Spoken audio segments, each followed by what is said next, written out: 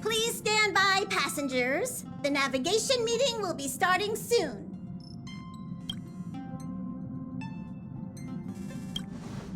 She doesn't think it's right to join in on our vote when she's only hitchhiking with us, so she's waiting in the party car. Though she did say that she believes we'll end up deciding on Amphoreus. I'm sure everyone has a destination in mind. He isn't joining us for the navigation meeting. He went to the party car to rest. Don't worry about him. An unexpected destination could be a great starting point for Sunday.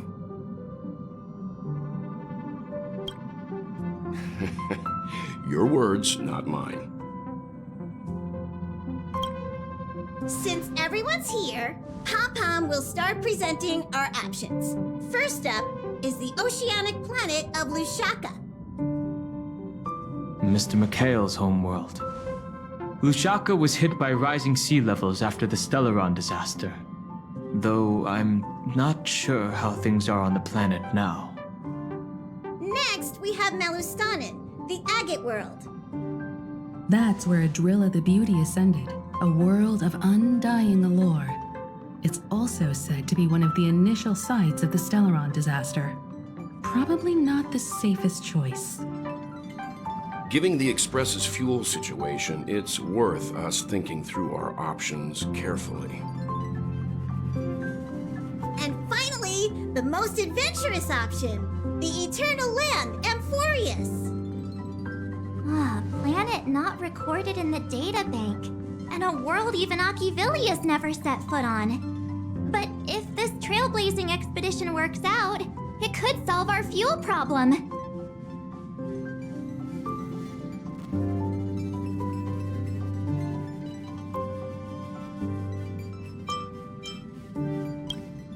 They suffered an ambush by the Antimatter Legion some time ago. According to the IPC, the enemy was repelled, but Edo Star placed their planet on temporary lockdown. I'm afraid there's nothing we can do there. Amphoreus does have something to offer, unlike the other options. Plus, it's a completely unknown world. What better place to trailblaze? I feel the same. While we know nothing about Amphoreus, we know the other two worlds aren't exactly safe options. Anyway, if it's a risk we're taking, we might as well throw in some adventure for good measure. Agreed. So, everyone's leaning toward the uncharted world? It seems we've got a crew of like-minded adventurers on the Express. That includes me too. I'm for Amphoreus. Looks like Pom-Pom's voting plan won't be needed after all. It's official then. Our next stop is Amphoreus. Great! I'm looking forward to the conductor's jump announcement. I'll be in my room freeing up some memory on my camera. I'm going to have to snap tons of pretty pictures this time. Don't forget to share the good news with Miss Black Swan. I'd better start packing up too. Or should I go chat some more with the others? Ah, this is your first time exploring beyond the astral charts, isn't it? Maybe not for Pom-Pom. And worlds that have been mapped on the astral charts also present new surprises from time to time. But we'll be fine. Let's just say I have a backup plan. I'll reveal it when the time comes.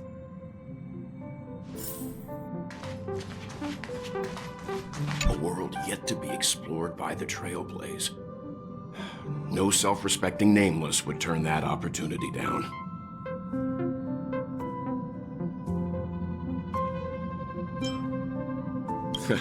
This is Achivili we're talking about.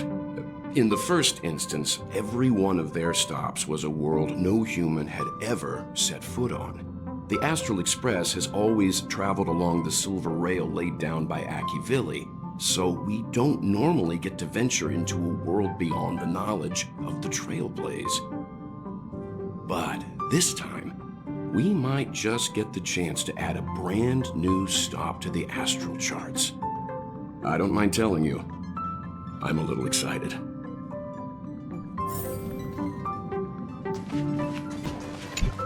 I can't provide many details about our destination this time. You can ask the Memo Keeper if you want to know more. I suppose there's a lot to do. I'll disembark with all of you this time. We've never had this many passengers on board before. I'm still not used to it. Why don't you head to the party car first? I'll see you later.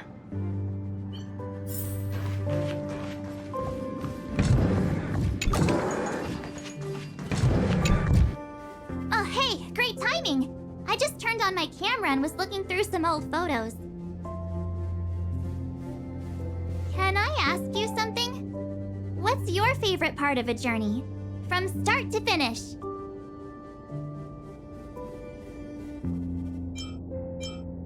Me too!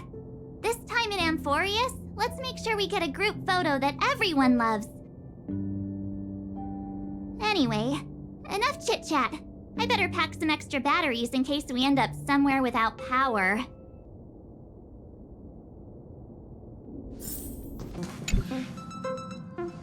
Ah, you're here. I hear the Nameless are going to Amphoreus. A very wise decision.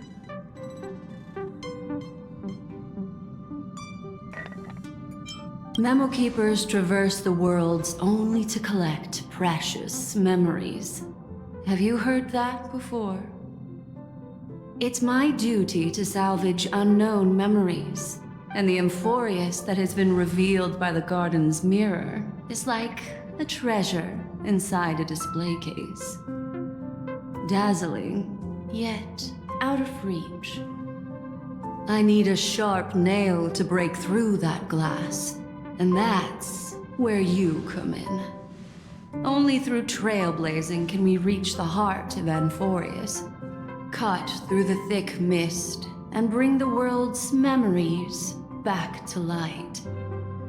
I trust you won't disappoint me.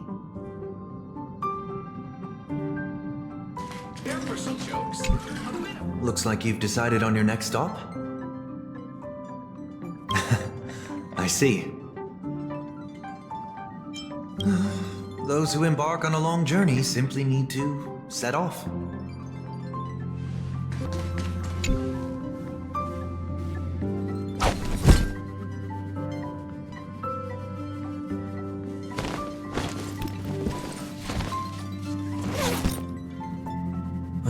Looks like it's about time. I should go find a spot to take in the views during the warp.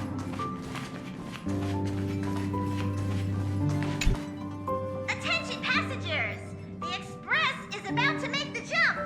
Please be seated and hold on.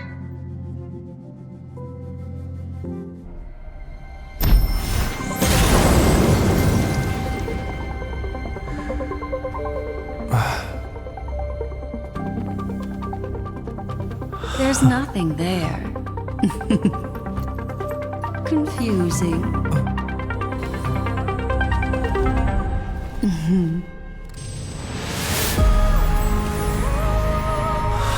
The answer lies hidden in the starry sky. Here it is, the isolated world that can only be seen through the garden's mirror. The eternal land, Amphoreus.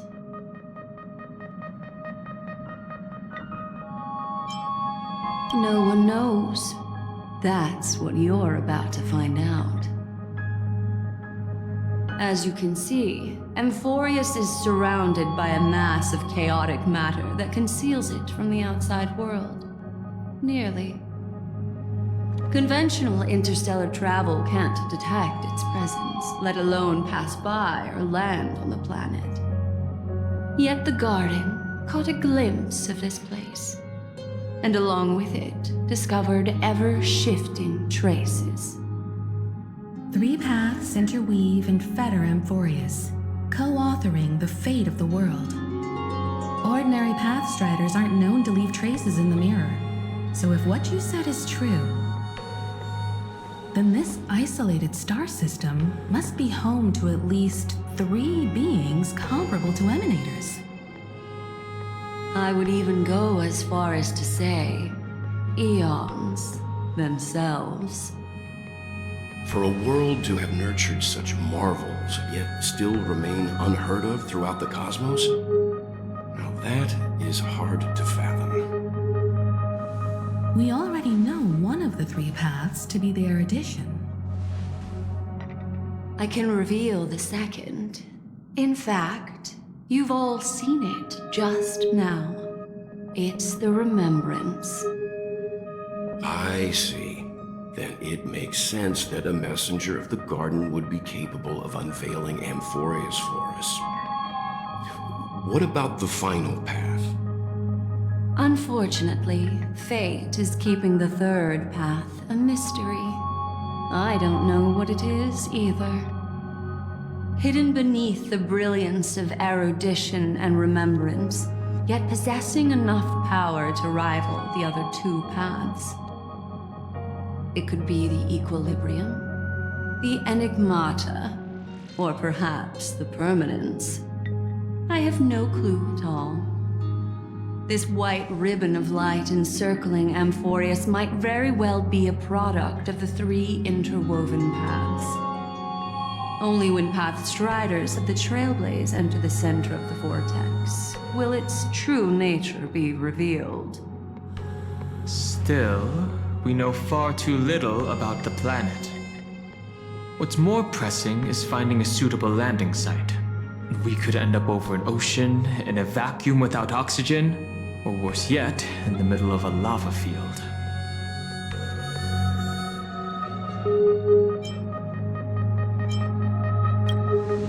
It is. Still, encountering worlds that exist which are not recorded in the databank is unavoidable. Looks like someone is all set and itching to get off the train. Wait, I think we might be missing someone. She said something about her camera before going back to her room. I haven't seen her since the warp. That's not like March. She's usually the most excited about expeditions. Let's drop by her room. Is March 7th okay? Let me know if there's anything I can assist with. I'll do whatever I can. Something feels off. Please, all of you go ahead without me. I'll join you later. March, are you in here? Yeah.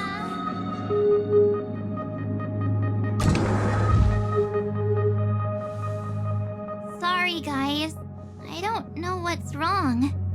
I just feel really weak after the warp.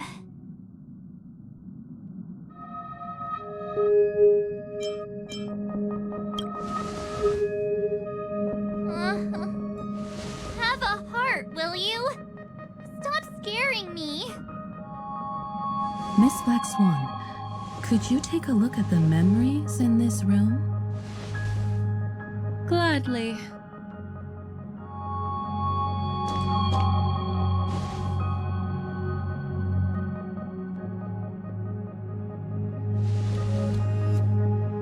I'm seeing March 7th hit by a sudden bout of weakness in her memories, as if something was weighing on her. The onset of it far too quick to be any kind of sickness. Perhaps it's the effect of some external stimulus? Oh, why is everyone here? I should have cleaned my room. I invited Sunday to help with the diagnosis. He grew up in a star system rich in memoria. When it comes to mental healing, he's quite the specialist.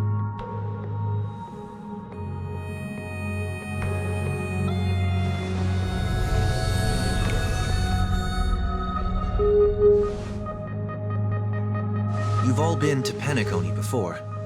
I presume you are aware of how some might find themselves in a synesthesia dreamscape after warping to Asdana. I'm guessing this is something similar. Miss March appears to be affected by a certain external stimulus. Perhaps a path, an eon, or even Amphoreus itself. I agree. That's likely the case. Why is she the only one affected? There's no way to tell at this point. It could just be a matter of time before everyone feels unwell. Before we identify the cause, my suggestion is for Miss March to avoid venturing anywhere near Amphoreus.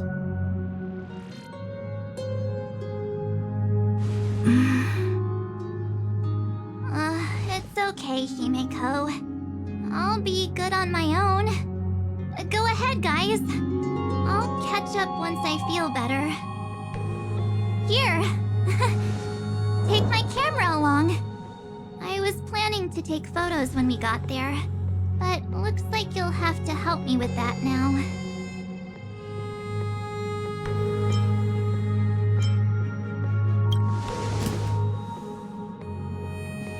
No, not when my hair's messy. Don't drain the camera's battery now. Why don't we take our discussion outside so March 7th can rest? Yeah, you guys go on ahead. Don't worry about me. I'll be back to being my hyperactive and adorable self by the next time you see me.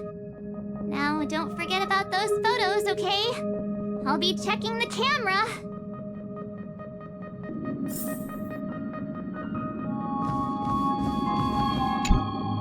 Do you think March 7th's past could be connected to Amphoreus?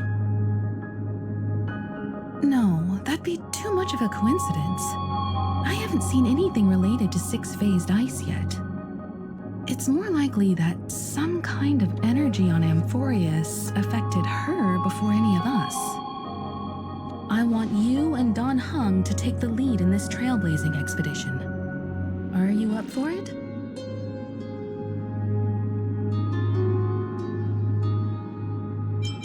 Amphoreus is a crucial stop, so everyone on the Express has been roped in to help in some way or another. Venturing into the unknown world is a task perfect for you youngsters. I'm sure you'll both have each other's backs. So we're staying behind to take care of, grown-up stuff. Chin up, Welt. You'll get your chance out in the field. Someone should be taking care of March 7th, too. I can do that. I'm fine with any arrangement you have for me. Great. Sounds like we're all good. Come with me to the parlor car then, you two. I prepared a backup plan before our departure, but I didn't count on having to reveal it so soon. I suppose there's a lot to do. I'll disembark with all of you this time. Now that our ground exploration team is assembled, I'll let the conductor reveal our backup plan. Yes, seeing how this is going to be a perilous expedition, Pom-Pom and the Navigator have come together to prepare a special trailblazing gift for you. Your very own car! Amphoreus is outside the interastral peace communications coverage zone, so there's no chance of remote communication when you're there. Uncoupling and using one of the Express's cars as your landing capsule is the best way we can ease your exploration. It can also be your safe house once you're on Amphoreus. car you're getting has its own thrusters, so just buckle up, and it'll take you into Amphoreus and land you somewhere safe.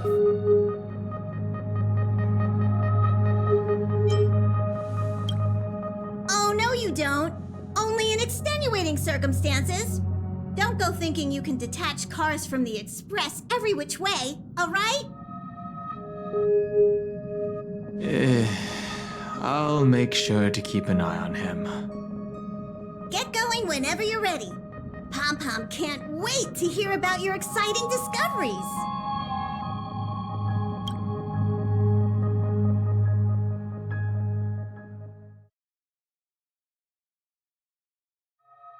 Car ready for detachment. 3, 2, 1.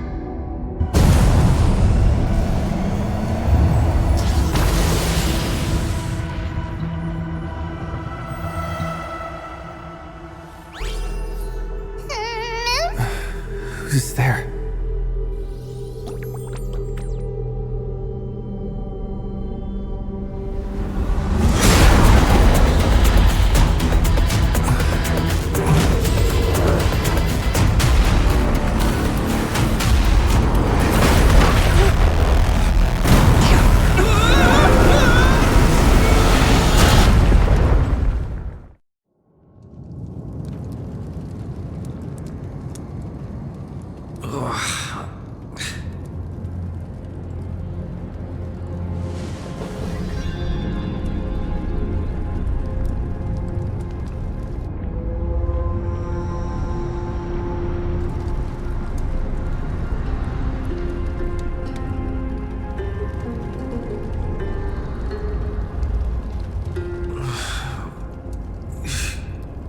Heng?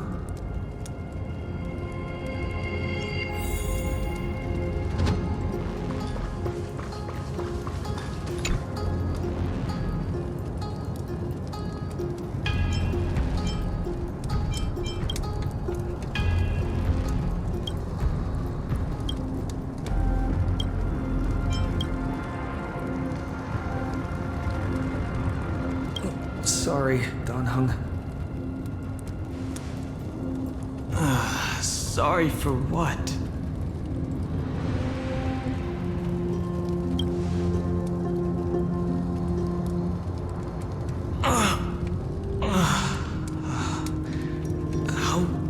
How long were we out for? You passed out when our car got hit. I blacked out too, but not before dragging you out. It's a good thing we were in the car, or we would have been crushed to pieces. We should try making contact with the Express.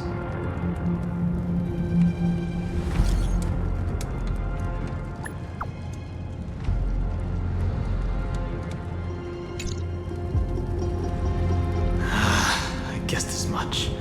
It's no longer working. Looks like it's just the two of us out here now. Let's find someplace safe to set up a base of operations first. This statue and the buildings we've seen so far point to a civilization here on Amphoreus. We can only hope that they're not hostile toward outsiders.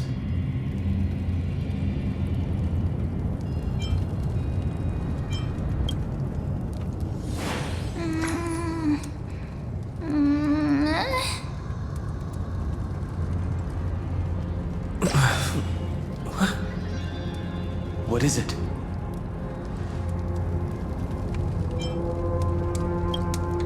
Someone's here? Ready your weapon and stay alert. Let's find out what's behind that gate. Stay quiet.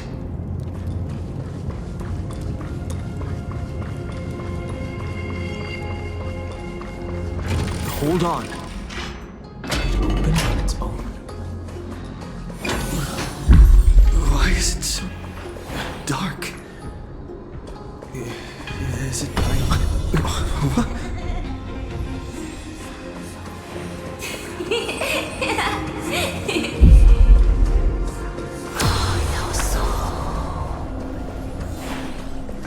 Over there. That pink thing. There it is again. Is it doing all of this? This phenomenon is hard to explain.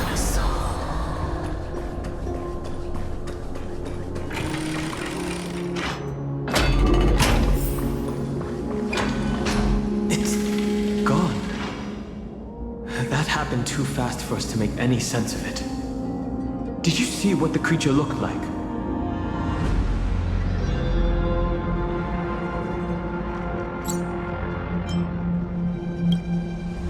Unlike any of the known species in our databank. But I guess that's to be expected. We know nothing about Amphoreus after all.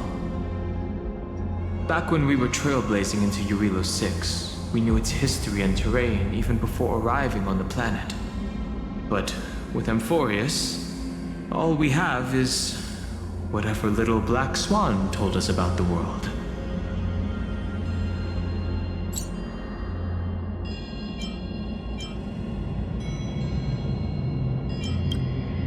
I'm afraid we must plan for the worst. Putting a potential language barrier aside, that was a powerful attack on us just now. It's hard to imagine a planet as far out and isolated as this, having the expertise to create such sophisticated weaponry. I can't tell for sure, but let's not get our hopes up too high. We can learn and observe as we move.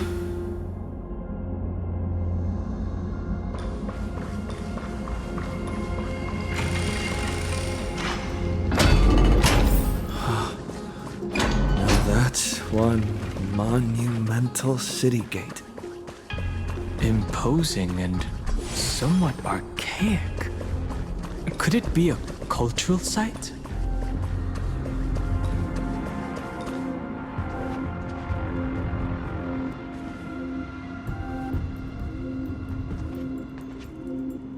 Well, it looks like no one lives in this area, and that strange creature from before is nowhere to be seen. But look at that!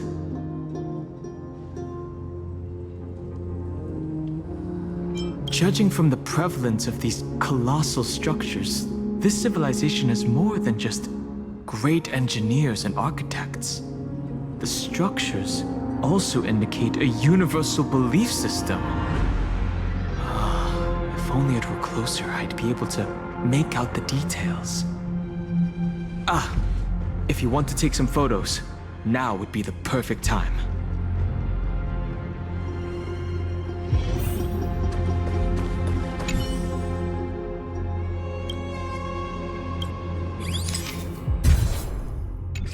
Don't forget the city gate, too.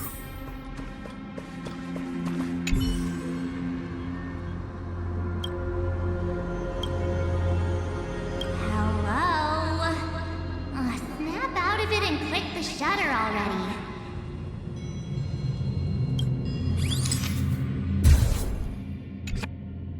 These turned out great. They deserve the most prominent spot on the photo wall.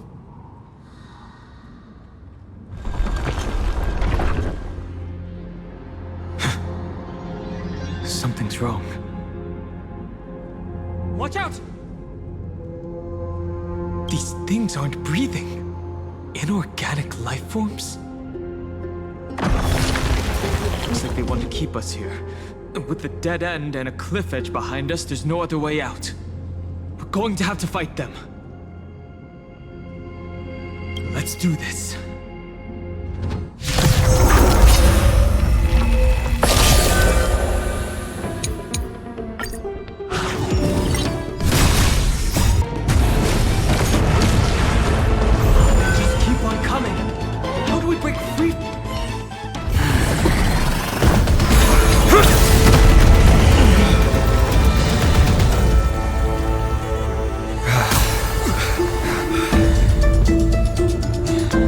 Look out!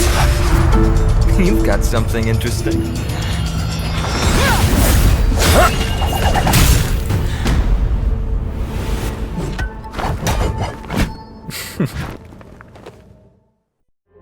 bear no harm. I just want everyone to be safe. Everyone to be safe? Roaming around a place like the Abyss with weapons in tow is a show of provocation. Those soldiers are minions of the Strife Titan. They're not known to stop until all invaders fall under their feet. If you continue brandishing your weapons, you won't only be putting yourselves in the crossfire.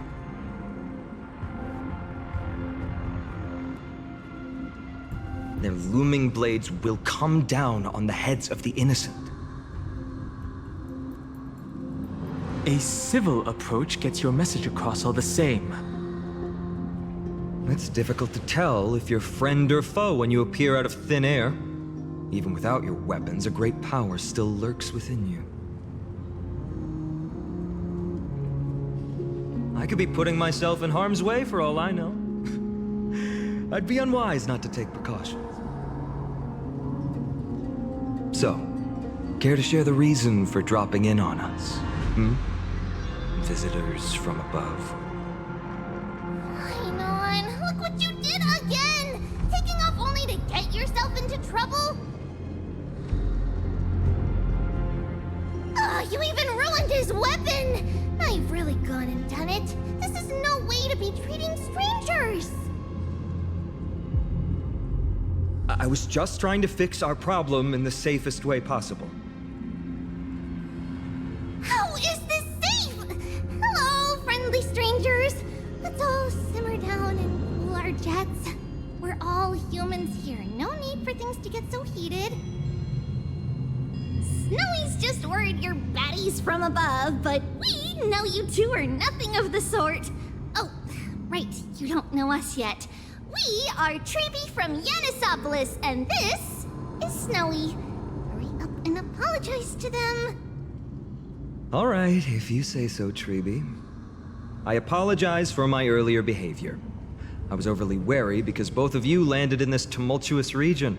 Put me on high alert. I understand. We are Trailblazers from beyond the sky. Oh, there's no point in concealing anything. They saw everything. If they wanted us dead, they wouldn't be standing around talking to us. Not from above the sky, but beyond it. Wow, that's something else altogether. You're lucky you met us then. What do you mean? She means you're lucky because we won't hurt you, but the same can't be said for others. Let's talk somewhere else. You've seen it firsthand. It isn't safe out here. As you saw, there are still many refugees who haven't been freed in the temple. We're here to rescue and escort them to the holy city, Aglea. They're the reason I had to be absolutely sure you were not here with ill intent, and why I wanted you to put away your weapons. If something were to occur, they would have no way of protecting themselves. I'm Phainon, from Mydei's Elysiae. Sorry if I offended you just now.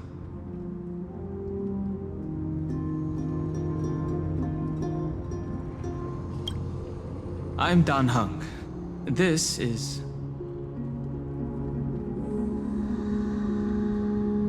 Friction really does spark friendships, huh? Here, you can have your weapon back. And here's your spear. Don't worry, this is entirely on Snowy. I'll make sure he fixes it for you.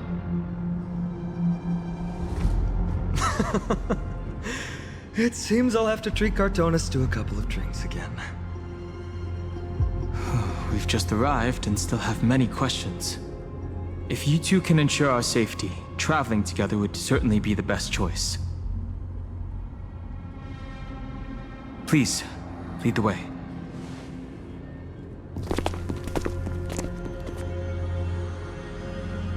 How do you view the situation?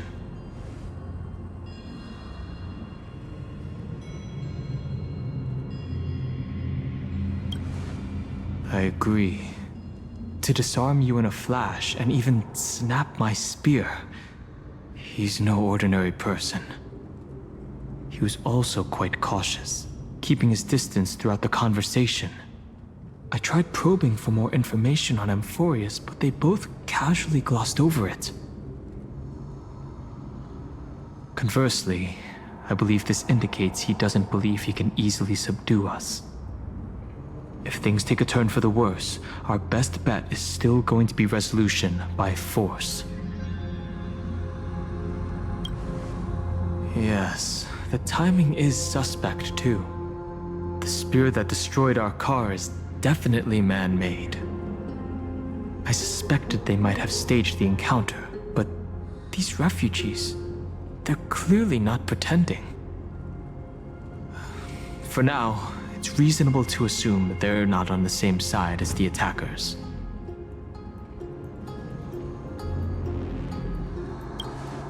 Now, I've been trying to come up with possible theories for that, though the answer still eludes me. Perhaps, like Eurilo 6, Amphoreus was served by the Silver Rail eons ago? But the databank would at least have some record on the planet if it were true. The way the girl uses we and us to refer to herself is unusual too. I doubt it's just a habit of speech. But compared with our other suspicions, sharing a common language is the least of our concerns right now. As the saying goes, let's get moving like a blade through... You get the point. Though losing the spear is unfortunate, we gained some important insight. Amphoreus' weapon forging skills are on par with the craftsmanship that forged Cloudpiercer. Looks like this world is nowhere near as primitive as we had first thought. Perhaps they have more to surprise us with at this holy city they mentioned. Is someone arguing in the temple? Let's take a look. And remember, keep it friendly.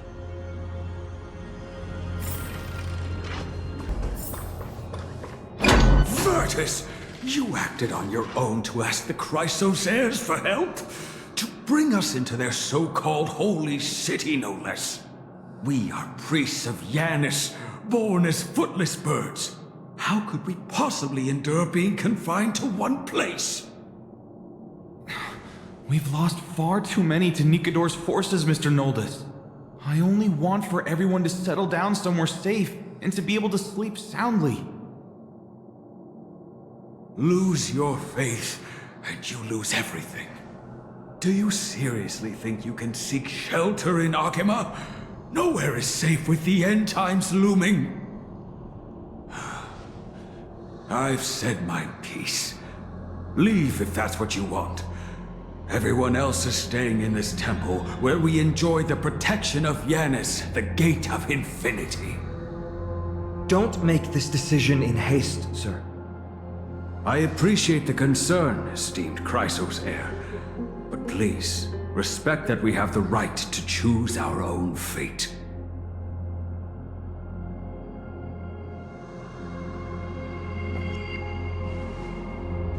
I'm sorry you had to see that, esteemed Chrysos heir. These two with you are... Travelers from afar. They're also headed for the holy city. If memory serves me right, you are... Virtus? Please, you may call me Phainon. What was that just now? It's an honor you remember me, Phainon. We are priests from Yanisopolis. Armies of the Strife Titan destroyed our home, forcing us to flee across many lands until we arrived here. A few days ago, I watched another companion fall to those monsters, and I was shattered. I offered a prayer to Aglea, thinking the answer would take time, at least enough for me to convince Mr. Noldus. I didn't expect your arrival to be so swift.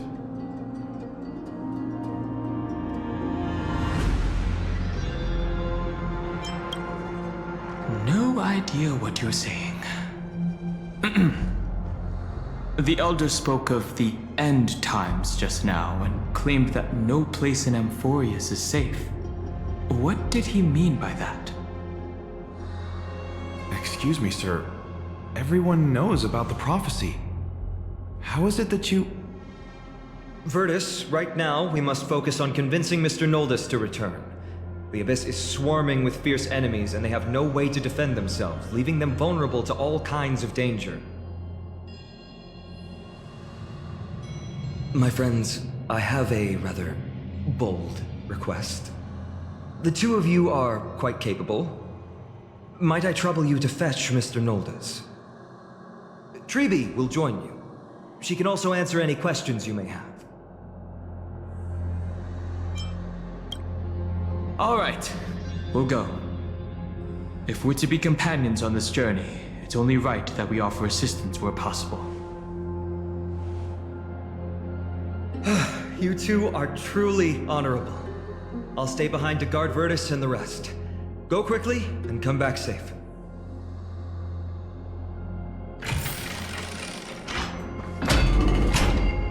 I'm sure you two have a ton of questions, don't you? As for why we should speak in private, that's because quiet places are better suited for communicating with one another. But the road ahead is cut off. Judging by your reactions, you aren't lying about being newly arrived travelers. In that case, don't blink or you'll miss the next part. Also, Snowy wouldn't dare make plans for us. It's more like the other way around. Alright, silence please! We are about to summon a miracle. We, thy humble descendants, doth surmount the myriad of passages of Yanis to stand before thee and receive the scales of judgment. O selfless arbiter Talantin, declare us innocent in the name of the law. Weigh the fruits of the present in exchange for the sweetness of the past. We summon thee, Orynyx, to lift thy curtain of memory. Once again, stir the ripples of past reverie.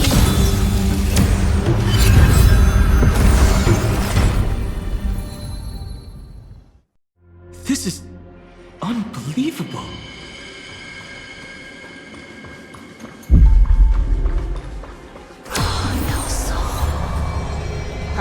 How is that possible? Did Orynyx's prayer fail?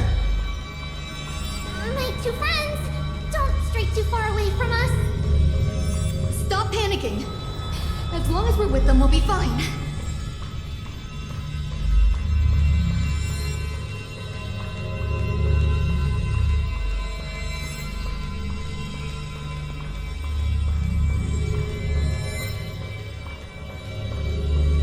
Amazing, isn't it? Now that we're here, we can speak in peace. Uh-huh. But why does it feel a little too quiet?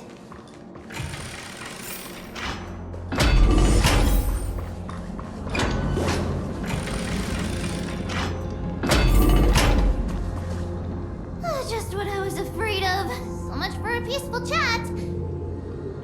The history lesson will have to wait, my friends. We must help Mr. Noldus.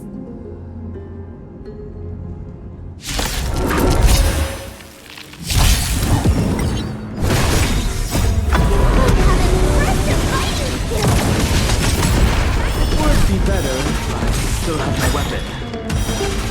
Oh, I'm sorry.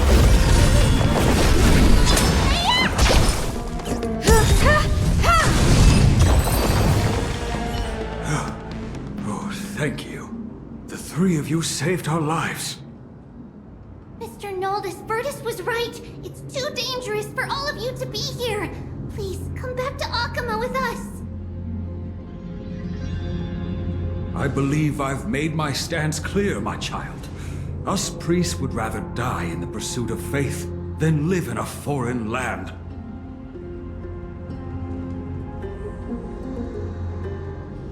Sir, we deeply understand your faith in the Titans. Perhaps in your eyes, Kefali, the protector of the Holy City, is but a god from a foreign land. But we swear to you in the name of Yanis, the Gate of Infinity, that so long as the Chrysoceres live, Akhama will protect all followers of the Titans. We are one and the same. You swear in the name of Yanis? Who are you? Don't you remember, Naldis? Our name is Tribbios. What? You're the High Priest? Why do you look like a child? Oh, no. To think that I, a mere tribal priest, dare lecture you on faith. Oh, how ludicrous. Please, forgive my transgressions. Naldis, we do not wish to force you, but please think of the people in your tribe. The young place their trust in you, just as you place your trust in us. If you stay, they will remain here too, doomed to fall under Nikodor's spear.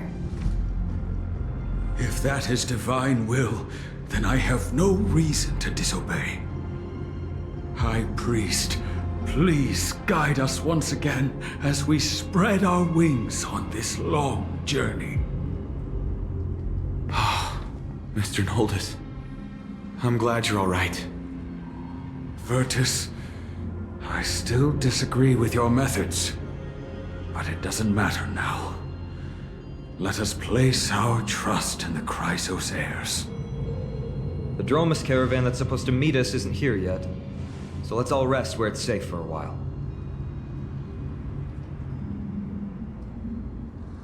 Regrettably, our questions are still unanswered, and now we have even more.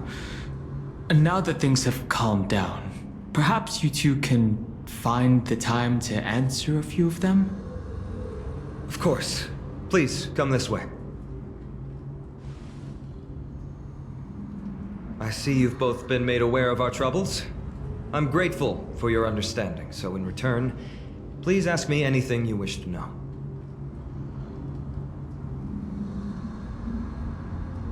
Just as the word implies, it's the time of strife before the world meets its end.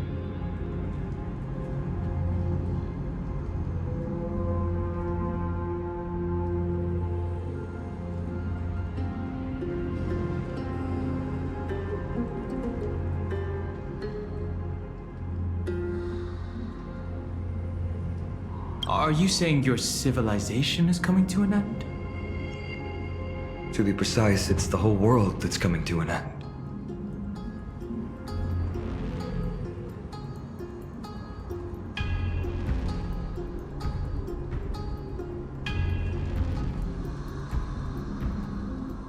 The ancient gods of Amphoreus. Once worshipped by humanity, they now stand as their foes. The prophetic deliverers, with golden blood coursing through their veins.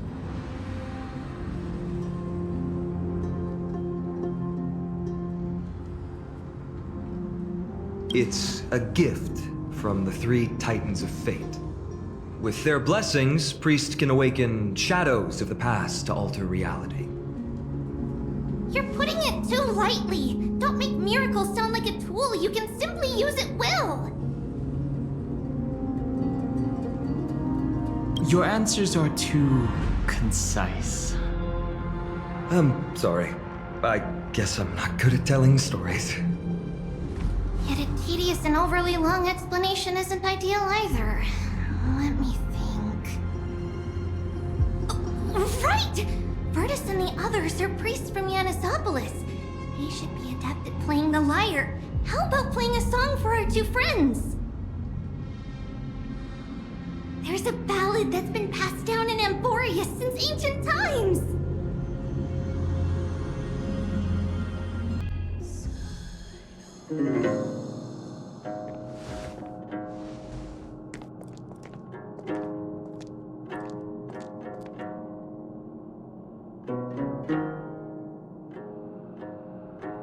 Happiness abound in this lush land by God's chosen. Giants raise their glasses in a toast, beheld by the 12 constellations. 3 carved the heavens and the earth. 3 wove the threads of fate. 3 3 molded life with their hands, and 3 guided Calamity's gate. They declared the world too unstirring, hence wished endless laughter upon the living. Thus, you and I were created, with words and song to weave, and love and intimacy to give. Thus creation was complete. Who then will bear the weight of humanity's souls, to lighten the steps of the living as a whole?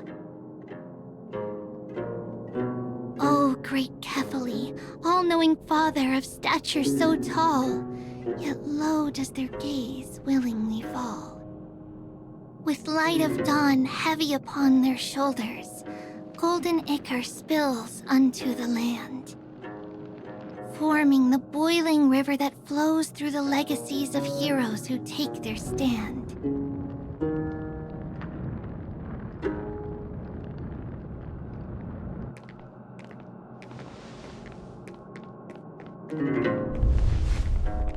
Huh?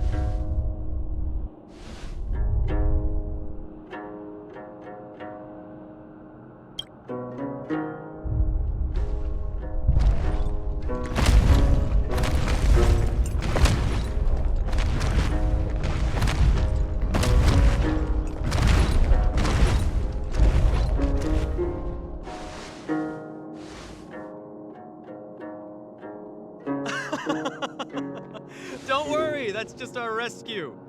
Time to get up, everyone!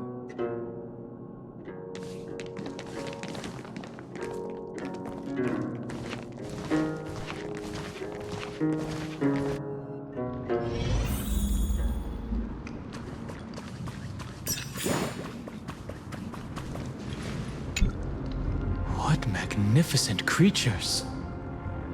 These large, mild-mannered creatures are called dromas. They're humanity's most loyal companions. We'll be relying on them to get us through the rugged mountain roads on the way to the Holy City. Dromas are very docile. Even first-time riders can steer them easily. Here, give it a try. Remember to hold the reins tight.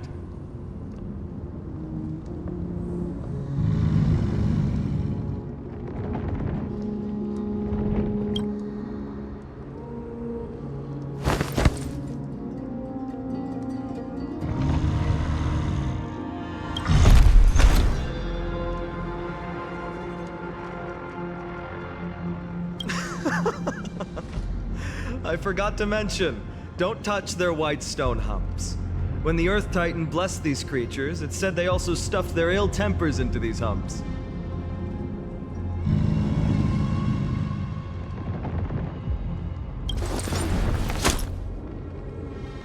See? Easy, wasn't it? Everyone, how did you find our lyre performance earlier? We've been in exile for many days and haven't touched our instruments in a long time. I fear our skills have grown rusty, and we've made a spectacle of ourselves. No, not at all. Your performance was wonderful, sir. It's been a long time since we sat together like that and sang ancient ballads to our heart's content. I'm grateful to all of you for reminding me of those glorious and peaceful times. Looking back now, I admit I was too stubborn. Perhaps you really can save Amphoreus from its doom, just like how the 4 of you heroes saved our very lives and faith today. Suffering's bad for your health, and it won't help your faith much either. That's why it's our inherent duty as Chrysos heirs to free everyone from suffering.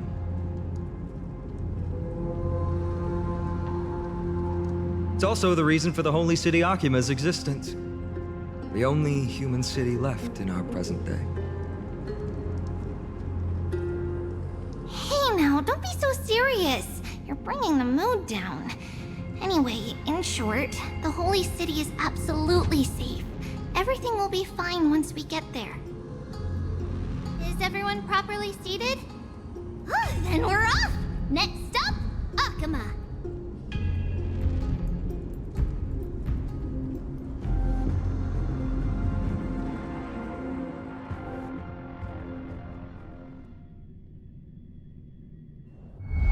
Wake up! Something's going on! The city's under attack!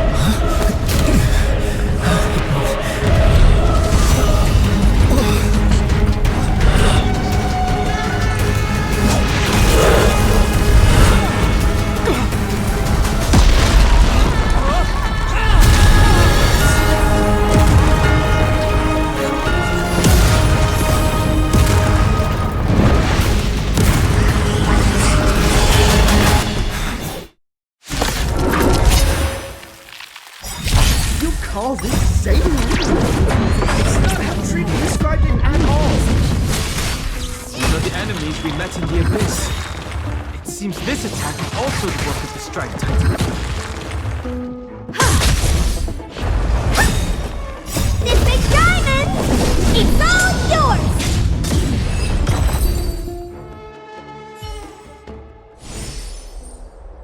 You both fought so bravely. Are you Chrysos heirs from a foreign land? Please, I beg of you, save Akhima. The Mad King Nikador has returned. Look, there's strife and conflict everywhere. Stay calm and leave this to us. We must hurry and find shelter. Thank you, thank you. Your comrades are fighting inside the city. Fate will guide you to them.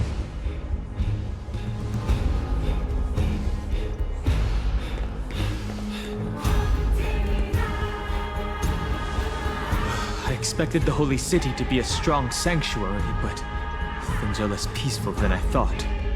Let's stay here and lend our support on the battlefield.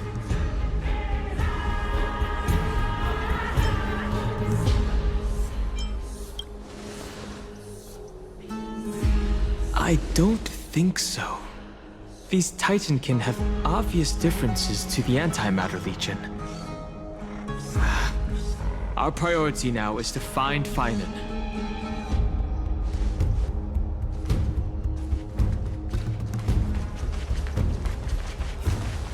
The main road's been blocked off. Tribbie? Don't panic. Leave this to us. I summon the Oryx!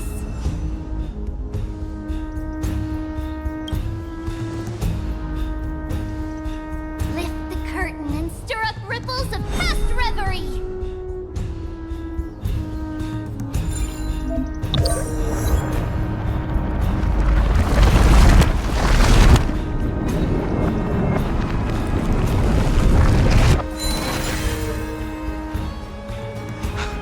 How's the situation? It's you two. I'm sorry we got you involved again.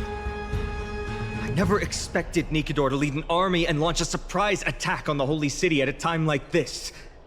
They and Kefali have always been mortal enemies, but now they've gone mad like a vicious beast.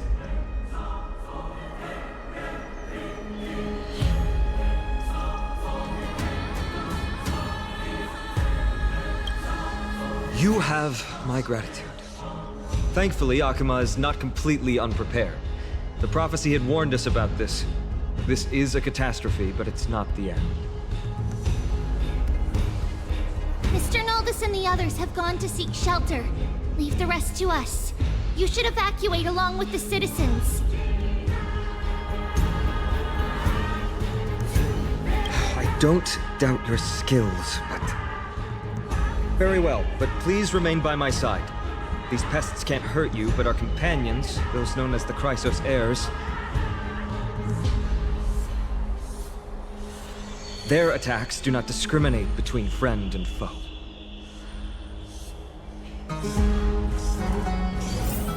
Oh, Kefali, throne of worlds, please end your long silence and grant humanity protection. What are you doing? It's not safe here. Seek shelter, quickly. No. It's very safe here. The prophecy has already revealed that the light of Kefali will shine upon all. Watch! No one will die! The heroes will protect the city! Leave them be. Just as Mr. Naldus reveres Janus, Faith is all some people have left in a world teetering on the brink of collapse. To honor their faith is the sacred duty of the Chrysos heirs. Minions of strife, you shall not harm these people!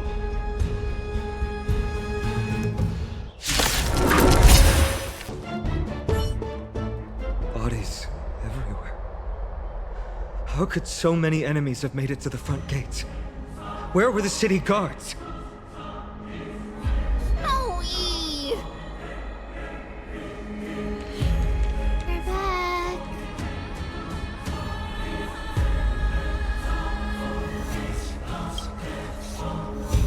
We are Trian. We are Trinan. We are Tribbie. Wait, no! Now is not the time for introductions! The surprises never cease in Amphoreus.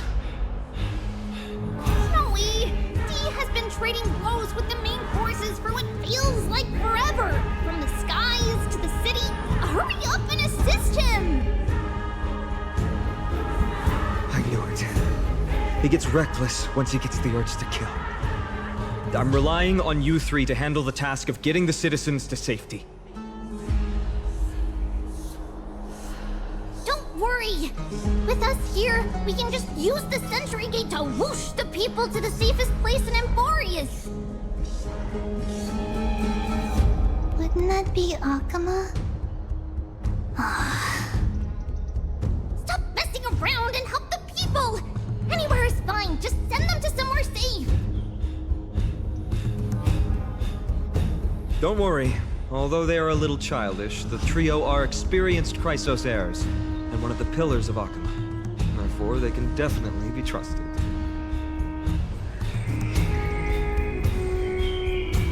Well, let's keep on moving then.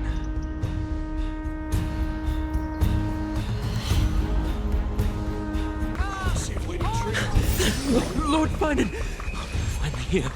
Quick, save the Grand Craftsman. He is surrounded by enemies! What? Cartonis! Hang in there!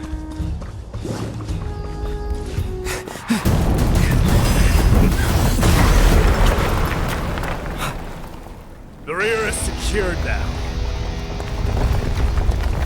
This is the result of your efforts? Quit messing around. You know who we're dealing with.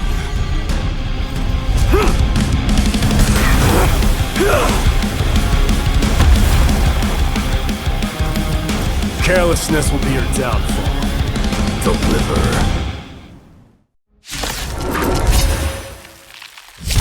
Mere child's play. A true fight between us would shatter them with the aftershocks. Are you talking to me? Who are you?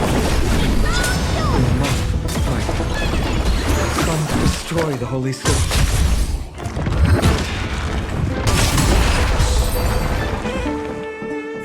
Cartonis! Phainon. I'm glad that you're okay. As for you, Mydei, if I'm not mistaken, shouldn't your responsibility be protecting the citizens? What is that supposed to mean? Who are you implying isn't a citizen here?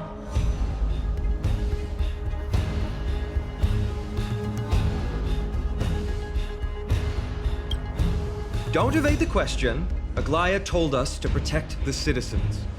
Are you ignoring what she said? It is you who forgot the second half of her words. Her original words were, protect the citizens and eliminate the invaders. The crisis in the Holy City will be resolved once we've eliminated Nikador. Speaking of which, since you've never considered the pair over there to be citizens, they seem to fit the definition of invaders. What do you mean? The three priests of Yanis share the same appearance and mind, and their senses are also interlinked. The Akamans have long been aware of your presence and what you have been doing. You trust him that much? I suggest you think twice. Provoking your allies at such a critical juncture. Whose side are you on? From the moment we first met, I already told you that regardless of whether it's in the past or in the future, the people of Kremnos will never agree to make peace with the likes of you. As the successor of Kremnos, I, Mydei, am not able to act independently on such matters. Furthermore, things have escalated to a point where I must warn you, esteemed guests, that your host is anything but proficient in the ways of hospitality. Enough! The time for internal strife now is not. Still on the offense, the Mad King is, and must be stopped by the Chrysos heirs. I have not forgotten about what needs to be done. Stand down. I'm more than capable of taking care of what's ahead by myself. As for you, Nikador is in the Marmorial Palace. Aglea told me to stay out of it. So, go ahead. Deliver. I don't need you to tell me that. You.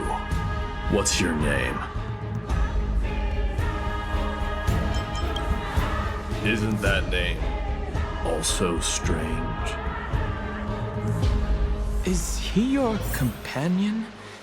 You two don't seem to be on friendly terms. Well, that's the Chrysos heirs. Revered as heroes by the masses, but still imperfect mortals at their core. What is it, outsider? Do you fear the Lance of Fury's raging flames? Or perhaps you'd care to spar with me? Avoid getting too serious with Mydei, because he means every word he says. That is true. Of this, you can be assured. I'm sorry. We were not quick enough. It's not too late. Leave it to us. Go, Phainon. Thankfully, no one was hurt. I hope that Mydei doesn't act on his words. After all, he's an exemplary fighter. If he's dead set on doing things his way, I fear not a soul could prevent it. Not even myself.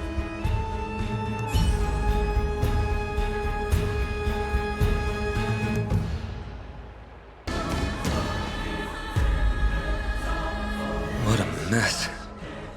I don't see any more residents. Have they been evacuated? Yes, Tribbie acted with haste. This is Marmorial Market, the most important residential and living area in the Holy City. Pushing through by force would undoubtedly result in needless casualties. But now our backup is here. Lord Phainon and the two guests. Welcome to Akama. These enemies aren't moving. When I heard your footsteps, I thought death was already writing my final chapter before my heroic journey had even begun.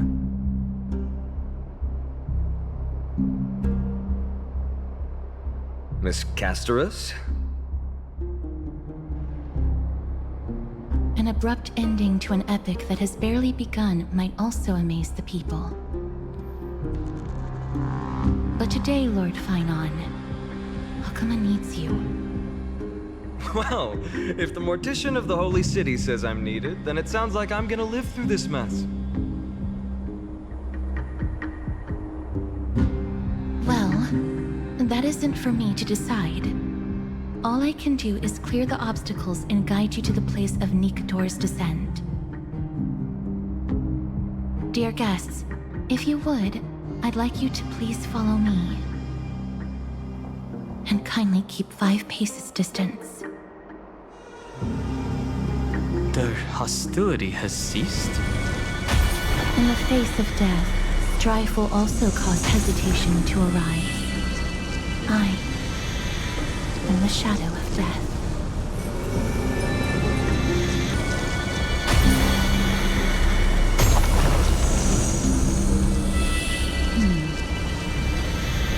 There are also some enemies who are difficult to subdue by presence alone.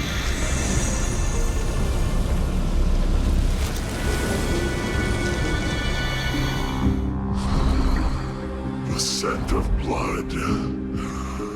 Are you an attendant of the Hand of Shadow? No, I'm nobody's attendant. You can try to avoid and hide it. But you obviously came from the world of the dead. Akima, Chrysos heirs. What cowards! We live by loyalty and glory, while you live by weakness and deceit. I'm so glad that you're not my history teacher. How much can we trust the words of someone who has sunk so deep into madness? However, if you're standing here out of loyalty and glory, then I shall draw my blade and grant you a warrior's end. Come to arms.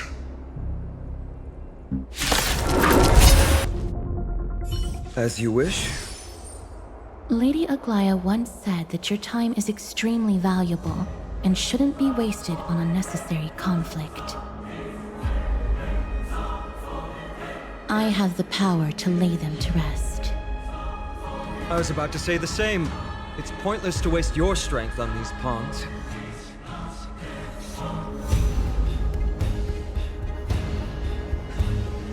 Let's go. It's time to face strife. Once there, you must turn into birds and fly toward the final battlefield. Miss Castorice, why aren't you joining us?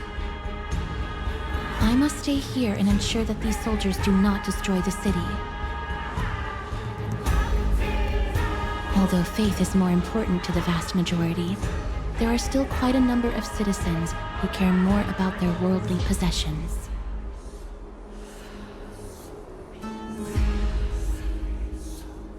I understand, but... There is no need for worry. The citizens have already been evacuated, and the only living things in the vicinity are the three of you.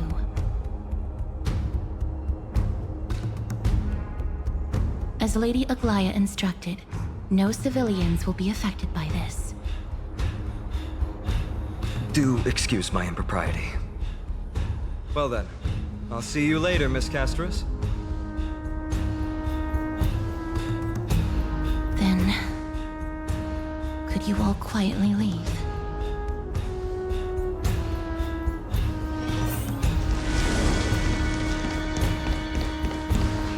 Memorial Palace, the Lance of Fury, Nikador. They're all there in the distance.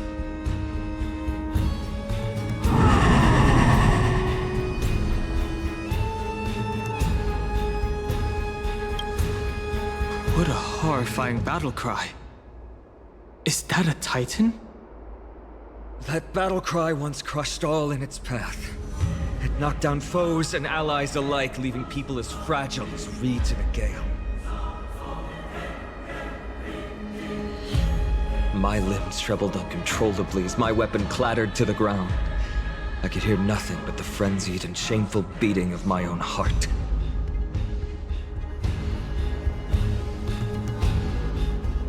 Fear. This is why the Strife Titan is revered. If a warrior can face this terror and still step forward, no trial thereafter can shake the weapon in their hand. You two, if you wish to retreat, this is your final chance to do so.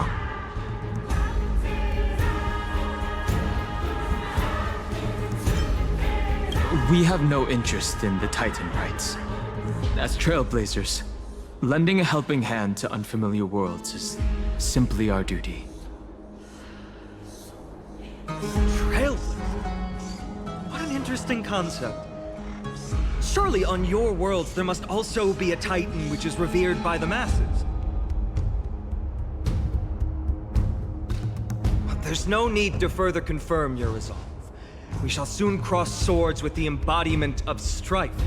And yet, faced against this menacing threat, your resolve only gleams more intensely. Let's get going. In the era when Kefali had not yet fallen silent, none could stand as their equal. Today, we inherit the duty of the gods, safeguarding the inhabitants of Amphoreus. Stand with me and become heroes!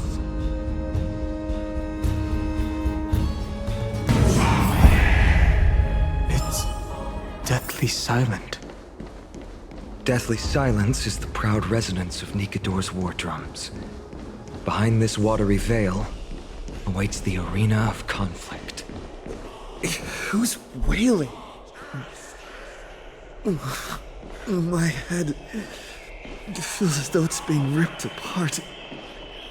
Stay strong. Recall your convictions and everything you hold dear. If you can't do that, then think of death. For doing so might actually keep you alive.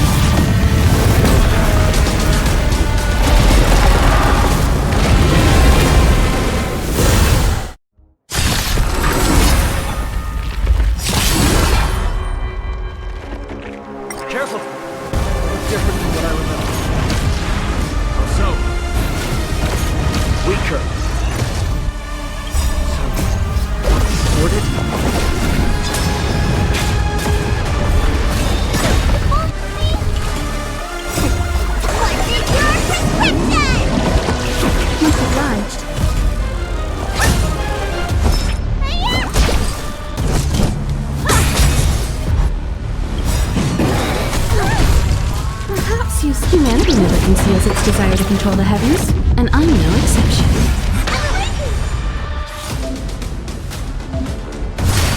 What are you looking at?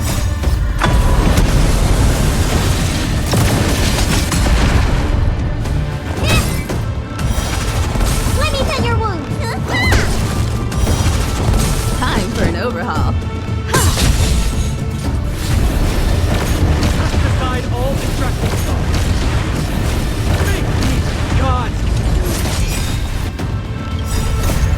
Extinguish your core flame, Titan! You don't look so good.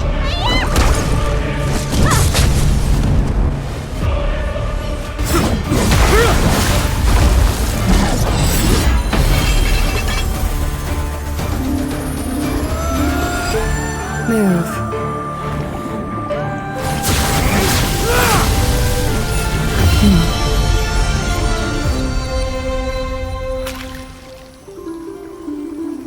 This is not the true Nikador, just one of his many godly forms. The core flame isn't here.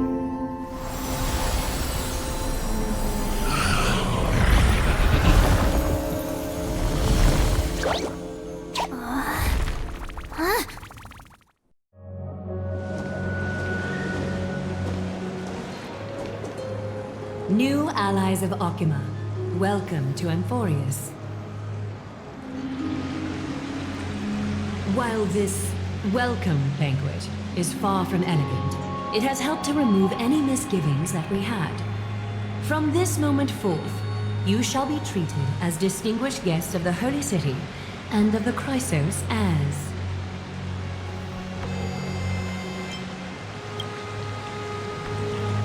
Is somewhat unfocused. Could it be that... Curious about my eyesight? Well, I'm not blind. On the contrary, I can see much more than the typical person. Those with golden blood always have something extraordinary about them. For me, it's perception. I don't need light to measure the world. The wind carries messages along golden threads, delivering countless sensations to my fingertips. Just like how at this present moment, the virtues possessed by the both of you have turned into a warm current that pleases my skin.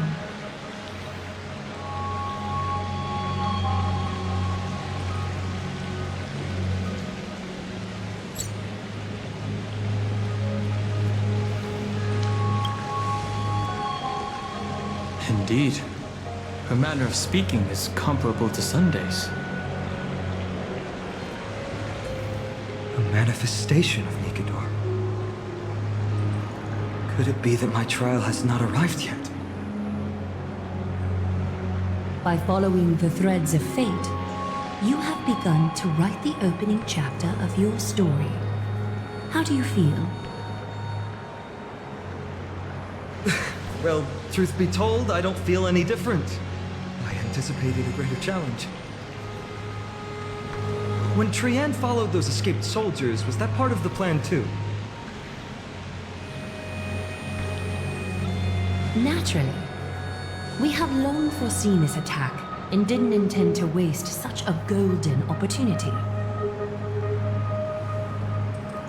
After Nikador succumbed to madness, their fortress disappeared into the fog, with no one being able to ascertain its location anymore. However, now that they have acted out of character and attacked Akima of their own accord,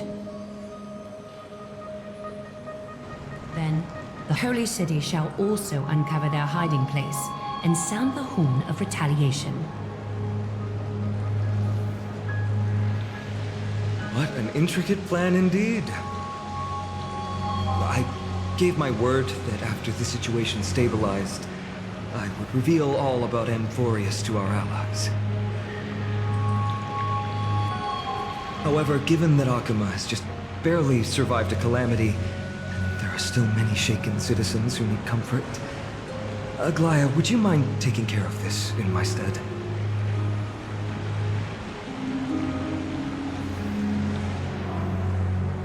Distinguished guests, since you have spared no effort in aiding the Holy City, I will naturally take care of you as well.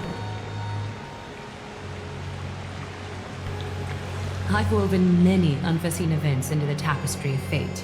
This is but one instance.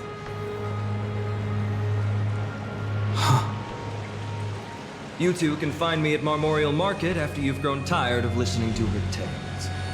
In any case, I owe you my hospitality.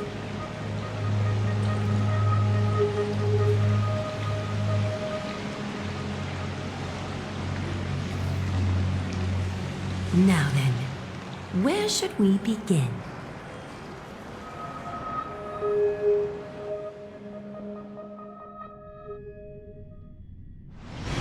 Lady Aglea, could you give us some time? We'd like to get back to our mission now that the situation has calmed down. We want to lay down a beacon of the Trailblaze here. I can assure you that this will not bring any repercussions to Akima. Think of it as a ceremony when traveling to someplace new. Beacon of the Trailblaze. No problem. Go ahead.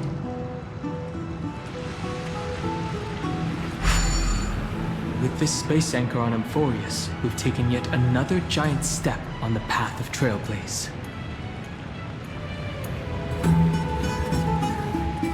What an interesting way to mark the start of your journey. I grow more and more curious about your cause. But please, let me first properly extend my hospitality to you. The conversation we must have will likely be quite lengthy, so why don't we go somewhere more suitable for that?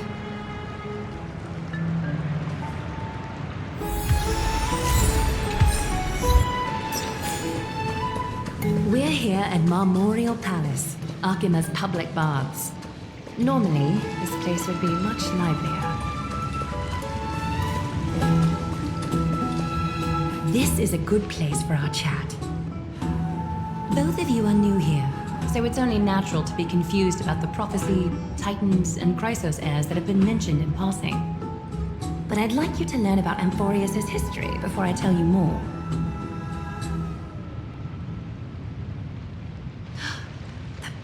sprites are excited to begin.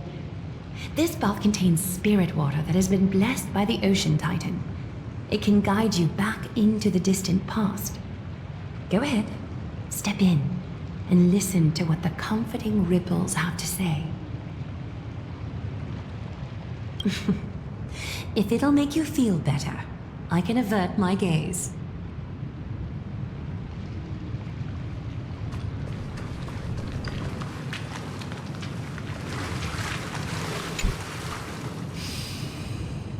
Quiet your thoughts. Feelings are far more honest than words and can better satisfy your curiosity. Close your eyes and feel the warm ripples of water embrace you. Feel the delivery of this account from the seas. The spirit water shall show you Amphoreus' distant and recent past. Okie doke, make yourself comfortable. Time for a history class on Amphoreus. Amphoreus started off as a ball of chaos. The 3 Fate Titans wrote laws to govern the world. Another 3 Foundation Titans created the earth, ocean, and skies. And the different 3 Creation Titans designed and gave life to human beings, like you and me. But 3 baddie Titans soon snuck in, bringing a terrible, horrible disaster with them. So, the Titans got angry, and no one was willing to give in. Their followers then decided to do the same, fighting and killing each other. Everyone fought for a really, really long time, disturbing and hurting all people living in the world. Until one day, something big happened.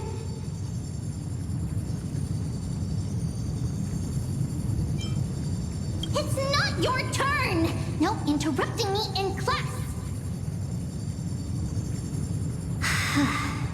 A prophecy appeared on Amphoreus. Something no one saw coming. The tripartite prophecy says there is only one way to stop this war. Assemble a band of heroes powerful enough to take on the 12 Titans and reignite their core flames. Only then will their divine wrath abate and peace return to the world. We know this band of heroes by a certain name. Any guesses? That's right! The Chrysos Heirs! So, here's the takeaway. Eat well and train well, so you can grow up into a powerful hero and do your part for Amphoreus! Is something else wrong?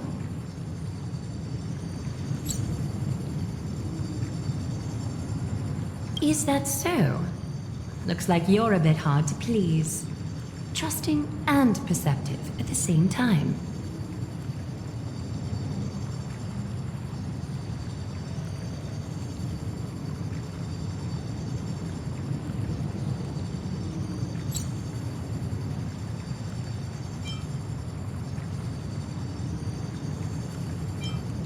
I seem to hear a note of pity in that question. Perhaps you find us to be weak and defenseless.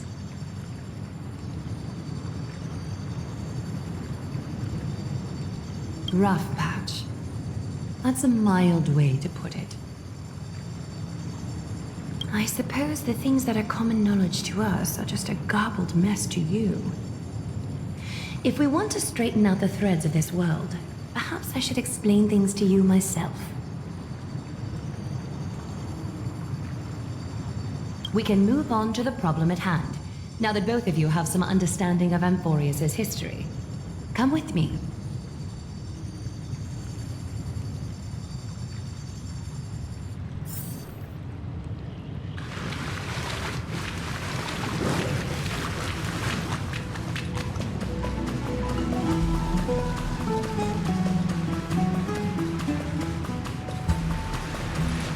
Please, give me a moment. The from here leads to a bath that the Council granted exclusively to the Chrysos heirs. The bath is strictly off-limits to anyone other than the heirs. I'm willing to make an exception, considering your guests from beyond the sky. But if I were to bring both of you in at once, I'd be blatantly disrespecting our traditions. Seems like prophesied heroes and civilians aren't treated equally in Yakima. Why don't you go up with her? I don't mind waiting for you here. You have a very considerate partner. Follow me then. Why don't you go up with her?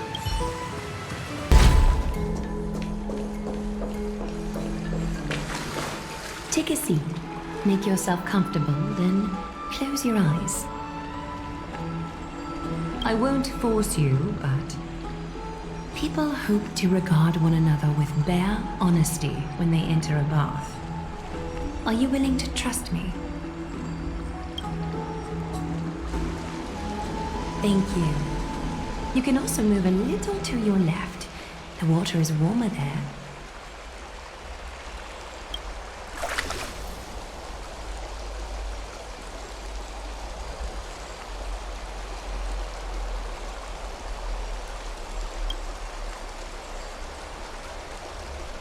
Now place your left hand onto the bench.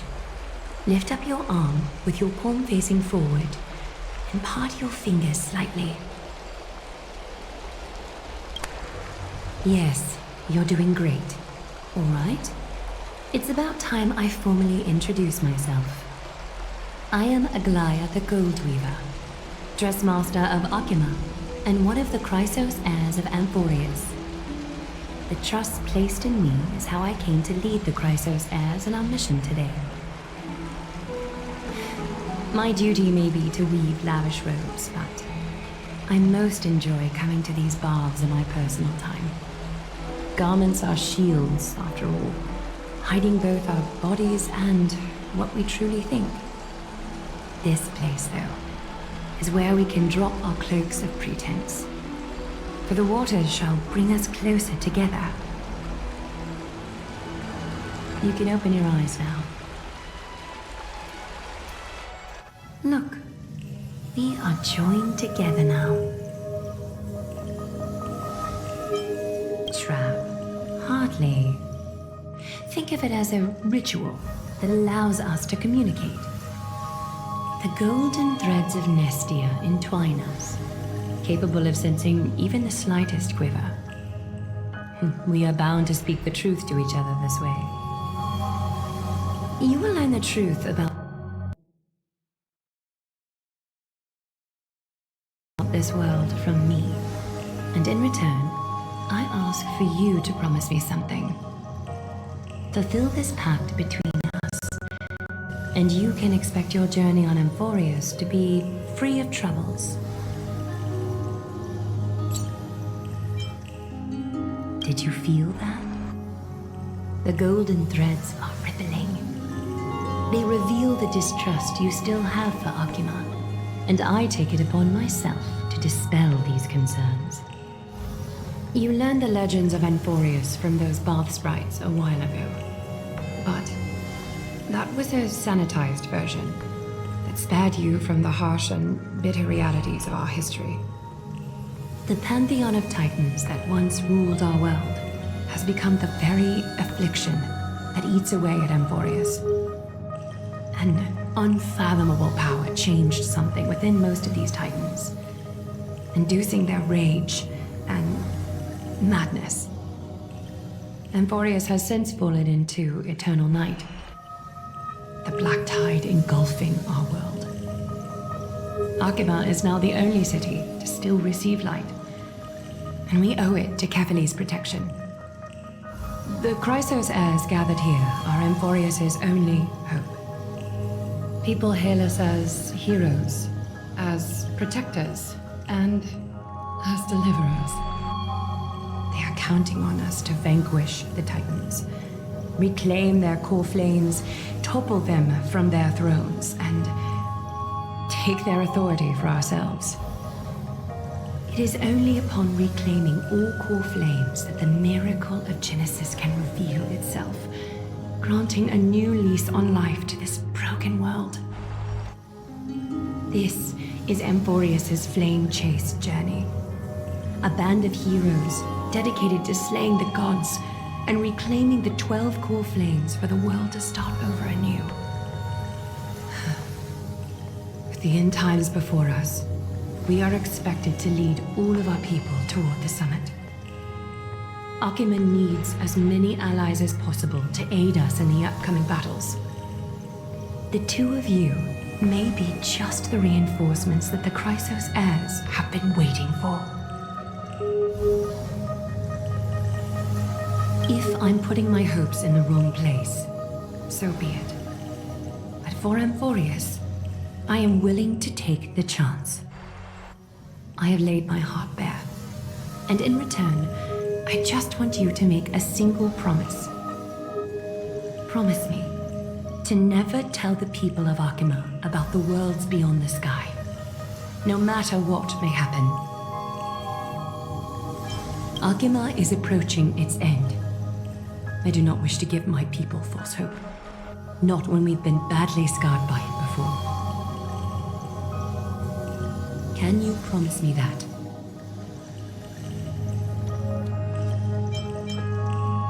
Thank you. The agreement between us is now complete. I apologize if this ritual upset you, but I hope you understand. I had no other choice.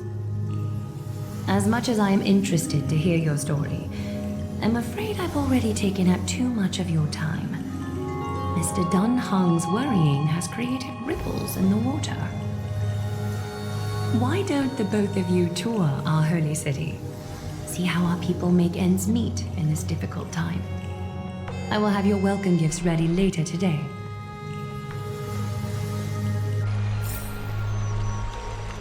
Why don't you and Mr. Dun Heng tour our holy city?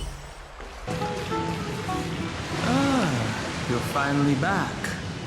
What did she say to you?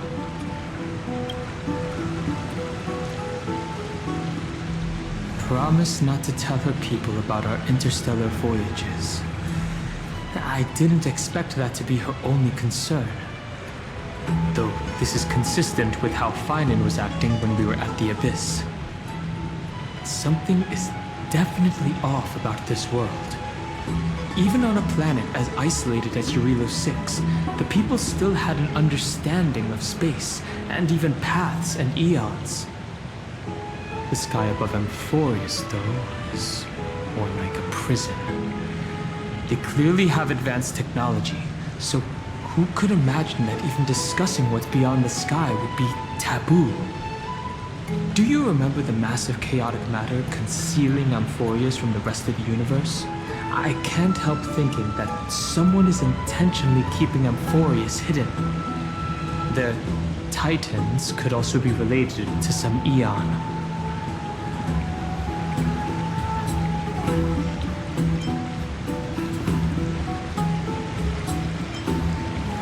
Let's explore the city, like Aglea suggested.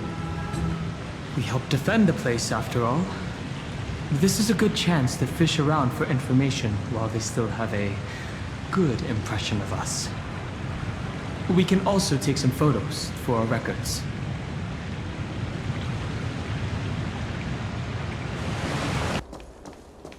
Well, that's fast.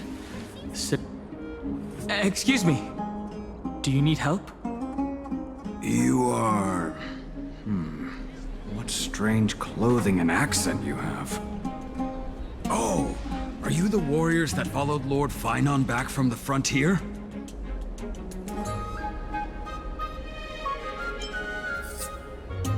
Yes. There must be some kind of understanding among the Chrysos heirs. Yes, that's us. Thank goodness. I hear you're both exceptional warriors, as masterful as the Chrysos heirs. Could you help us restore this column here? Nothing has been going right these days. First those minions of Nikador attack, and now this column collapses right outside our home. Can we really keep going? Restore it? With just human effort, that's going to take a couple of days at least. Not with human effort, of course, silly. High Priest Tribbie, oh Kefali on high, our prayers are heard. We won't need to trouble you any further, kind warriors. Oh, he thought we could summon miracles. Huh? When we all arrived in Akama? Come to think of it, we felt something a bit odd too. Maybe you also have the ability to learn Ornyx's prayers too? Is that rare? Not at all! We have lots of priests here, but some are more gifted than others. Why don't you both try chanting? Tribbie will see if you get it!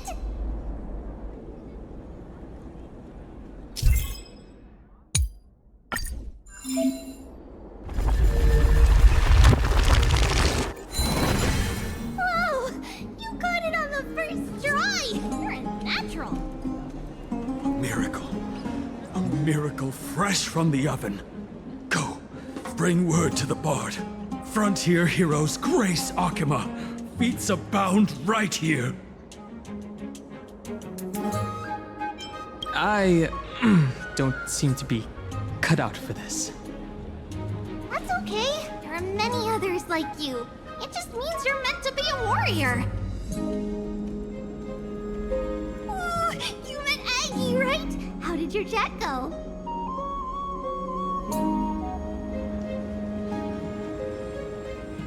Really? That's pretty impressive. You know, we are pretty certain there's more to your sudden arrival to Akama. And Tribbie has never seen a priest achieve resonance with Ornyx on their first try. But with this, you should be able to clear any obstacle when traveling around Amphoreus. Most of the time at least. Oh, right! We came by to check if you have teleslates with you. It'll be a lot easier to get around Akama with them. Teleslates? Yeah! We knew it! There are also Yanisopolis priests beyond beyond Akama. Like the city you're from. Let's see. This looks different, but it works more or less the same. Maybe a little resonance will do the trick. All set! Now we can contact one another with our teleslates. Only in Akama, though. Messages won't send once you're outside Aggie's web of golden threads. That is surprising. Did you think we were some backwater people who don't understand anything? You can also use any currency you have on you. Talantan scales will determine the value of all items, so there's no need to worry about being penniless in the Holy City. Not if it's just the two of you, but if any of the council elders happen to ask, it's our little secret. Okay, time to get back to work. Have fun exploring the city. We'll see you two later.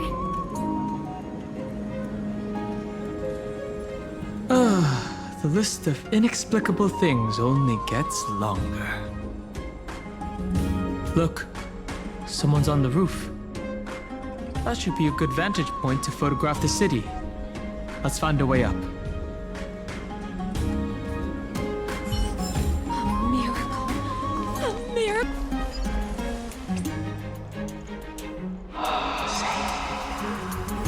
An excellent lookout over the city. We can even see that Titan statue. Let's get a photo of this view. Oh, what are you two doing up here? I know you. Oh, you're the heroes who helped defend our city, right? Damionis, saw your valiant figures in the battle. Ah, nice to meet you. We're soldiers from a faraway city. It's our first time in Akama, so we thought we'd find a nice vantage point to, capture... to remember this city and its sights by. Oh, you mean to say take a photo, don't you?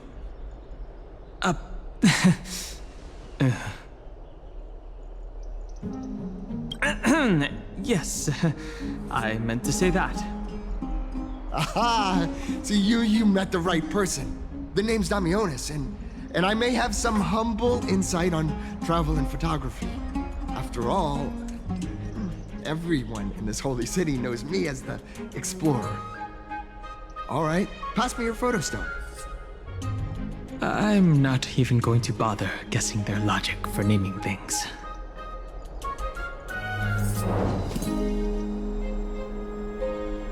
Oh, this is an entirely foreign make. But that's not gonna stop me. I'm guessing this here and that. Easy peasy, I know how to use this now.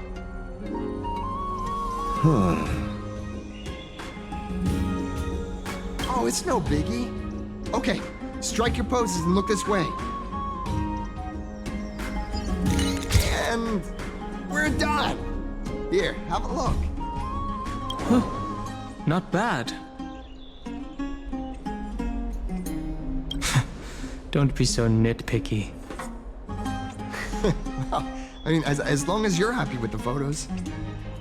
Say, I've been wanting to ask you guys something. I didn't think I'd actually get the chance, but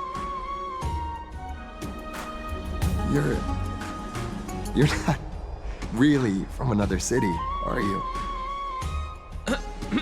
I don't think I understand your question. I've heard some things here and there. I mean, refugees that just came into the city are saying that the people Lord Phainon picked up are from beyond the sky.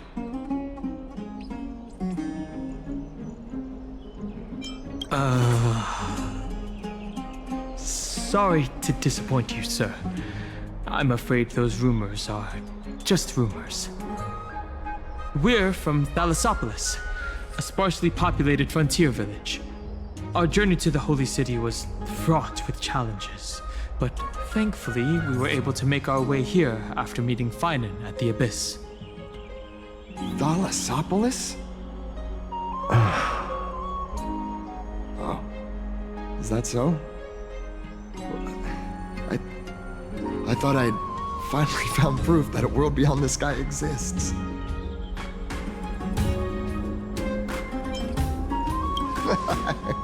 It doesn't matter.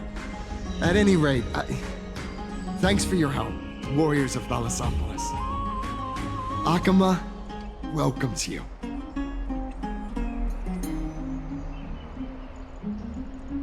That was close. But I have a bad feeling about this. After all, Thalassopolis was something I came up with on the fly. If he's truly an explorer familiar with the geography of Amphoreus, I'm afraid that he'll have already seen through our lies. Fortunately, there's no evidence. But it seems like even though the starry sky is taboo on Amphoreus, there are people who still yearn for it. Looks like we have to be even more cautious. Where should we go next? Right. We were going to explore the city before we got distracted. Look, Phainon is over there. Out of the shadow of the past, you've not stepped, Chrysos heir. The weight of the core flame, if you wish to bear, you must bury the past.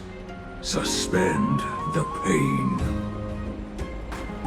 I'll try my best, Cartonis, but why keep mentioning it if you already know I can't do it?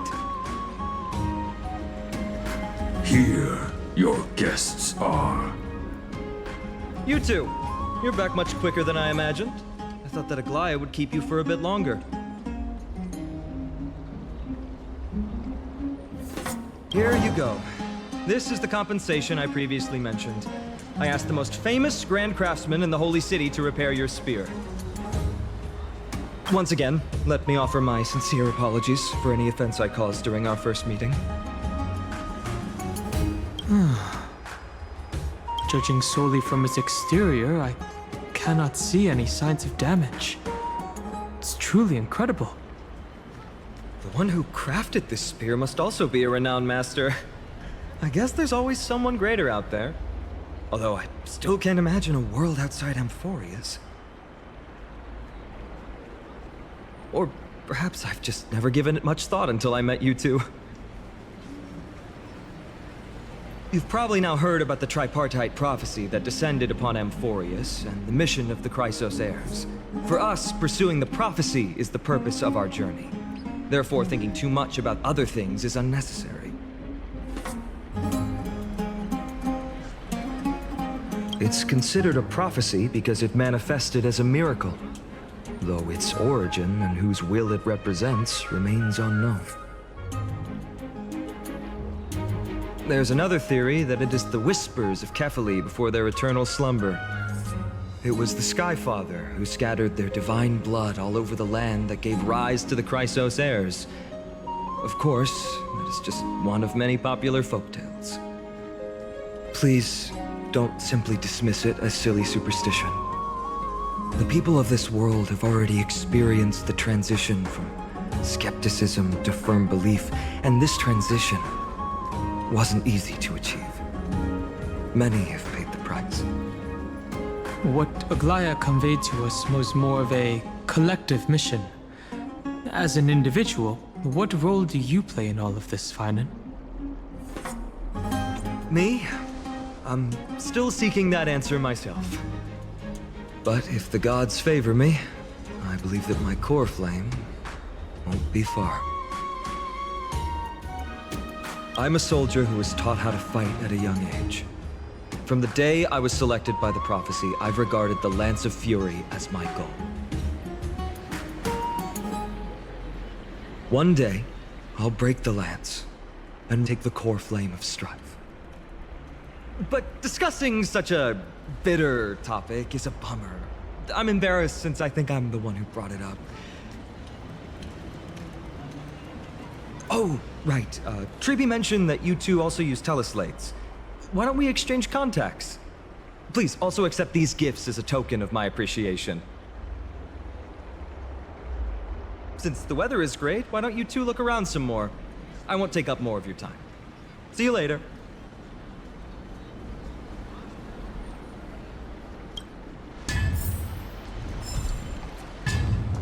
Hey, that's the lady we encountered previously.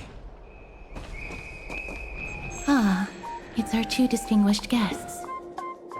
Welcome to the dwelling of the Dromeses. Well, I'm also just passing by. Really, I find it rather sweet. It's the fragrance of life. Speaking of which, is Miss Castorice also a Chrysos heir? Yes. Oh, my apologies. If you don't wish to talk about this topic, I'll stop myself here. Thank you, Mr. Dan Heng.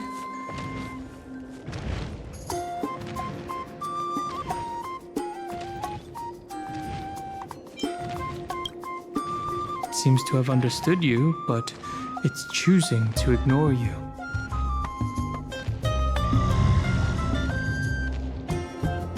Oh, this child looks hungry.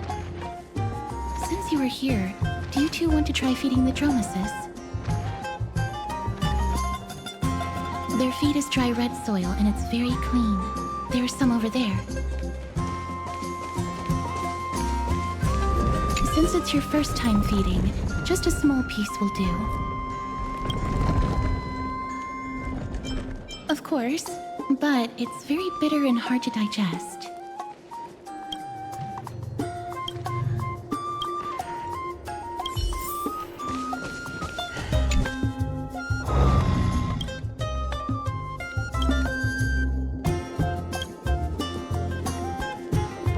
That's not going to happen.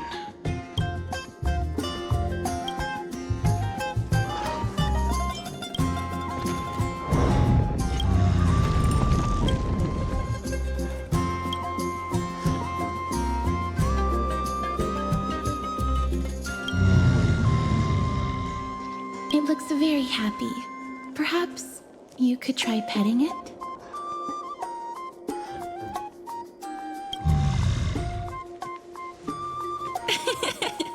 It seems to enjoy it a lot. You get along very well with the Dromus. It makes me envious. Me? No thanks. It's all right. Miss Castorice, are you concerned about something? Since we've just arrived in this area, we hope to build closer relationships with everyone through our actions. Please don't misunderstand.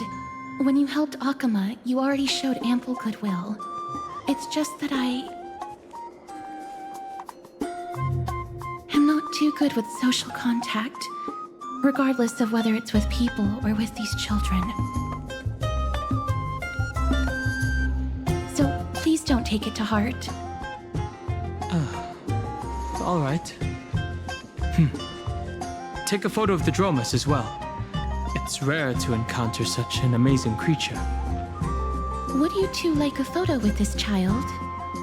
In that case, I might be able to help. Yes, it is an interest of mine. All right then. Thanks for your help. No problem. Please place the photo stone on the ground. Let's just do as she says. What beautiful colors. It's very cute. The aperture, exposure index, and preset filter. Although it looks different on the outside, it actually has the same internal structure.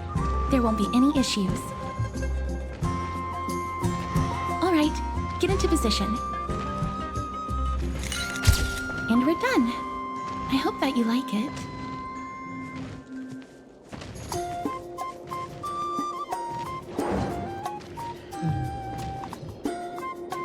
Oh, but what's the reason behind using the black and white filter? My apologies. It's just personal preference. I like black and white photos. If it bothers you, I can take another photo. That won't be necessary.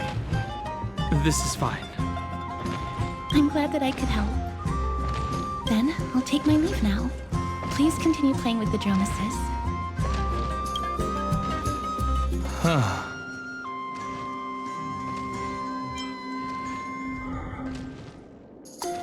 You could say she's not very talkative?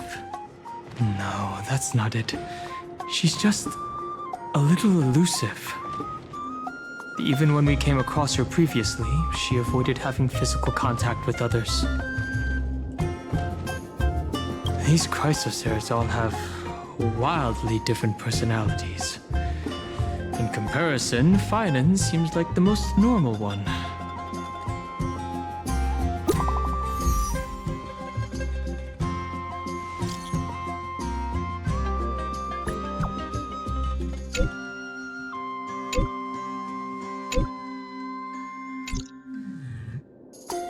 Should we return to Memorial Palace, or do you want to wander around for a bit more?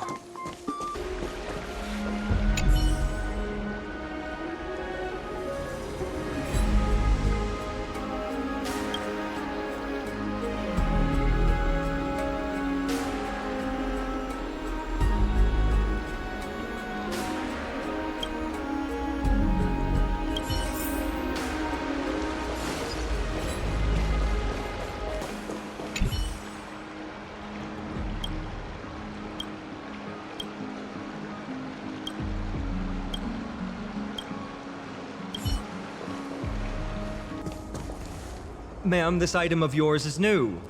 Completely new, there's no doubt about it.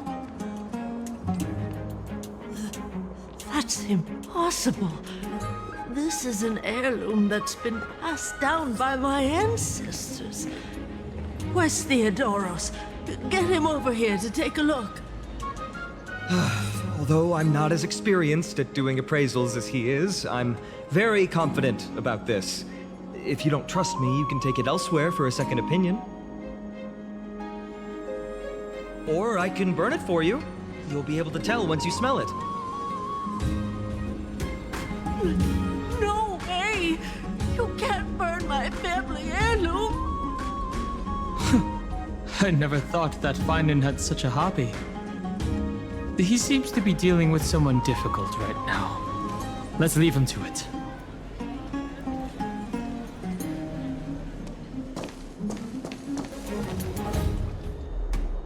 Hey, are you in the forum? Forum? Which one? The one about the rosy celestial maiden? It's getting more popular by the minute. I don't see you in there yet. Hurry up! It's filling up quickly. Rosy Celestial Maiden? Forum? I have a strange feeling about this. I hope that it's not what I think it is. Let's go take a look.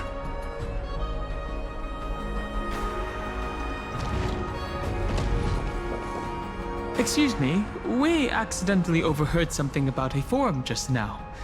We would like to find out more.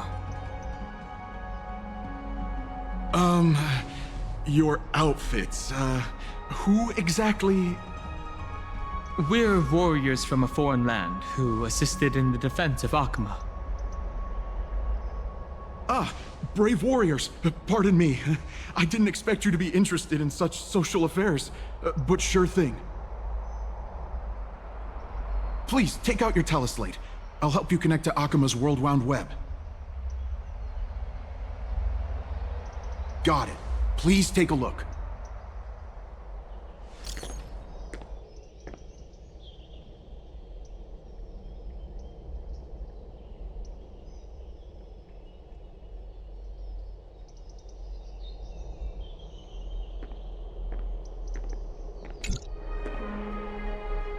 Oh, no. That Damionis guy who took a photo for us. It must be him. He must have opened the album and saw the photos that March 7th previously took. There are more than 100 people in here. Although no one believes what Damionis is saying now, we don't know what he'll do next. If the situation gets out of control, the consequences might be disastrous. Quick, we have to find Damionis before things get worse.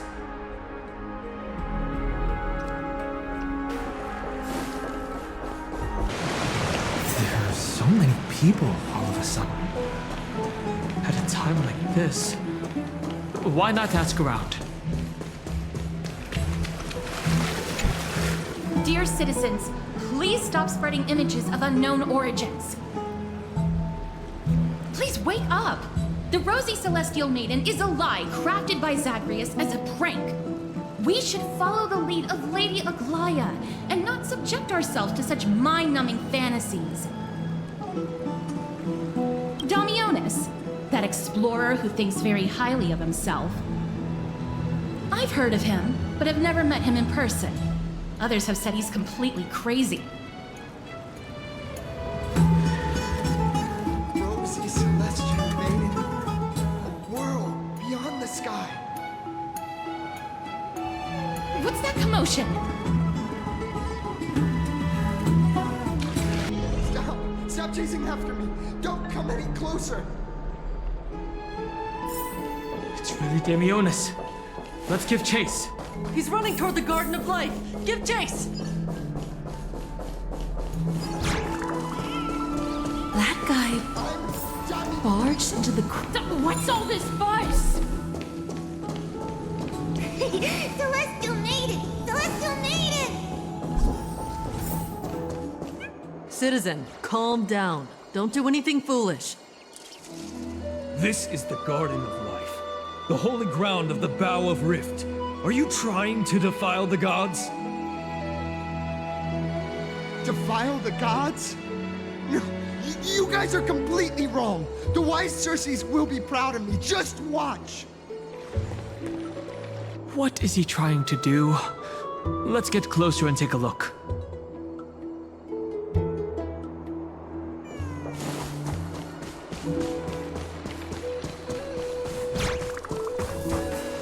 The wisdom of Circes should be shared equally by all. I, Explorer Damionis, shall put on these wings today and touch the sky, proving to everyone that a world beyond the sky exists. Wings? That's right. Right here, right now. That is a giant flying amphora! You're going to fall to your death! Ridicule me all you want. I shall prove myself and remove all doubts.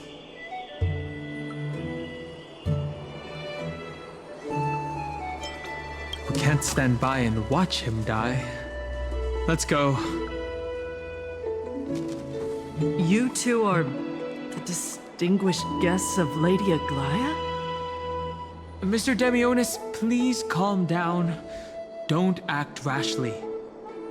My dear friends, I know that you must have your own reasons to hide the truth. I shall not make things difficult for you.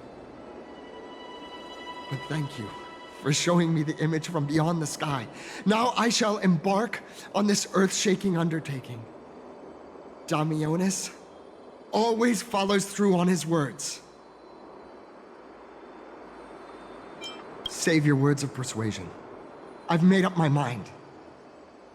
Since appeasing him did not work, it's time for a change in strategy. My friend, your tone has betrayed you. I understand that you're trying to persuade me to stay. A clever fool. That's how to describe people like him, right? I'm almost moved by his persistence. Save your words. Aquila, feel my wrath! We're running out of time. It's a human life after all. There's no choice. Let's just tell him. What did you just say? So, I was right? You really are from beyond the sky? We are bound by a pact. I cannot reveal the truth to you. A pact? Ah, so that's why he called you distinguished guests of Aglea. Damionis, we're taking you in for an interrogation.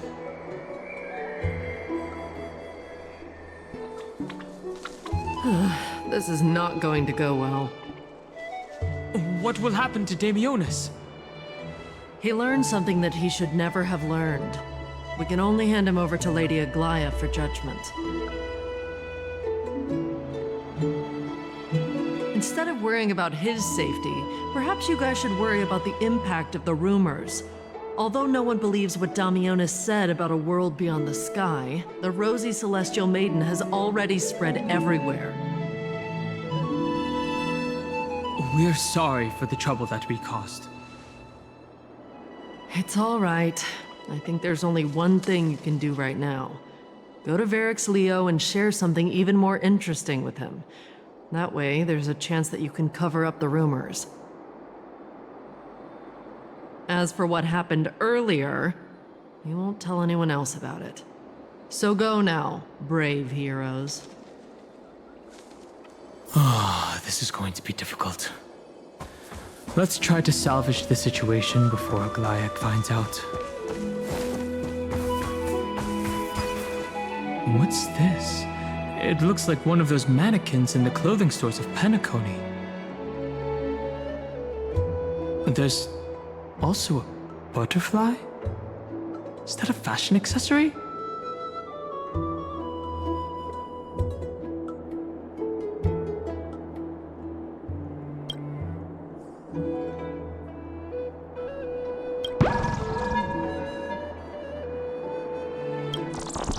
How intriguing. We should catch these nymphs the next time we encounter them. Perhaps they can help us better understand Amphoreus.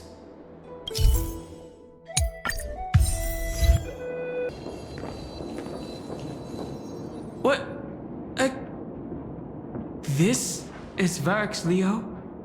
It really is a lion's head? No matter how I look at it, it just looks like any other statue. How do we even interact with it?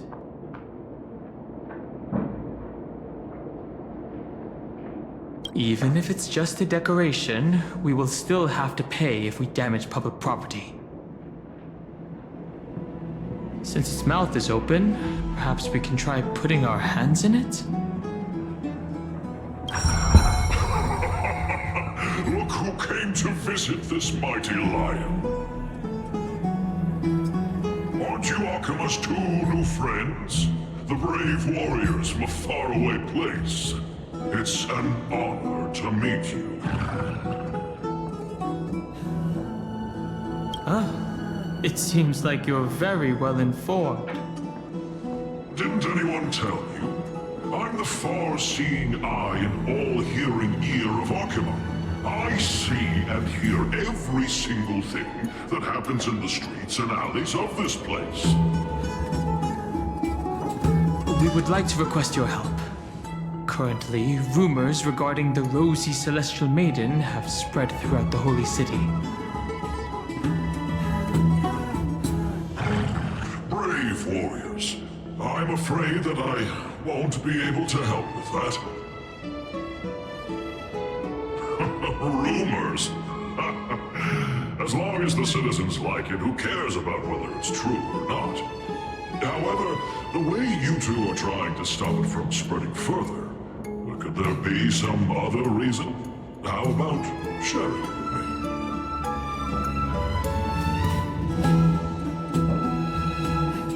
me? Don't be fooled by it. This lion loves engaging in gossip and rumors. A few days ago, when people were besmirching my tribe's honor, didn't you also turn a blind eye? Isn't this Lord Mydei? How have you been lately? The face of a lion, but the courage of a soulless hyena. You and your brothers will do anything for the sake of entertainment, even encouraging despicable acts such as fabricating history. There's no limit to how low you would stoop. How could you call that a fabrication? At most, it's just a little reinterpretation. Artistic reinterpretation. Shut it. Do as they say. Otherwise, I'll turn you into iron dust with my bare hands. You got it. I'll fix that right now. I assure all of you that from now on, you'll no longer hear the words Rosy Celestial Maiden.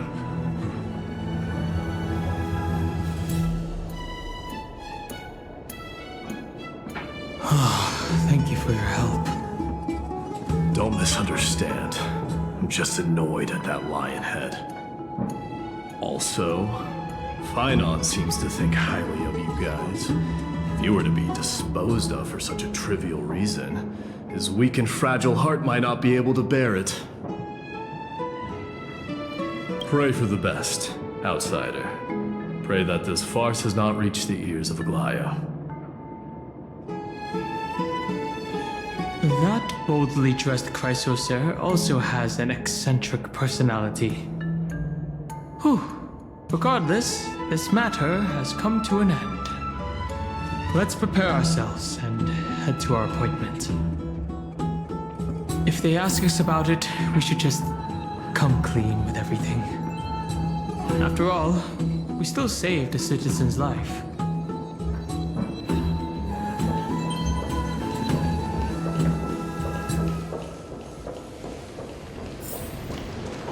Hey! Over here! We've been waiting for quite some time. Where have you two been? I've been waiting floating here for quite some time. Even our wings are tired. We, encountered some trouble. But thankfully, everything has been resolved. Wow, you guys are well informed. You even know about the World Wound Web? Young people sure are full of energy. But it's been such a busy day. Where would we find the time to surf the web? That's good. Surfing the web isn't a good habit to have. What a strange thing to say. Anyway, let's go. I hope Aggie isn't annoyed from waiting too long.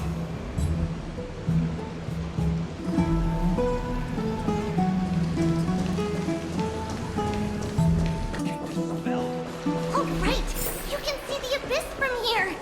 Quite a nice place for a photo.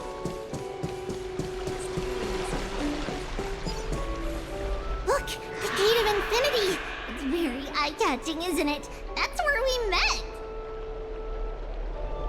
The landscape of Amphoreus is breathtaking. In the past, this place must have been a beautiful paradise. Oh well, the past cannot be recreated. All we can do is follow the prophecy and move forward. The past cannot be recreated? But you clearly showed us Ornyx's miracle before. Those are two different concepts. We can draw upon the power of the Veil of Evernight through prayer, and then salvage necessary items from the past for our own use. It isn't actually reversing time. Even so, it still goes against the laws of physics that we know of.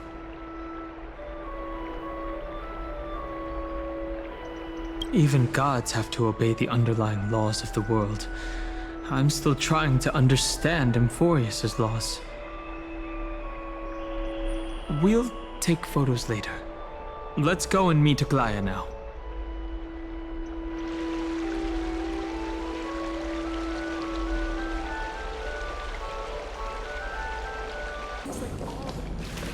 Aggie, we're back! Thanks for your hard work. Is there any news from Trian? Not yet, but we've already figured out where the deserters are headed to.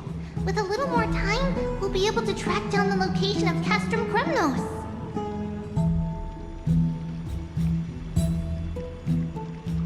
Nikador's territory and their current abode. It's a moving city-state enveloped in fog. So back when the Titan was repelled, Lady Trian was off chasing the enemy. Let's talk about something less serious for now. Would you mind giving the three of us some space, Tribbie? Of course. Hope you like this gift. As Tribbie mentioned, the both of you spared no effort in protecting the holy city. I would like to present you with a gift in recognition of that. If you are to stay in Akima, you'll need a place to rest. This gift will address your troubles. Welcome to your private bath chamber. Indeed. It's spacious, and the decor is quite impressive. I'm glad that you're satisfied with the arrangements. Here, take some time and get to know your surroundings.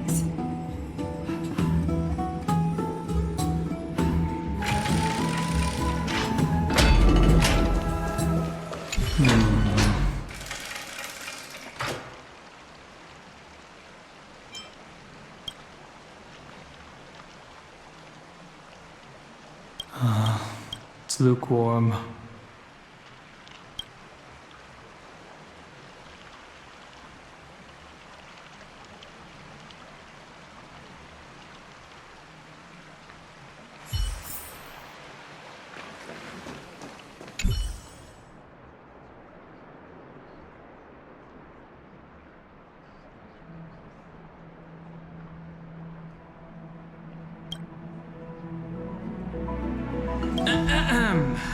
what you're thinking.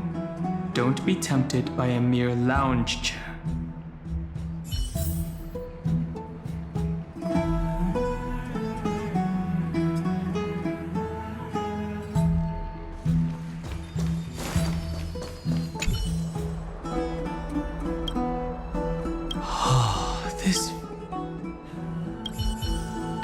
Finished exploring? I still have one last special gift for you. Come this way. I'll explain it to you.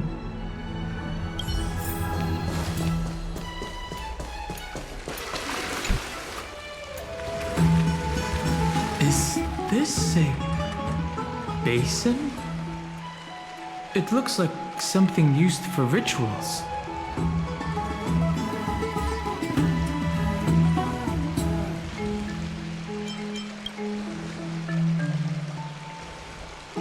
It's not your average wash basin.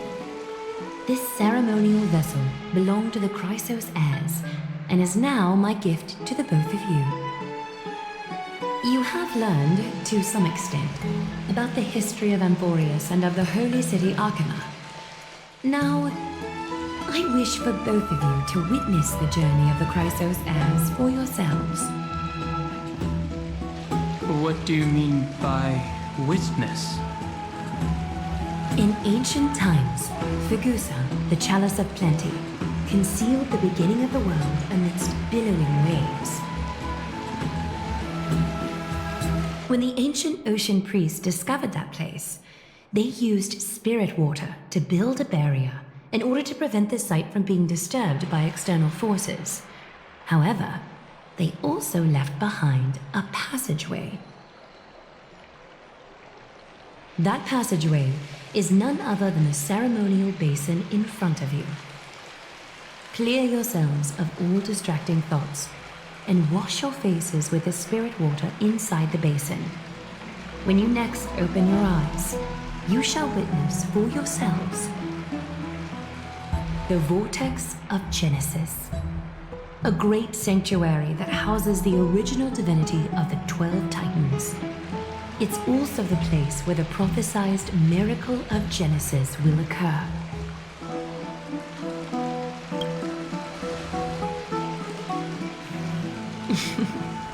For your first time, I shall personally guide you into the depths. Close your eyes and hold your breath. Sever all other sounds, and let my whispers fill your ears. Take a handful of the pristine water. Lift your palms in front of your chest and feel the water gently flow away through your fingers. Sink deeper and do this once more. Submerge your wrists in the spirit water. Familiarize yourself with its temperature, its touch. Spread your fingers. Then lower your head and search for the palms of your hands. Feel the spirit water flow against your face until all of your senses are submerged. Floating, sinking, diving into the depths.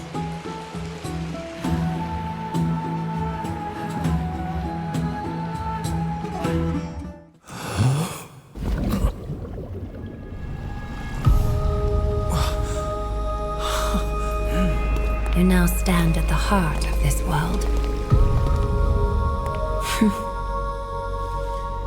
Now, I require your honesty.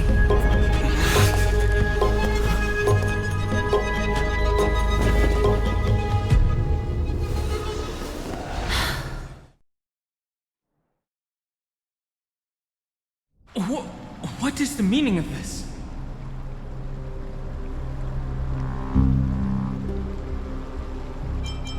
This is no laughing matter.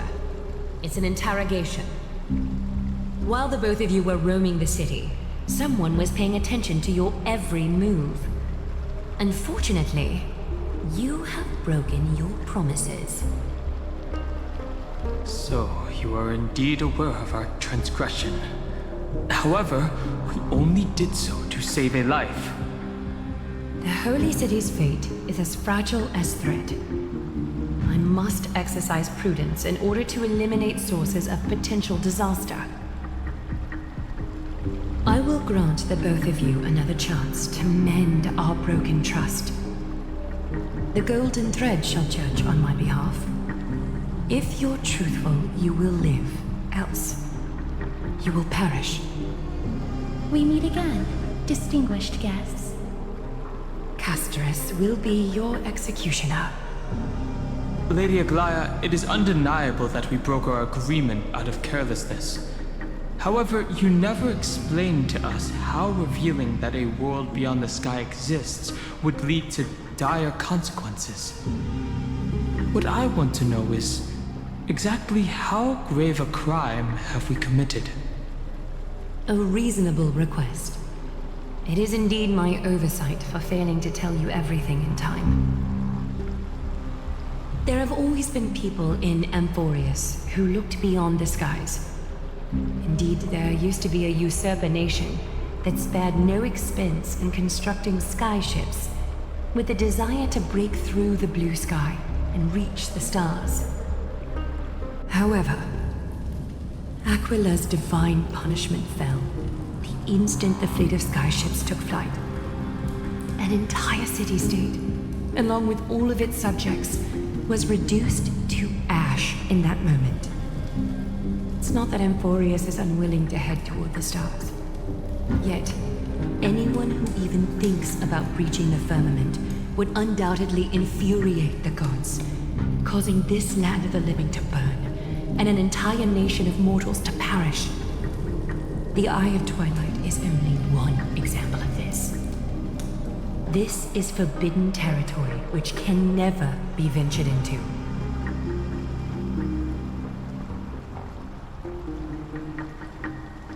Humanity has always longed for the sky, and this is something that you cannot prevent.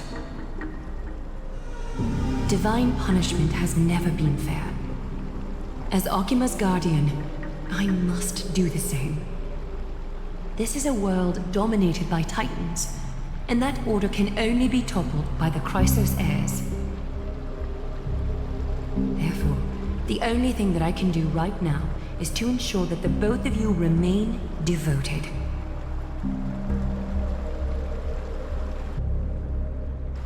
Three steps, Castorice.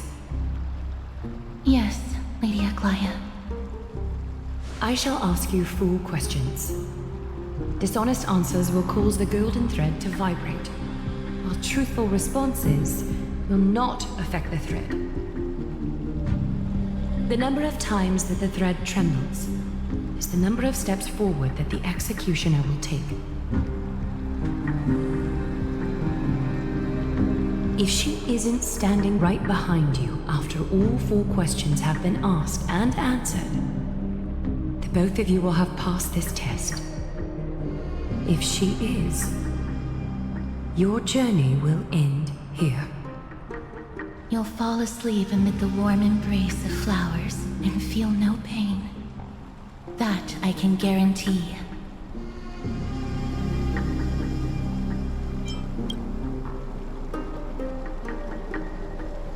If you treat your lives as mere trifles, then you may do as you wish.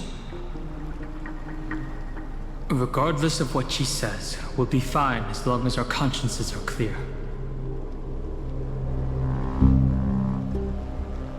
Well then, let us begin. Question 1. Outlanders, why have you come to Amphoreus?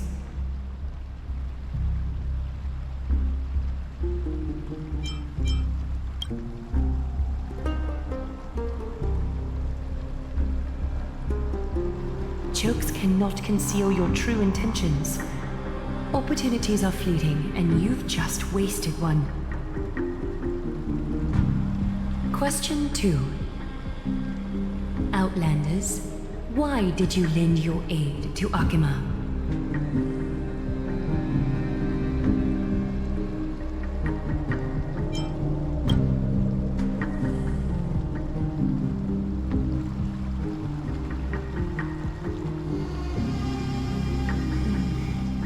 You've let your anger consume you. A step will be recorded. Question 3. Outlanders, if the current situation changed dramatically, could you eventually point your blades at Akima and its citizens?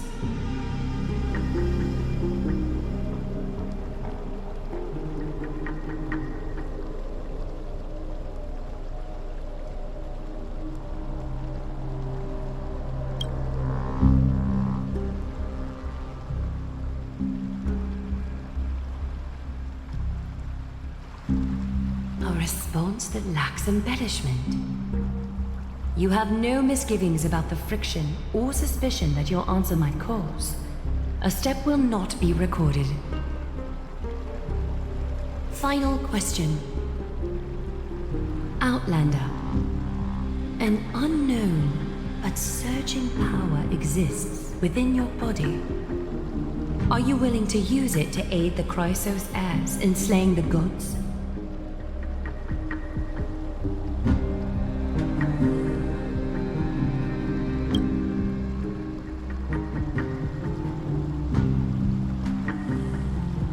Response to a question with another question indicates intense suspicion and resistance.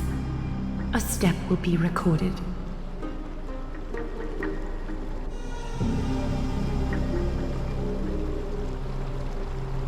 All 4 questions have been asked and answered.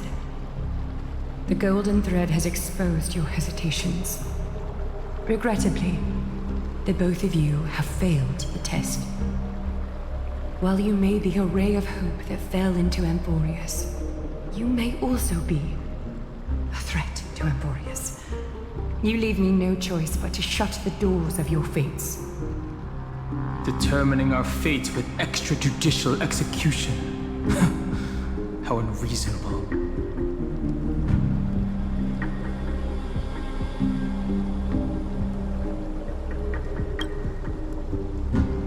For the Holy City, I am willing to bear all the traits that others despise, and use every heartless yet effective trick in the book. Castorice, please, give our guests a merciful farewell. Don't be nervous.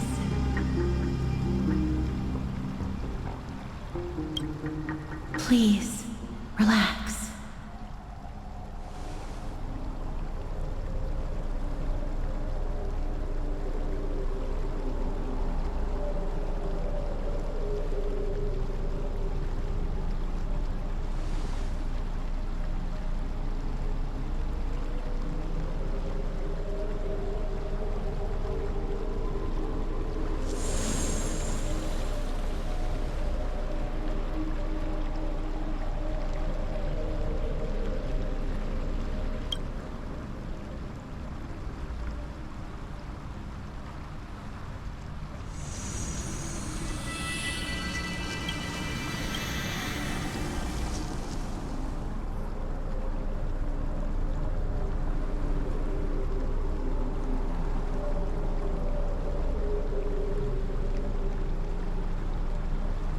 Wait!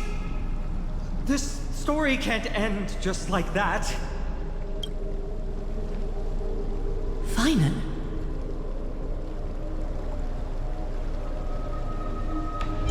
Not quite, friend. You're still alive and kicking. You've been on Amphoreus for such a short time. Even someone as ruthless as Thanatos wouldn't end a journey so hurriedly. Aglea, as the first local to encounter them, I have some thoughts I would like to share regarding their fates. Do speak your mind. When I first met them in the Abyss, I was wary of them as well, and never let my guard down throughout our journey back to the Holy City. However, during the battle to defend Akima, we fought side by side numerous times. The look in someone's eyes in moments of life and death never lies. And I was able to detect the conviction in their eyes back then. That's why I was willing to put my life in their hands. Please believe a warrior's intuition. At present, Akima is desperate for aid, and I am loath to lose 2 allies just like that. Isn't this what Miss Castorice believes as well? Yeah. I'm more willing to view death as a peaceful farewell than a punishment.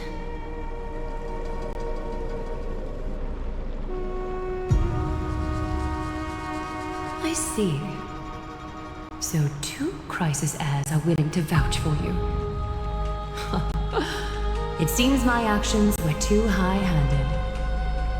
Phainon, will you fulfill your duty as host and look after our distinguished guests? Well, I'm not good at formalities. I'll do my best. Cass... Next time, I hope you will express your thoughts openly. I will. Now, it's time to welcome the newcomers to the Vortex of Genesis. As you both have chosen to trust these Outlanders, ensure they are adequately informed about the mysteries concealed within. Hold on. You seriously still expect us to help you after what we just went through? Forgive us, but I'm afraid our cooperation cannot continue under these conditions. If we cannot gain people's... No. If we cannot gain your trust, Lady Aglea, we'll depart. Amphoreus isn't the only option for the Nameless. Things don't have to end on a sour note between us. Regardless of your choice, the Chrysos heirs will continue to follow the path in the prophecy. Phainon's words have convinced me to make an exception for you. Whether you stay or go after this is for you to decide. Sorry, should have gotten here earlier. Please, hear me out before you make up your mind.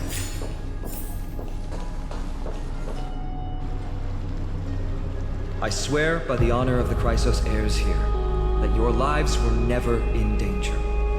Before the interrogation started, Miss Castorice already sent a message to me, hoping that I would stop Aglea. Only a select few can sway Lady Aglea, and Lord Phainon is one of them.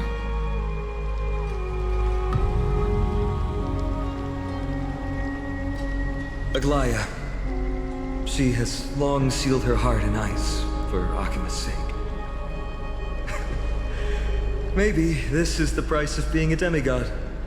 Standing among mortals, yet still so far from them.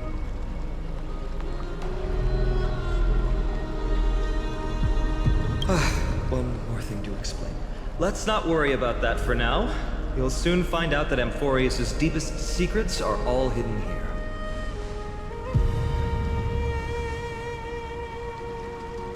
Well, first, kindly look upward. What you see right now is the astral zodiac of the Vortex of Genesis, divided into 12 parts that record the flame-chased journey of the Chrysos heirs. The 12 vacant signs symbolize the 12 titans of Amphoreus, while each illuminated constellation represents one core flame that mankind has restored to its rightful place. There are 6 restored core flames. You're already halfway through your journey?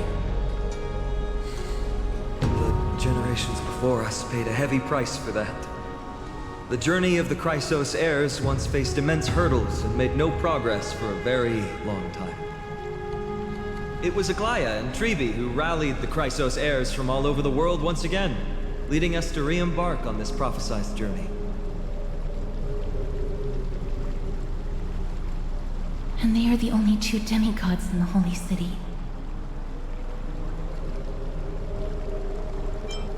Worry not. I haven't forgotten about that. In the past, the Titans were the pillars of the world. Yet the prophecy's revelation is that these 12 pillars must be shattered and the world's order reconstructed. But here's the problem. After the fall of the old gods, someone must hold up the broken pillars and fill the vacant seats until the coming of the miracle of Genesis. Otherwise, the entire world will collapse before the prophecy comes true. Aglea and Tribbie have already laid their own gods to rest, making them now both human and divine, as well as the bearers of Amphoreus' fate.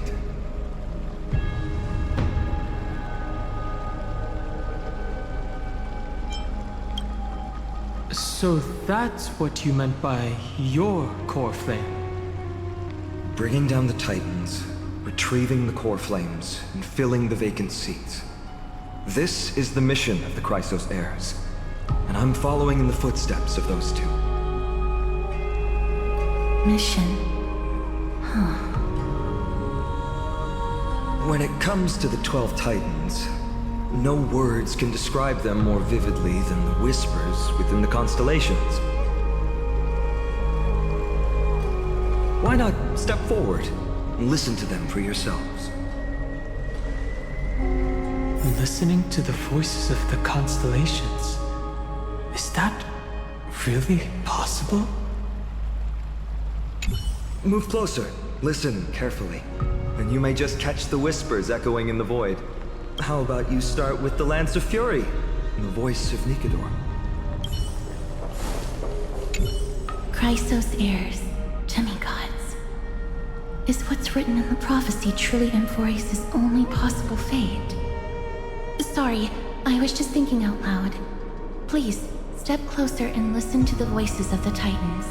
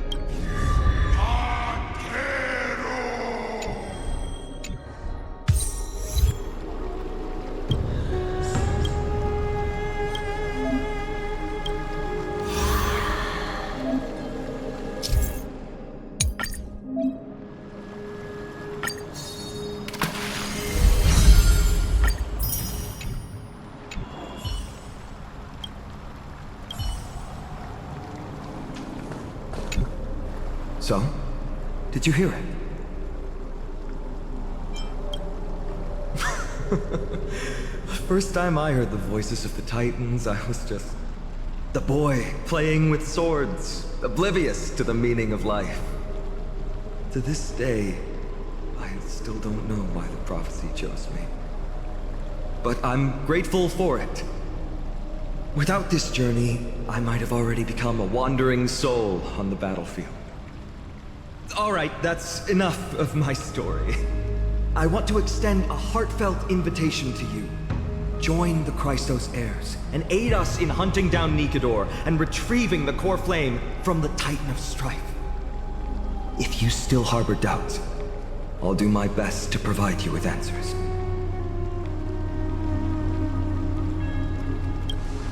Unfortunately, the workings of the prophecy still remain a mystery to us all.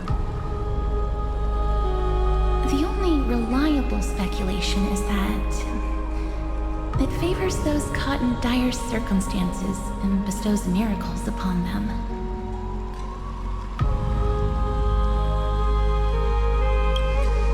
Legend has it that the first Chrysos heir was born millennia ago. Since then, the Chosen Ones began to walk this earth. Then came the Chrysos War. A conflict backed by the gods, yet one that brought much bloodshed and claimed many heroes. By the time of my birth, the tales of the Chrysos heirs had become more like legends than historical accounts. If there are others called forth by the prophecy, I trust that fate will guide them to us. Armed with courage and unwavering resolve, our quest will begin as soon as Trian locates Castrum Kremnos. Without a doubt, it will be a momentous battle to the death. Prepare yourselves.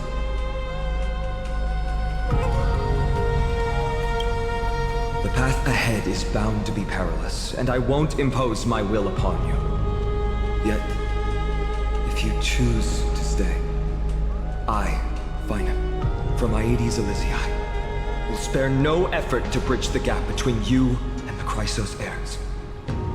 Thawing the ice in Lady Aglaea's heart won't be easy. But I will do my best as well. I'll leave the final decision to you. I trust Phainon, but I trust your judgment more. So you'll end things here? Are you sure about that? I understand.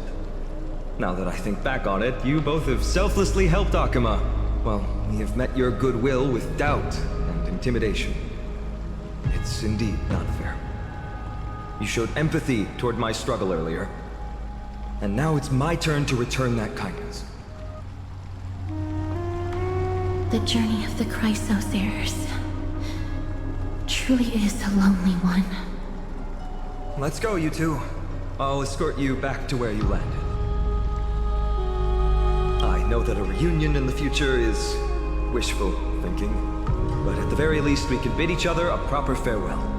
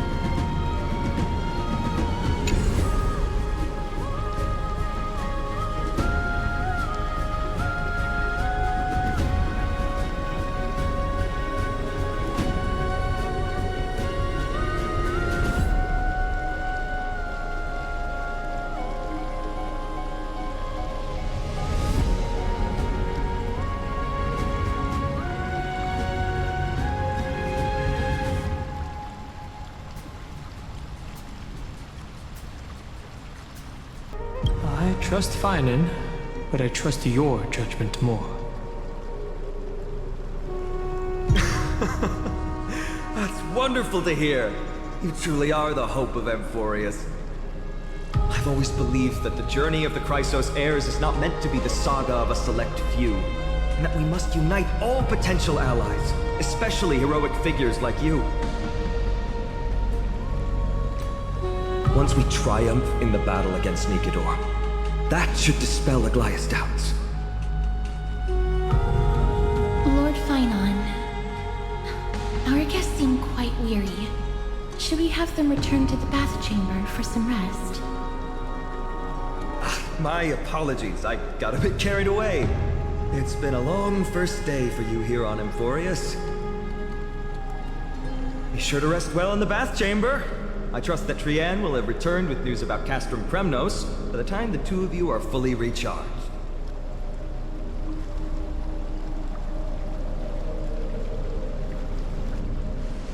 Well, that was a lot of drama for one day. Let's go. With Phainon's guarantee, we can at least take a moment to rest without any worries. I almost forgot. A good thing you still remembered that. Let's capture the spectacle of the vortex of Genesis.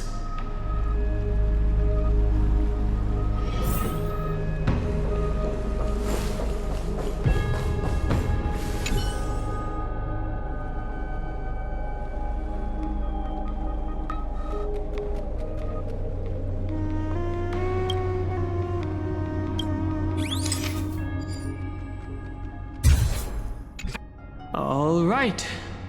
All the constellations of the 12 Titans are in there. Time to head out. Oh, so much has happened today. What? Do I have something on my face? Well, since the talkative one isn't around, someone has to take her place. But it's been a long day for me too. So let's get through the review quickly. By estimation, it took us about 20 system hours to figure out the current conditions on Amphoreus and build connections with the locals. A pretty good start. But I feel that there's more to everything than meets the eye. Even the Chrysos heirs themselves aren't as unified as we imagined.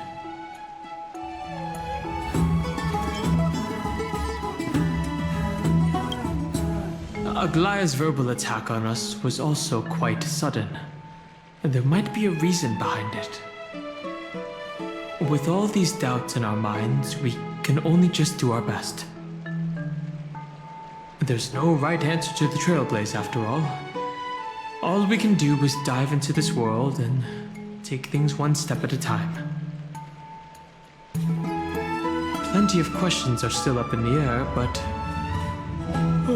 my brain is too tired to handle them.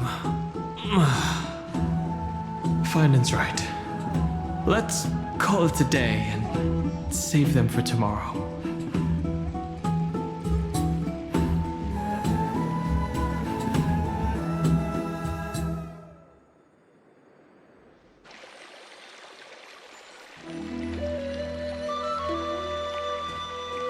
Aggie, this campaign is going to turn out fine, right? Do not harbor doubt, teacher. As the interpreter of the prophecy for the Chrysos heirs, any uncertainty in your words may undermine people's resolve. Alright. But it's just you and us here. By the way, Aggie, I was actually wondering, when you were in the vortex earlier with them, were you actually going to... Certainly not. Phew, that's good to know. Why even bother to ask? If you were truly convinced of my intent to harm them, you would have intervened. You sure don't miss a thing. We are just curious. What is really going through your head, Aggie? Initially, my plan was to use the threat of banishment to test their resolve and perseverance. But I noticed a sense of unease in Castorice. She trusted in them and even reached out to Phainon in secret, believing I was unaware. Therefore, I took advantage of the situation and changed the threat from banishment to execution to see if the two could remain firm under the most extreme pressure. Simultaneously, it might also strengthen their bonds with Phainon and Castorice. Do you have to go to such lengths for the battle against Nikador? That's going to make it a lot tougher for you to gain their trust. That's not important. You and I will eventually step off the stage and leave Amphoreus' fate in the hands of others. That's the future you foresee, isn't it?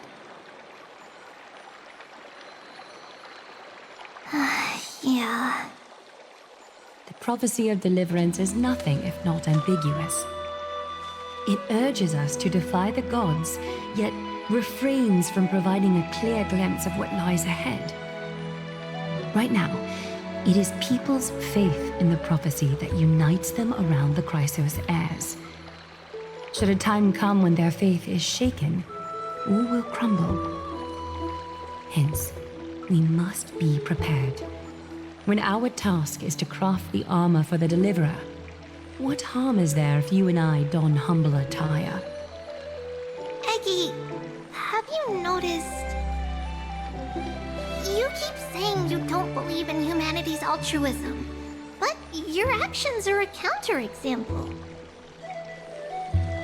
Perhaps it's because my humanity is distancing itself from me.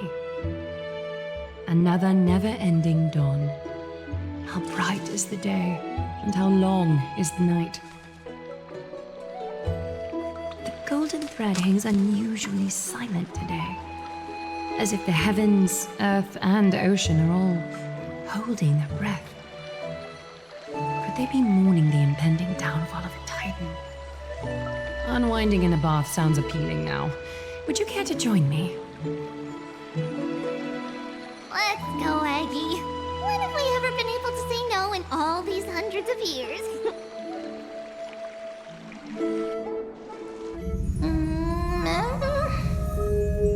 Wait.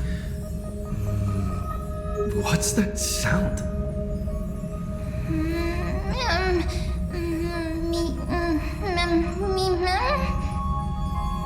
Who's talking?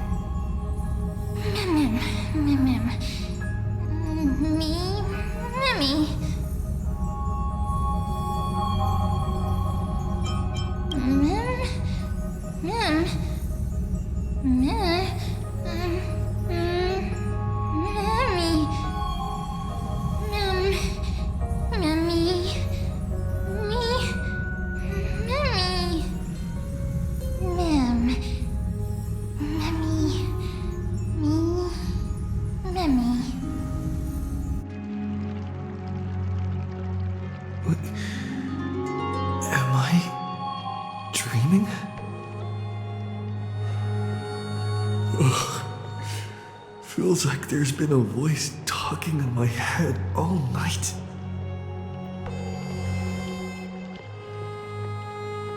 I should probably mention this to Don Heng.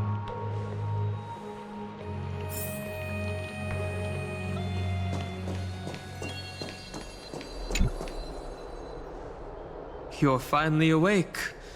About time. Did you already forget?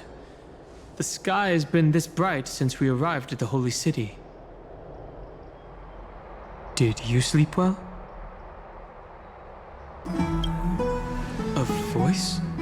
The voice of the Stellaron again? Or... That sounds a bit contradictory. Keep note of whatever you can remember. This strange dream might be connected to the rules of this world. While you were asleep, I did some thinking. I believe the most pressing concern is still how the people of Amphoreus view what's beyond the sky. Unfortunately, contacting the Express might not be feasible for a while.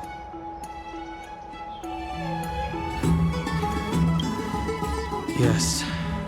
In the worst case, the entrance to Amphoreus is a one-way door, letting people in, but not out. Oh, there's a new message.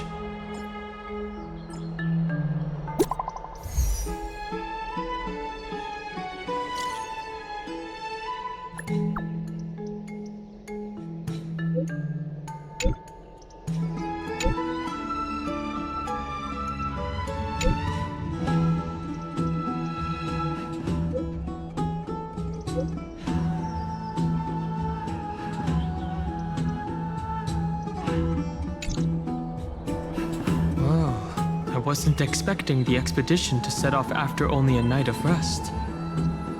Let's set the questions aside for now. The Chrysosaurs are getting ready to mobilize. Hey, great to see you here. Trusting our fates to two strangers? Is this madness or folly? Maybe both. You should really make more friends, Mydei. Heroes, your attention, please. Trian has returned with news. For the first time in many years, we have dispersed the fog around Castrum Kremnos and verified its location. The awaited moment has finally arrived for the Chrysosaurs. Our path forward is now clear. Vanquish Mikado, the Violent Lance of Fury, and bring the core flame of strife back to Akima to fuel the prophesized miracle.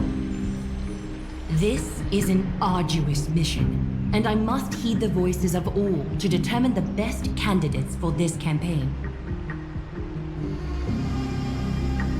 Should you harbor any thoughts, this is the moment to bring them forth. I, Phainon, of Aedes Elysiae, wish to join the crusade against Nikedor. Furthermore, I recommend the 2 warriors from foreign lands. They have fought alongside me against Nikedor's double, and I have full faith in their bravery.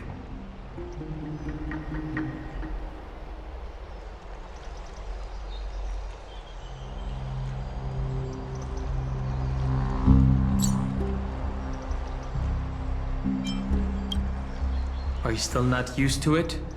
This is the destiny of a Trailblazer. I, Mydei from Castrum Kremnos, volunteer to join. Nikedor has become corrupted over the years. Their pride waning, but their might endures. Victory only lies in assembling a full-fledged army. I'm willing to join as well, to help guide departing souls and ease everyone's burdens.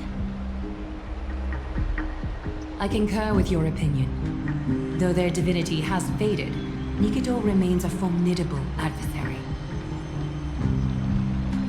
Yet, I cannot jeopardize all of your lives in one single battle. As we speak, the Hand of Shadow remains missing. The Eye of Twilight is still coveting our land, and Circes and Orynyx present significant threats, despite their lack of overt hostility toward humanity. Even with 2 demigods protecting the Holy City, the risk is too great. Hence, Castorice, you must remain here. Your place is not on the front lines, and the battlefield is best left to the warriors. I understand. As for the 2 foreign warriors, select one to accompany you, Phainon. Placing both esteemed guests on the front line would not be proper. He excels in wielding a range of weapons, and his flaming lance has quelled the enemy's advances multiple times. Mydei and I are both better at offense, so from a tactical standpoint...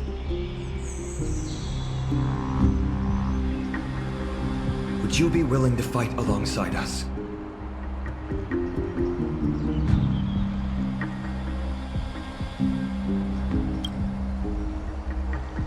If you have no objections. Aglea, the 3 of us will take on the mission to hunt down the Titan.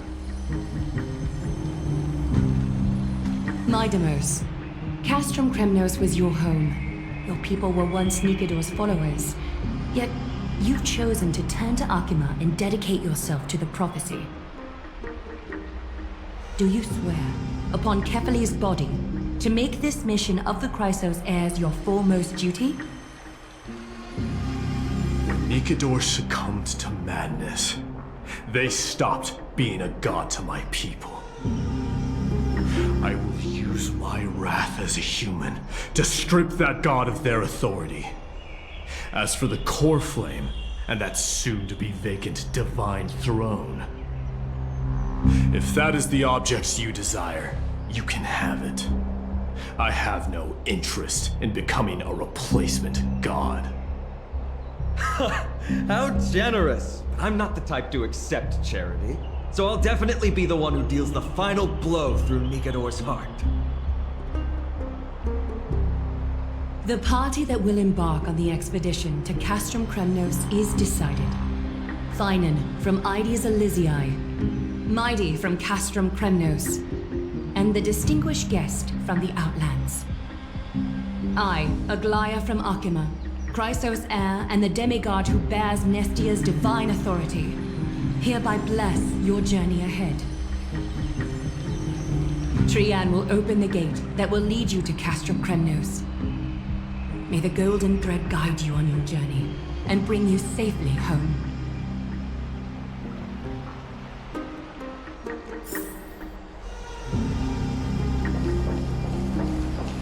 It is by the will of the gods that you stood on Akima's side in the end. You are Phainon and Mydei's companion. So long as they're willing to entrust you with their lives, my trust in you doesn't matter. Go. Stand with the 2 Chrysos heirs. Akima has need of a true god of war. It's time for the mad god Nikidor's reign to end. Please, come back victorious. I'll pray for you.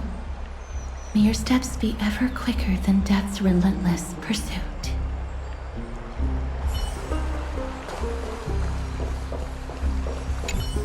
I plan to stay here for a while and learn more about Amphoreus from Lady Tribbie. You'll handle the action, and I'll deal with the research. We each have a role to play.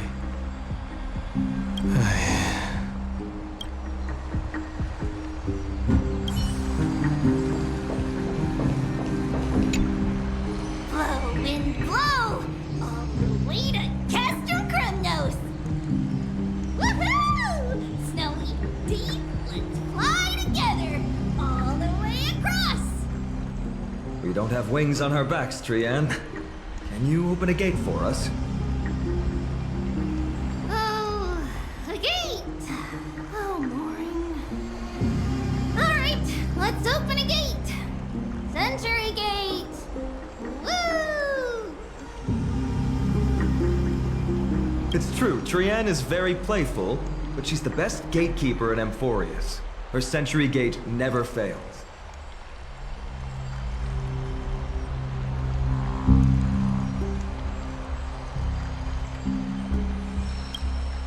Instead of worrying about gates, why don't you take the time to think about how the three of us are supposed to fend off an entire army? That's not like you at all, Mydei. Don't tell me you're scared. Alright, Century Gate is opening soon. Right now! Snowy, Dee, and newbie Little Gray, are you all ready?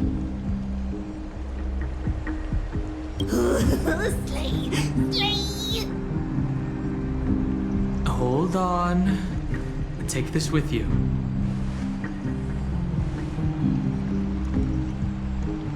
Record the sights you see on your adventure. For March.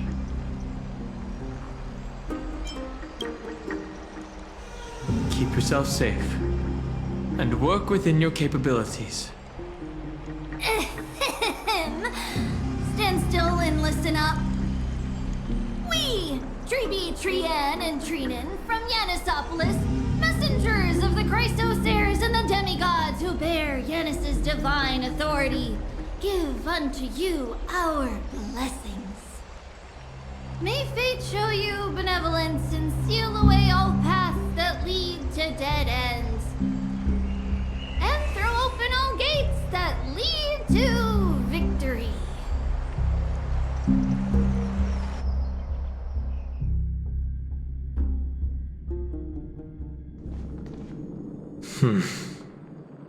It's quieter than I expected.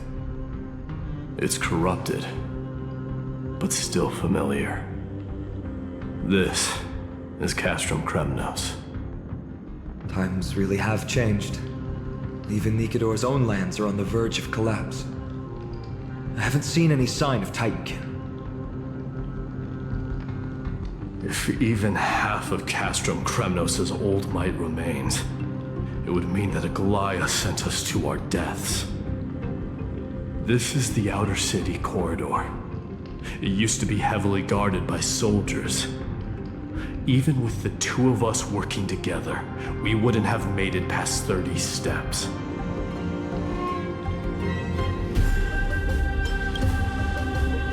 Think whatever you want. Yeah, Kremnos used to be the place every warrior longed for. Kind of a shame you didn't live in that era full of strong warriors, eh, Mydei? If all the heroes of the past hadn't fallen one after another, I wouldn't be the only worthy opponent you have left. Are you scared? It's still not too late to run. No, I'm just thinking about the warriors who also braved this very corridor in the past. They all ventured towards the city of the Lance of Fury, all just to set their names in gold. The fortress may be in ruins now, but But what we're about to do is no different from what they were striving for back then. Let's go. We'll take back the core flame of strife, or die in Kremnos. Those are the only two paths to glory we can choose from. How does it feel to be home again after so long? Not here. I lived in the inner city. Oh, as befitting of the Crown Prince of Kremnos. Trienne, the road ahead is dangerous. You should stay here and find a safe place to hide. We'll return once we complete our mission. Then we'll have to trouble you to use the Sentry Gate again, alright? Got it! Hide so the baddies can't find me. Trienne has sacrificed a lot for Amphoreus.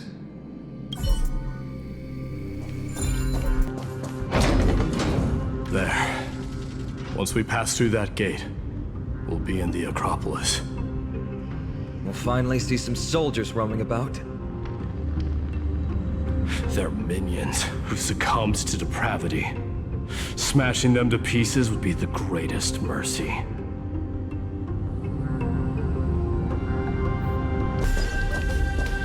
It seems enemies aren't the only things stopping us.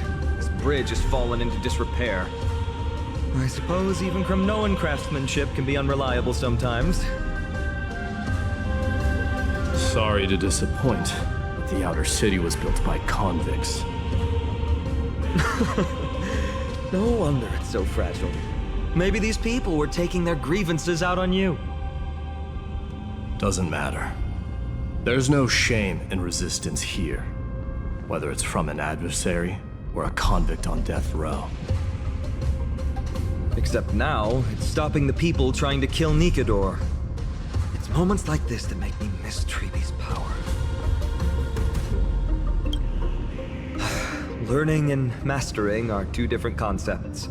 Without a priest's resonance, an ordinary person would fall into a coma after chanting the first few words of the prayer. But since you volunteered, please be my guest.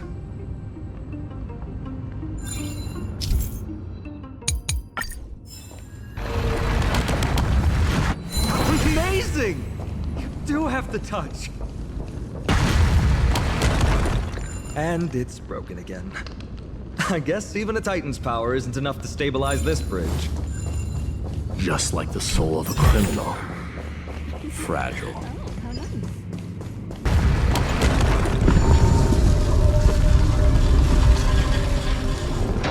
Look, the gate opened. Genius. We never would have known if you hadn't said anything. Let's go. We can take a detour from the broken bridge. Look! In the sky! That's... the Blade of Fury. Even if... it's... magnificent. You haven't seen it at its most magnificent. That's the giant sword Nikador used to destroy Aglea's heavenly kingdom long ago, followed by one city-state after another. It's not just a weapon. It's the faith of the Kremnoan people. Souls who died heroically on the battlefield will further temper the blade in Nikador's hand, becoming a part of the God King's power. Such is the Titan's conquest. Nikador, the Titankin, and the people who have faith and strife sweep away all their enemies. Even in death, they embrace eternal glory. I think you're exaggerating a little. I can think of at least 3 losses suffered by Castrum Kremnos in the Chrysos War just off the top of my head.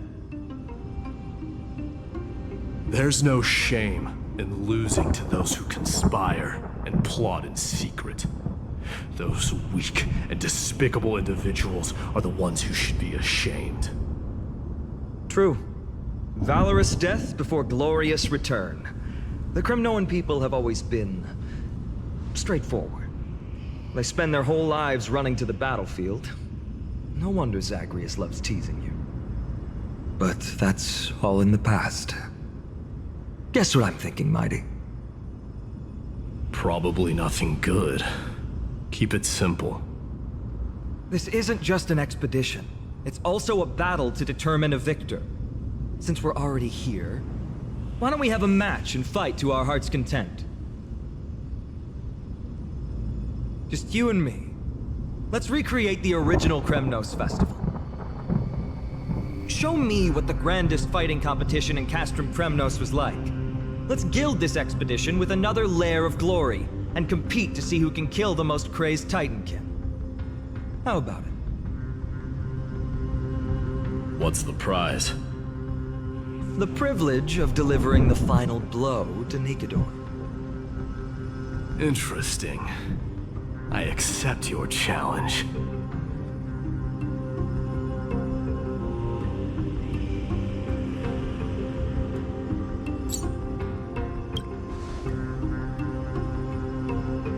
I know Mydei. He prefers to fight alone. There are two paths ahead. You and I will take the same one. We won't compete on who's fastest, but on the number of trophies. So we'll each be responsible for our own tally. Don't worry, I won't add his kills to my own count. Doesn't matter to me, even if you do. You don't know the lay of the land, so I'll give you a 10-step head start. He already thinks he's won. But I won't decline the offer either. Let's get going.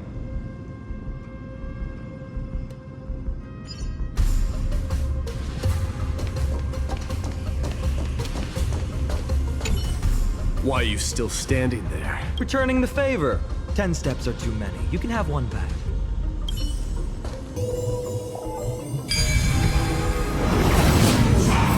Made it. Hopefully the enemies on this side are worthy of our combined might. Finally, opponents who look like they can put up a fight. Let's go. We're going to win this competition.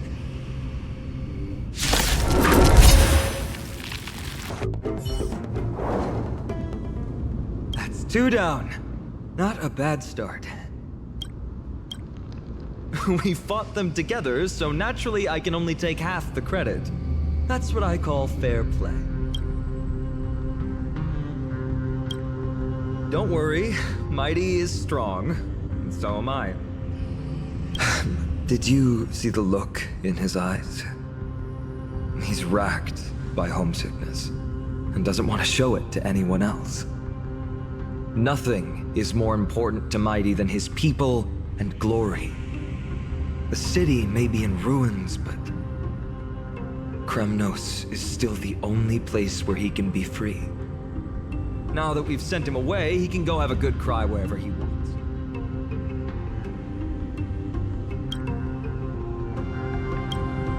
He's both my friend and my foe. It's always been this way. Working with him always brings out my competitive side. Why are you just standing there? Giving up already? Now what do you know? We're talking strategy here. Let's go. The competition might not be the real goal, but I still really hate losing.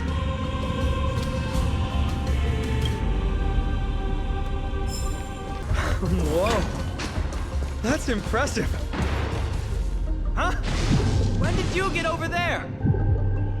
I told you before you don't know the lay of the land in this city. That's why you won't beat me. And just so you know, I'm at 6. Wow! Seems like luck is on your side. Our path was a little lax on security. Not to worry, though. I'll catch up once we cross this iron chain bridge. Assuming you can get across. The lightning bolt striking the chain? It doesn't look like ordinary lightning, which means mindlessly running across would spell certain death. There happens to be a prophecy tablet here, though. Let's go take a look.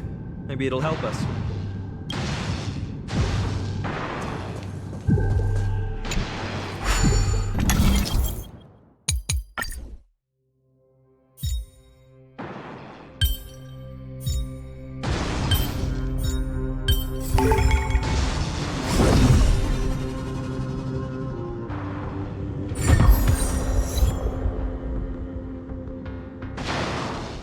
Great. Should be smooth sailing from here. How's it going? Oh, you look stumped. I'll be going on ahead, though. Mere lightning won't stop warrior Castorice.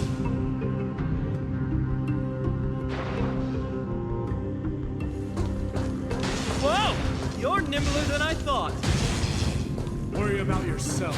There's an endless abyss below us.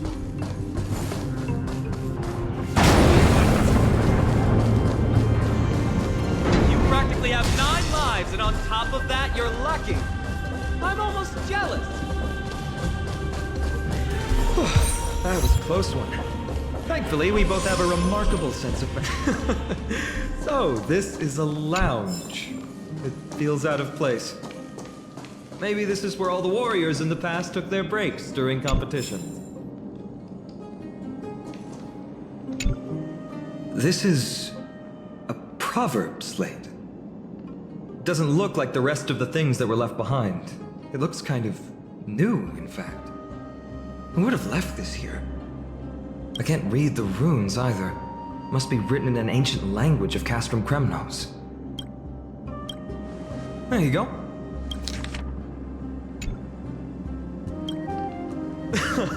Don't worry. We have an expert next door. We can show it to Mydei when we group back up. Though that does remind me. I've been wondering how you can understand the language and writing we use in Amphoreus when you're from beyond the sky. Did Amphoreus have more dealings with worlds beyond the sky than we thought? But nothing like this was ever recorded in our historical materials. Maybe your arrival will overturn many things we thought we knew.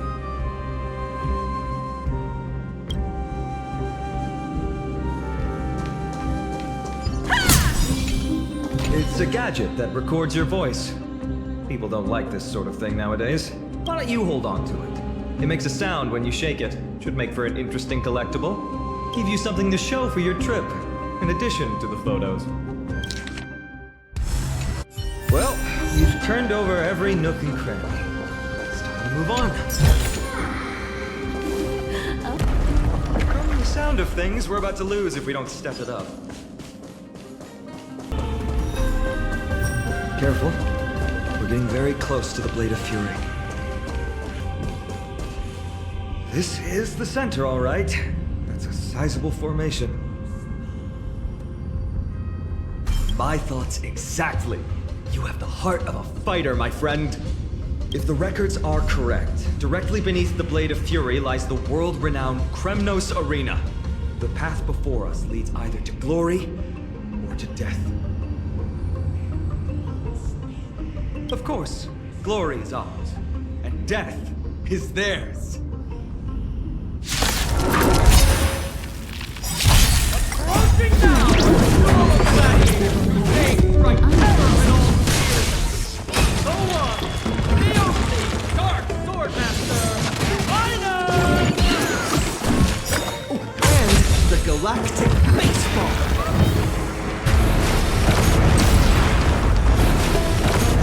Time to twirl! You won't get away.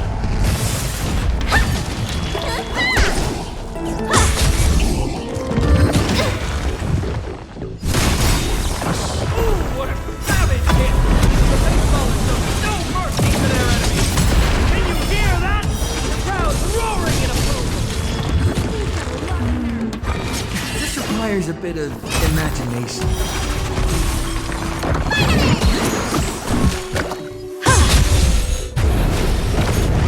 Time to twirl! You won't get away. Time to twirl!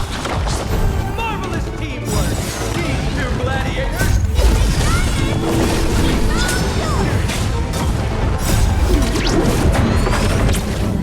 Must also contend with the noise from outside here.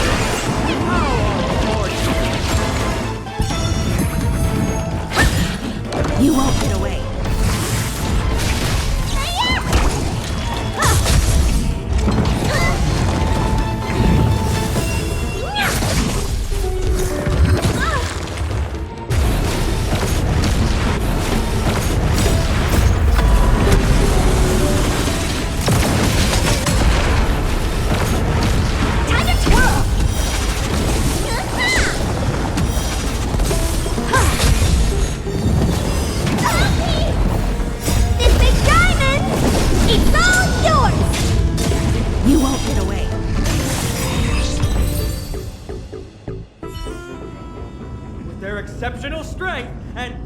teamwork! These two gladiators have bested every opponent!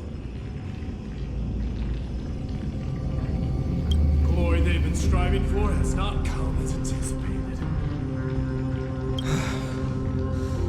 How disappointing. No sign of the Titan at all. Is Nikador hiding somewhere?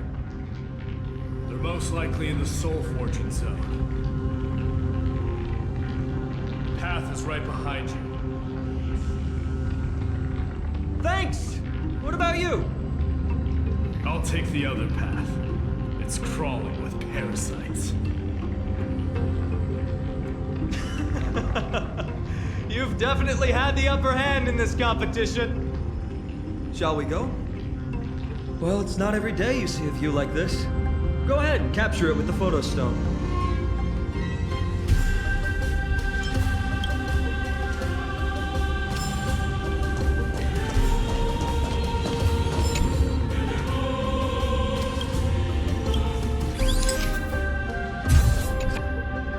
So, that friend of yours, her name is March.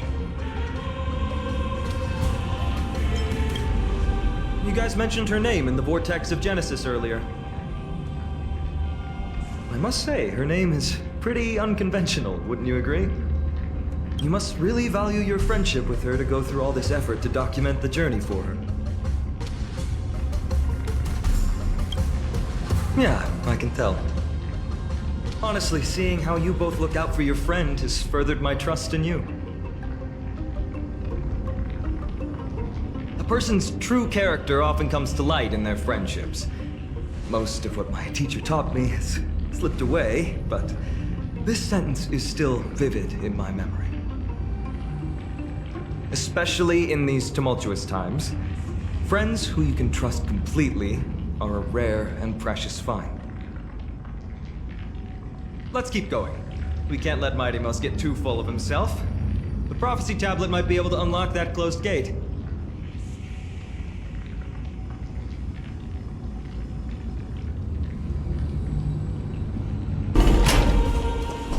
According to Mighty, we need to go deeper into Castrum Kremnos. It's that way. Maybe we can use the iron ball to smash through the roadblock. Hopefully it leads to Castrum Kremnos' treasure vault. Otherwise it might not be worth the effort. But there's another exit here. I wonder where it leads. Choose any path you like. It's entirely up to you.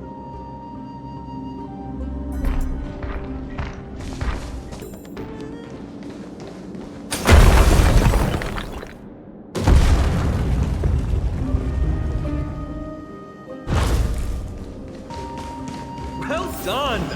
Go claim our reward. No one else in Kremnos will have any use for them anyway. The fallen titan, soulless kin, and a desolate fortress. This place has fallen pretty far from the way people remember it. We meet again. What's your count so far? 30. That's not too far off. We still stand a chance. Ah, I just remembered! We came across a slate with inscriptions in an ancient language of Castrum Kremnos. Could you help translate it? Is it beyond your knowledge, amateur historian? Sadly, yes. You are my only hope now. You just keep having fun. I've got better things to do. This place has fallen pretty far from the way people remember it.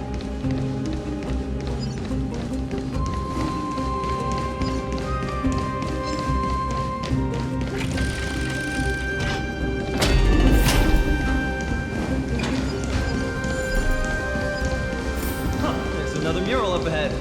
Want to take a closer look? Looks like they're creating Titankin. Maybe this is what soul forging means. Crafting a body from rough stones, and then infusing it with a god's golden blood to bring it to life. No wonder Castrum Kremnos keeps winning battle after battle. With this method, they can create as many soldiers as they want.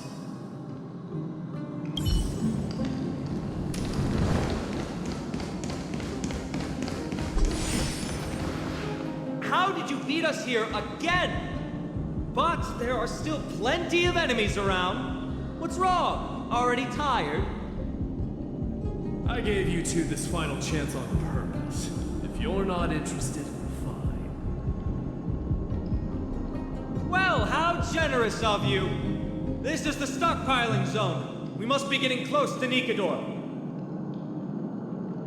That's right. But by the time you arrive, he might already have fallen by my hand. Then we must act quickly. We can't let you die right before our eyes, can we? We'll be meeting up with Mydei soon. Want to clean up this area and increase our trophy count? Victory or defeat. It all comes down to this. The path is cut off.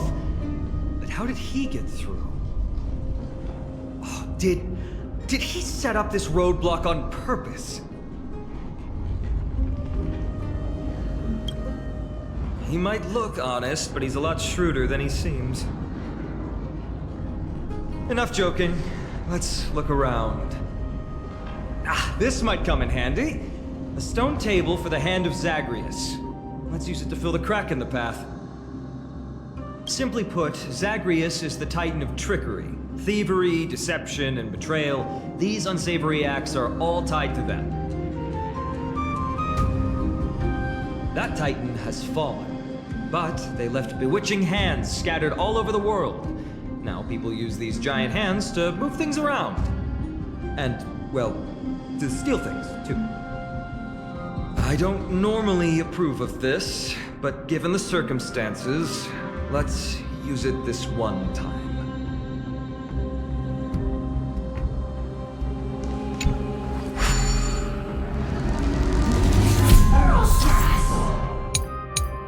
We need to find a solution to mend the broken path. Flawless work! Great job!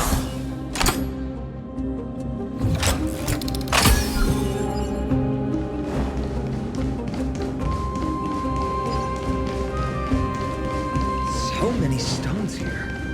I wonder how many war machines can be built with all this. And after today, we'll be slumbering here forever.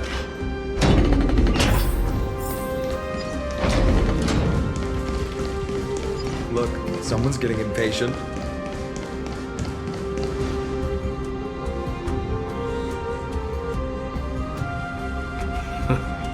You took your sweet time. Apologies, but someone forgot to clear out the obstacles along the way. Enough chatter. Show me your tally.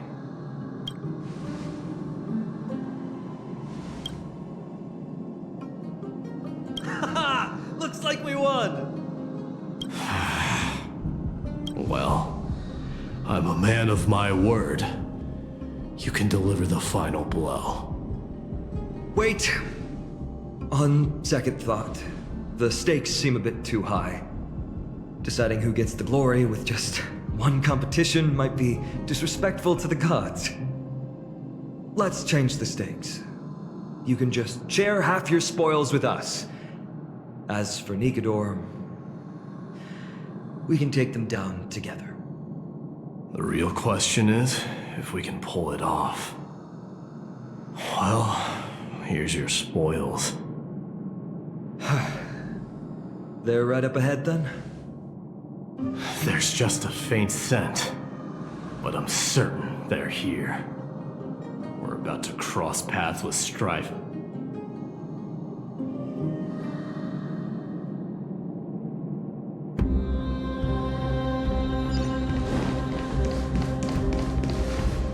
Wow!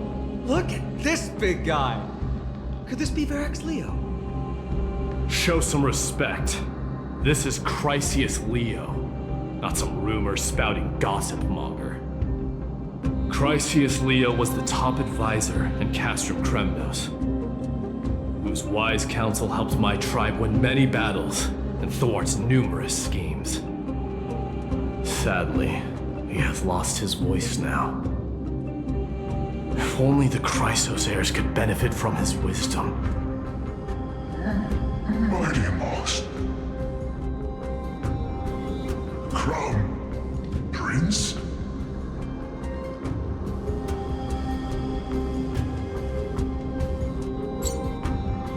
Leo, after all these years, you're still awake. Mighty Moss.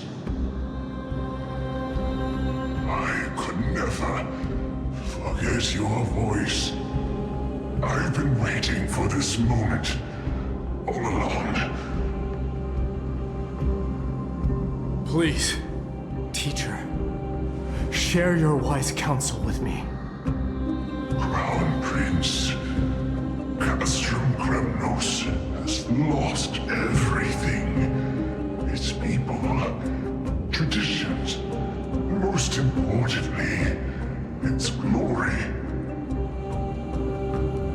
To survive, our people have migrated, and our traditions have faded with time. But glory, even though it has vanished into the mist and its walls have crumbled, Castrum Kremnos has never forsaken the glory of its warriors. Why say otherwise? Our god has completely lost their sanity. No longer a revered symbol of war.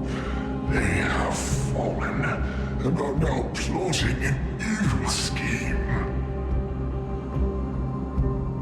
I urge you, Mighty Moss, to put an end to their endless suffering.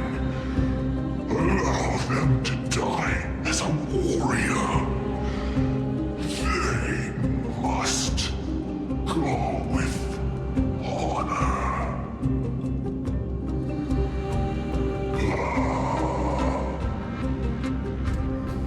Teacher, answer me. As your crown prince, I command you. Mighty, let him rest. He must be exhausted. Perhaps those were just the delirious words of a dying lion. I shouldn't overthink it. Let's keep going. Hold on. This is the slate that I mentioned earlier. We couldn't decipher it. Maybe it's connected to the scheme the old lion mentioned. Hand it to me.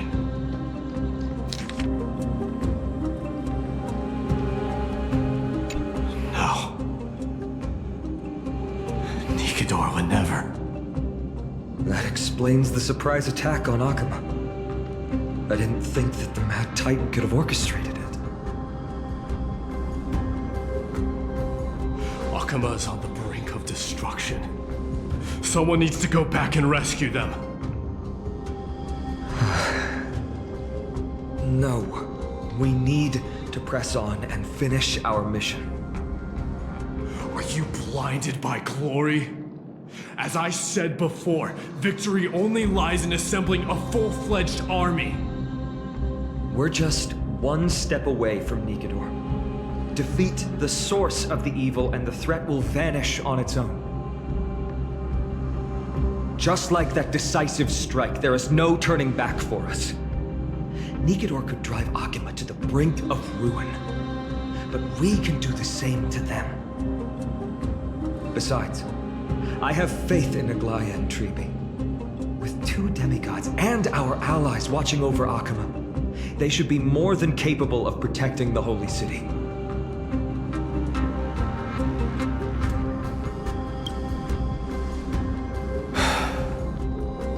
All right. I'll trust your judgment this time. Let's hope we don't end up in an abyss of regrets. Nikador, has your divine body truly been hollowed out by the hands of madness? Have you completely forsaken your dignity as a warrior?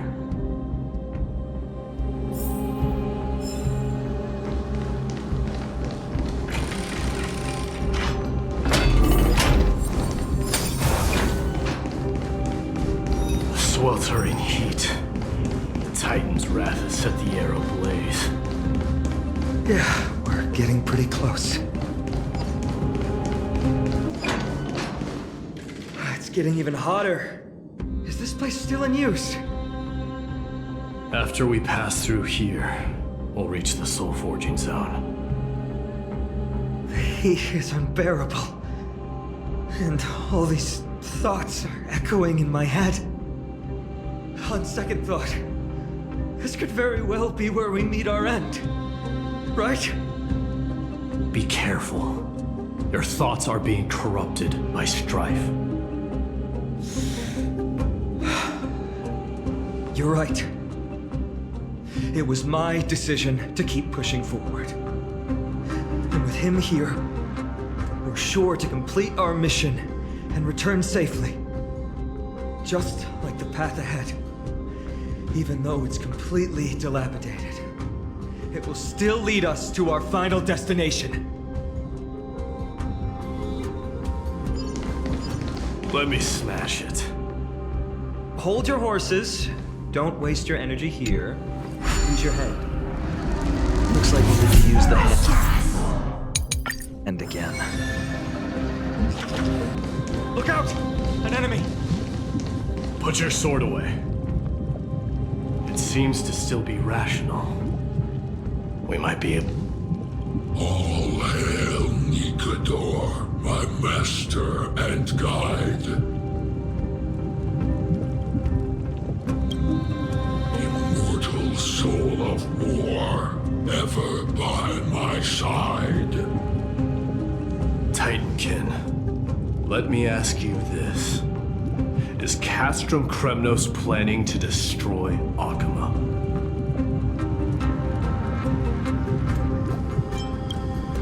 There aren't any other options. All hail Nikador, my master and guide. Immortal soul of war, ever by my side. It is indeed rational. Immortal soul of war.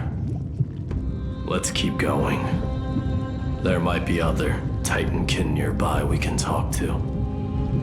Aren't you going to take care of it? If you see it as a threat, go ahead. I have no reason to do it.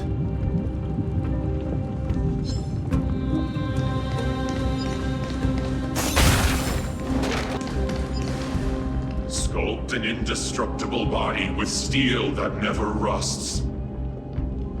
The all-powerful Nikador, ruler of all lands. The all-divine Nikador, bringer of 1,000 fears. An indestructible body. The Nikador that attacked Akhima was only a double. Considering what the Titankin said, could there be more of them in Castrum Kremnos? By the end of the war, Nikador had succumbed to madness, and their divine power dwindled. Now the Titan's remaining strength is less than 1/10 of what it once was. Creating doubles for themselves might have stabilized their power, but instead of a glorious death, they chose to drag out their miserable existence. How tragic.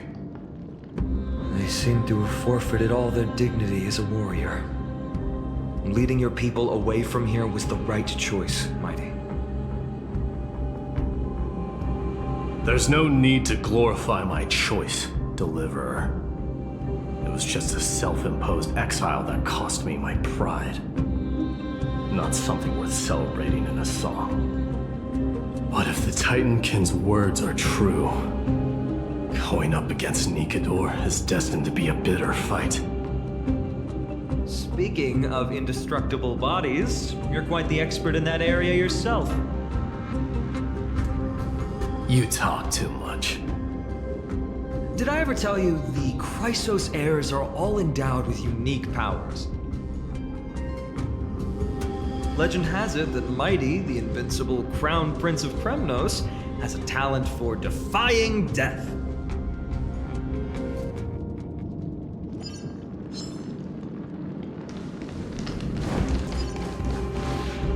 Martyrs, consecrate your souls of war.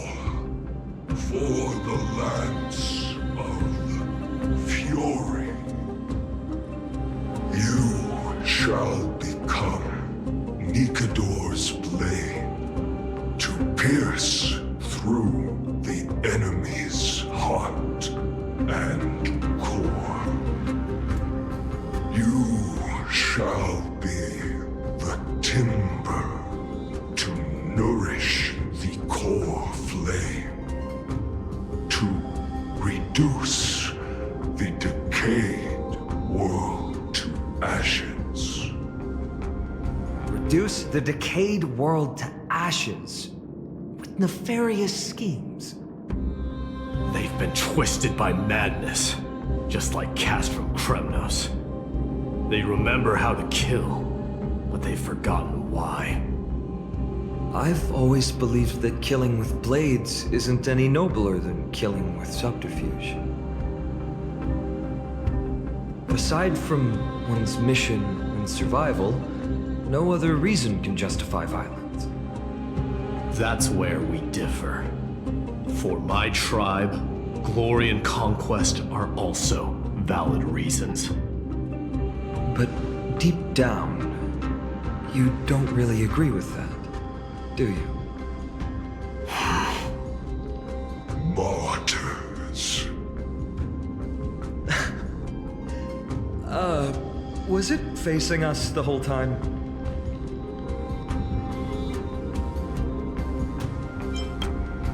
Ready your arms. For the lands of fury, consecrate your souls of war.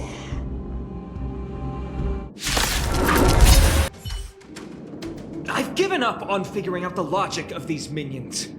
They're just pure chaos. No matter. You and I will soon bring this madness to a close. Are you ready, Deliverer? Always. Bearing the core flame of strife has been my deep-seated desire. We're so close to the fall of a Titan. It feels unreal. Don't think of them as a god. It's just you, and me, and them. Warriors in a fight to the death. That oppressive feeling from earlier. It's back. Do you feel it? But that bluster is no longer pure. It's mingled with scent of blood. The cries of lost souls.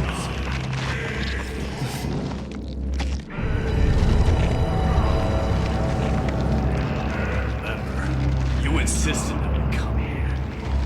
Now, show us that cursed resolve. But how can I pretend that this is just an ordinary battle? My mission and purpose all depend on this. Can you forget the suffering of your people and your corroded homeland? Never.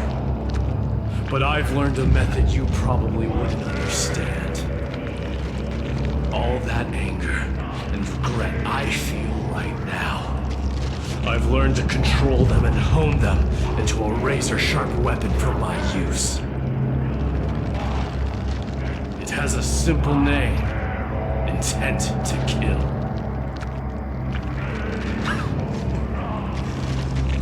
You really are a beast.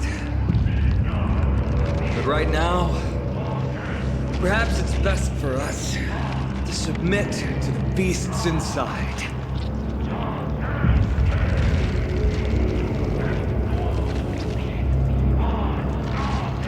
Corrupted God!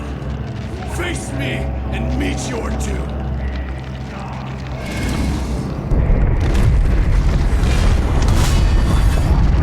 I am a son of Kremnos, and a Chrysos heir of the prophecy. And I now offer you the fairest deal.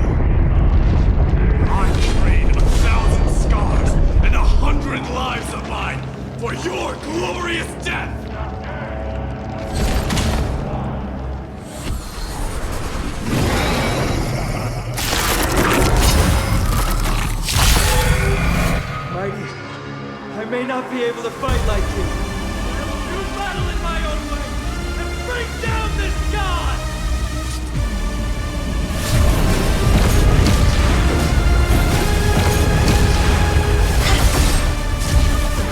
Barely felt it.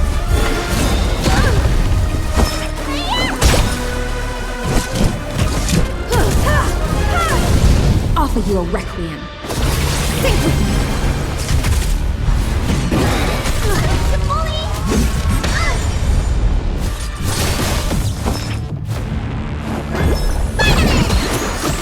Much obliged. Don't let waves open your throat. Perhaps humanity never conceals its desire to control the heavens, and I'm no exception. Be intoxicated. Enemy of Mixer's rebels, your prize rise. Such beautiful friend.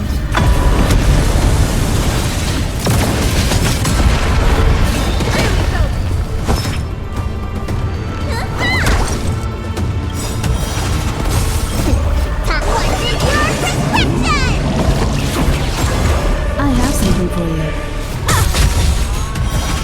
Stop hiding behind those pathetic doubles!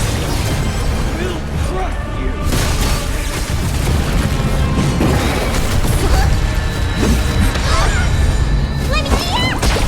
Time for an overhaul. Be intoxicated. Enemy of Mixer's rebels, your prize rise.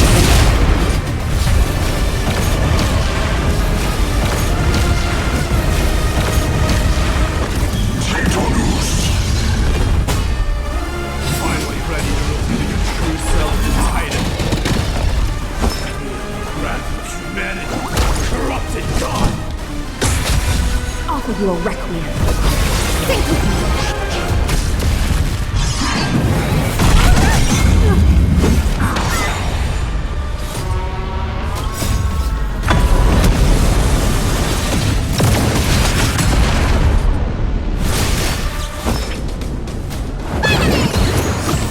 Like a warm current. My face.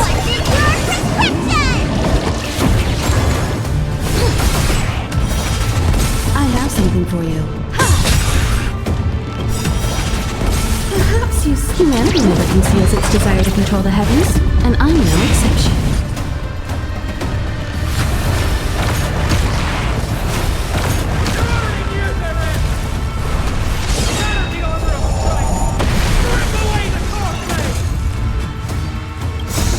Enemy of Mixer's rebels, your prize rise.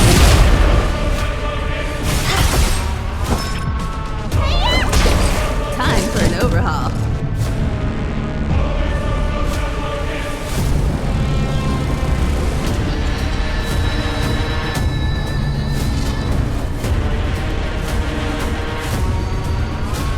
It won't be so easy next time.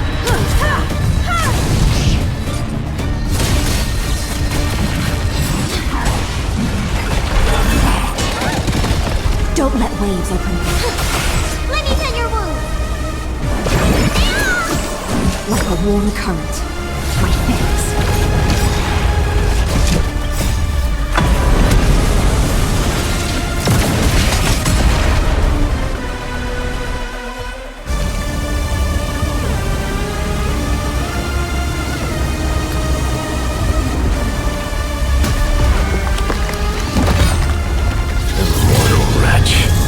How amusing.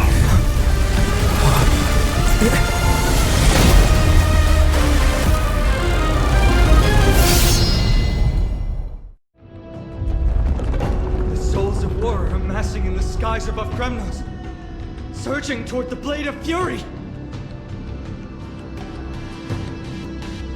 They have no intention of winning the fight.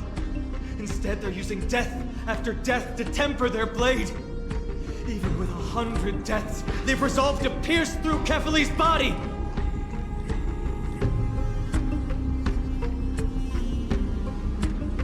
All their honor is gone. How did the god of our tribe fall so low? Deliver. Here is your moment. I'll hold him off here and keep him from wielding the Blade of Fury. You need to head back and notify the two demigods. Are you out of your mind, facing the Titan alone? I'm staying too. Friend, please. Get lost. Do you have to make me say this? I must stay here. Not for Akima's safety, but to settle the score with my god. Even if immortality is a curse, it shouldn't be used so despicably.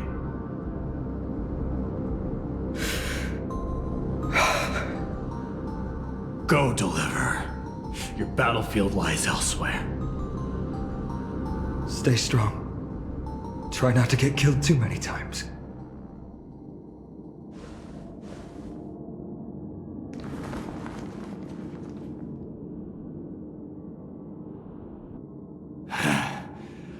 Finally, some peace. You and I, two warriors rejected by death. Is there any contest more fair than this? Come forth, the king who has never claimed this throne, against the god who has fallen from grace.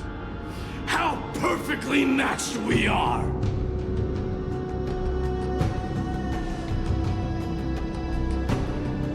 Let's battle till the world's final breath.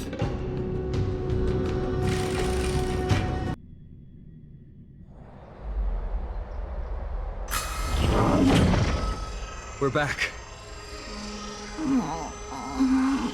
Tired and dizzy.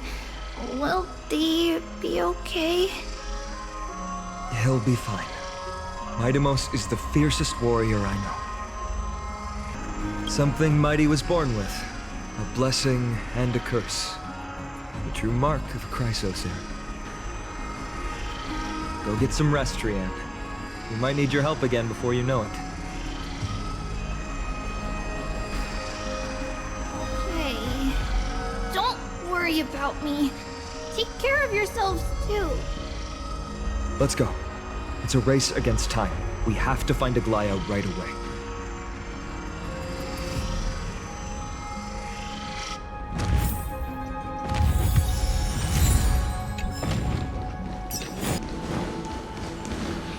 They're back. Are you okay? Are you injured? Things didn't sound good in Phainon's message. Aglea! Wait, where's Tribbie? She began making the necessary preparations the moment we got your message. The city's citizens are enjoying themselves like it's any other day. Do you not see this as a crisis? Akima would be in constant turmoil if we were to raise the alert each time danger befell us. Silently eliminating threats and sparing them from living under the shadow of fear, that is the duty of the Chrysos heirs. I don't see things that way, but now's not the time for arguments. The Blade of Fury has its aim trained on Kefali's heart. We need to stop the Mad Titan or the entirety of the Holy City could be reduced to ash. Nikador has crafted an indestructible body for himself. One that can't be entirely destroyed. Mydei is buying us time. We need to cherish every second he's fought for. You're willing yourself to stay calm, Phainon. That's commendable progress. Castrum Kremnos has been shrouded in the fog far too long, leaving us unable to discover the mystery behind Nikador's undying body. I can only hope to learn the truth from one Titan. You mean... Lord Phainon, I will join you in the audience with Orynyx. Let's hope they can restore the visions of the past and reveal the truth behind Nikador's defiance of death. You have no clue either, Miss Castorice? Strife and death used to be inseparable. Nikador valued honor in their glory days, so they would never have betrayed their allies back then. But their pact was broken when Nikador descended into madness. From what we know so far, in the pursuit of an immortal body, Nikador betrayed death. There's one other thing. We found a slate in Kremnos that mentioned an infiltration. Don't worry about that. Tribbie and I will do our best to protect the people of our holy city. Focus on getting to Orynyx and using whatever means possible to learn the Mad Titan's secrets. Tribbie is waiting for you outside the city. Go with her to the Abyss. I will pray to Kefali that you will find success.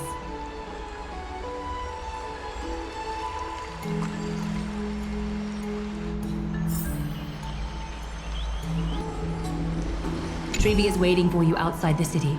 Go with her to the Abyss. Tribbie, we're ready to set off. Okay, we've been updated on what has happened. Let us send you into the Abyss this time. Are you sure? It's always been Trienne doing this. The 2 trips to and from Castrum Kremnos have completely drained Trienne. She'll need some time to recover.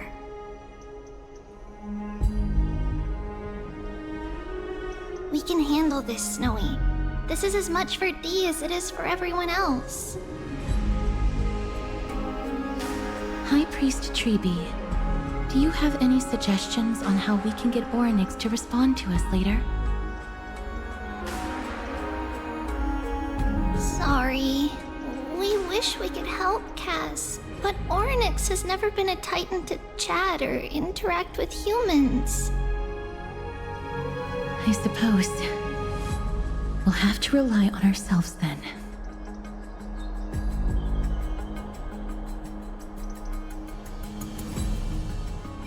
It's one thing to use their powers and another to be aligned with us in war.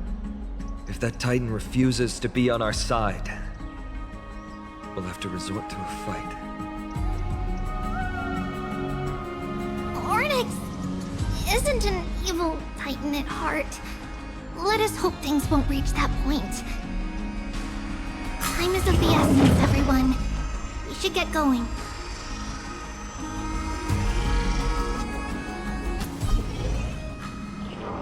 This is it!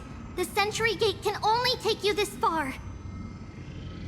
Although the Temple of the Three Fates has been abandoned for a long time, the magical barriers woven by the priests still linger around it. Approaching with Yanis's power recklessly could be extremely risky. We understand. Thank you, Tribbie. We have to go back to Akama to help Aglea. Snowy and Cass, we trust that you know how to summon us when you're done. Here, keep this with you. This token is proof of a Yanis priest. Hold it up to the Gate of Infinity, and you'll be able to walk through unimpeded. Take care, alright? May Kefali light your path forward. We're on our own now. Important decisions will be waiting for us every step of the way. What we're about to do will not only determine Mydei's fate, but also that of every single resident in Akama. The Temple of the Three Fates is behind the Gate of Infinity, and Orynyx is at the very heart of this temple. We're going to have to find Orynyx and convince them to help us in our battle. May everything go well for us. This is the path we took when we first arrived. It is. The world seems to have plummeted to its end in the blink of an eye. Are these the ruins we saw when we first arrived? They look somewhat different.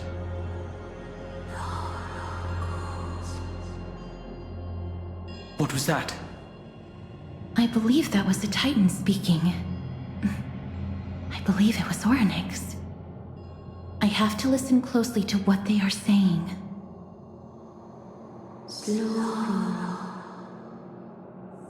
Devious and repulsive humans. Are you here to disturb my peace again, just as disaster approaches?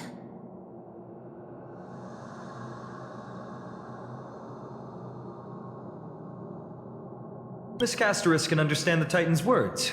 That's exactly why we need her on this trip.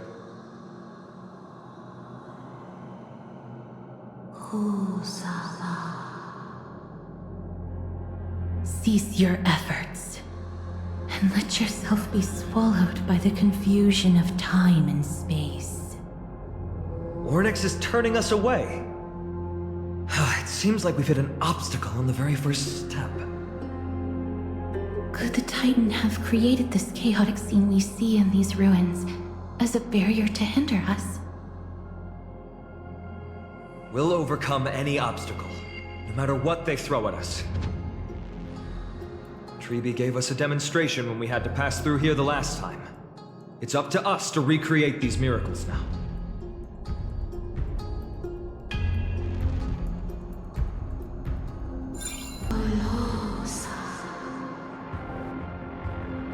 Curse you mortals. Curse your pride and your merciless ways.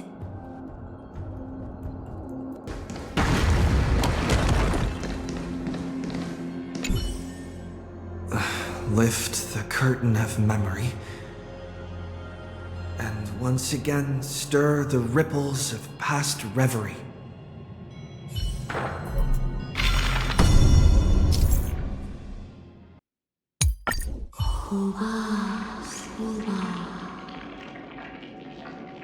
Orynyx is saying something again. Who are you to command me? Does your inhumanity know no end? Are we actually forcing the Titans to do our bidding with these miracles? We can't afford to stop and think about that right now. Let's press on.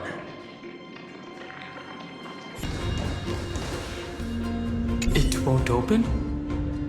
Perhaps this gate only opens in the right time dimension.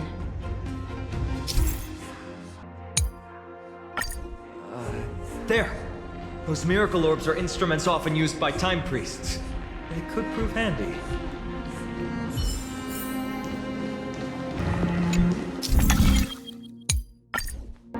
Look! An inverse time dimension is reflected by those orbs. Let's summon another miracle. Perhaps this time we'll make it through.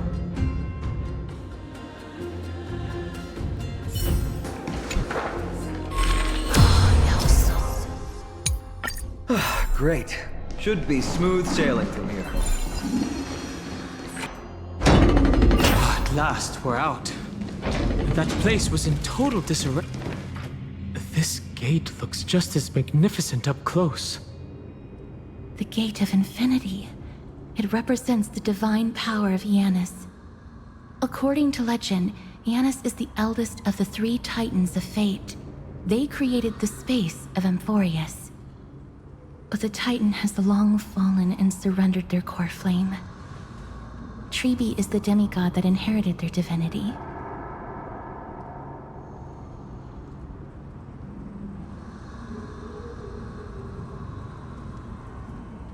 Brute force isn't the only option. Some Titans can also be vanquished in other ways.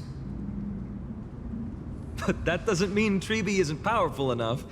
She's one of Amphoreus' most revered heroes. Let's go. With Tribbie's token, we should be able to go straight into the Temple of the Three Fates.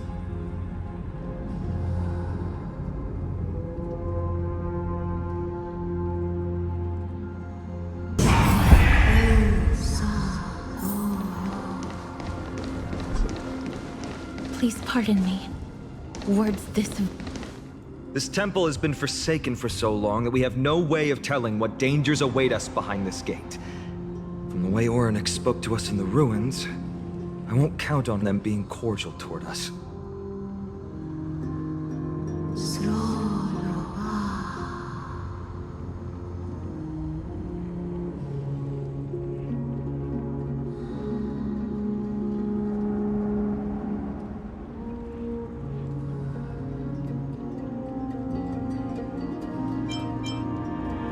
Venture no closer. Keep out. You won't find anything you desire here, save for despair and demise. Is that you, Orynyx? Forgive me, but if you refuse to help us, then despair and demise will be all that's left on this world.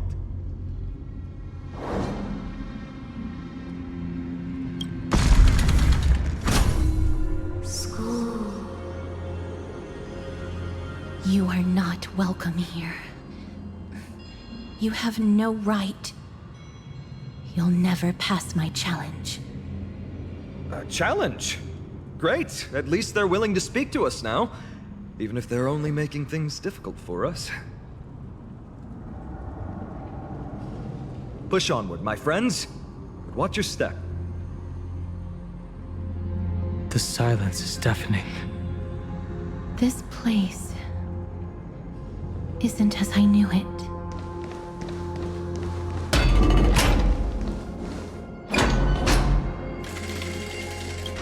Scales of justice. It's my first time seeing it in its full glory. Is this also a symbol of a Titan? Talantin, the second of the 3 Titans of Fate. They were said to have created the laws that govern our world. Talantin surrendered their core flame, though the Chrysos heir taking over their legacy is nowhere to be found today. At least the laws that govern our world are still in place. So that demigod must be performing their duty still, no matter where they are. Neither of these are paths we can take, and the exit has been concealed from us. Looks like Orynyx is bent on keeping us out. The Tome of Miracles. We'll just have to try our luck with this then.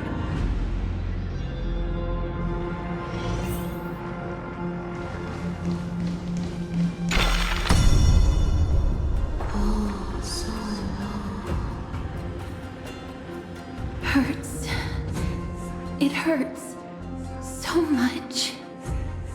Does performing a miracle really subject them to that much pain? Look, the broken scales have been restored to their full form.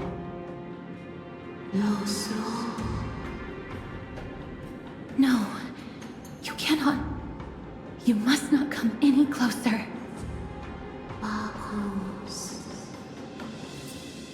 The scales are as much an entrance as they are a challenge. The scales... Are they expecting us to balance it?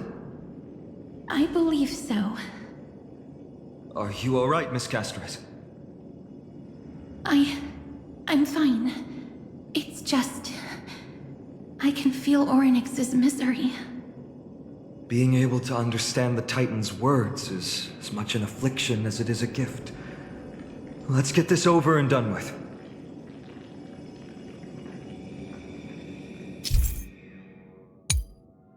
There's an abandoned hand of Zagreus here. Let's use it. Does that Titan really intend to deter us with a challenge like this? What do you mean, Mr. Dunham? This doesn't make sense to me. Orynyx thinks of us as intruders, so isn't it far easier for them to forcefully stop us with their divine powers? Orynyx, based on my understanding, isn't the kind that resorts to brutality.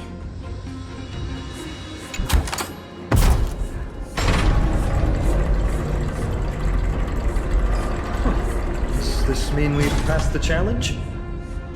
Orynyx, We completed your challenge. Can you let us pass now?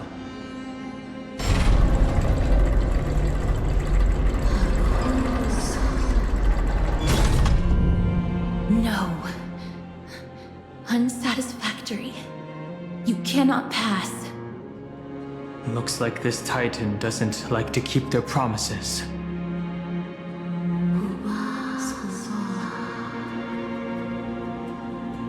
Another challenge must deter the mortals.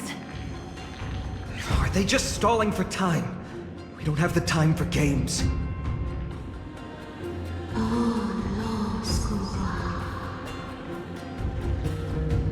Weights in the left weighing pan represent the fate of Amphoreus. Find something that weighs more and place it in the right pan. Find something that has more weight than the fate of the world.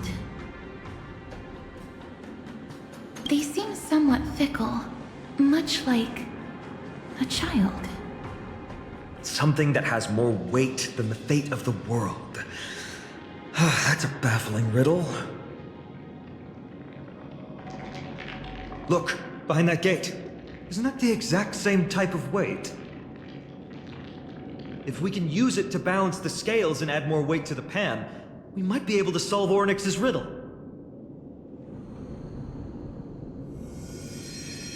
My intuition says this won't be that easy.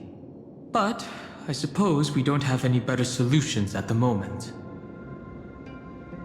If that Titan is truly so childlike, maybe they're just playing with us. In that case, let's play along until they're satisfied.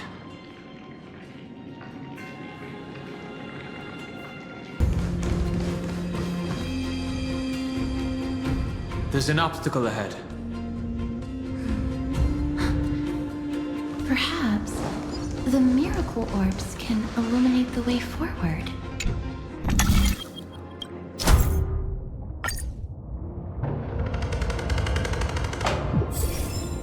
There, a prophecy tablet. Could be the key to unlocking the way.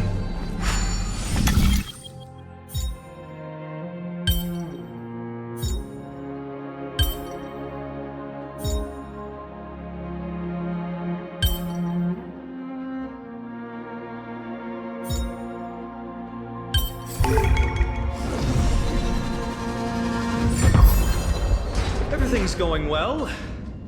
So far. There are also stone platforms from the hand of Zagreus all around. This will save us the trouble of doubling back.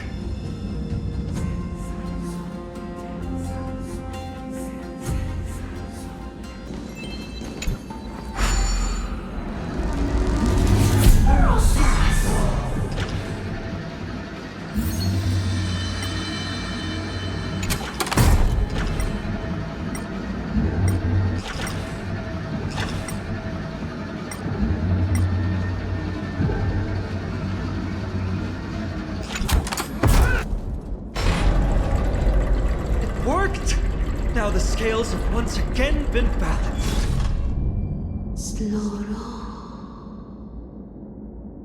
Futile attempts. Give up. Give up. We've played along with you for long enough. It's time you admitted defeat, Ornyx.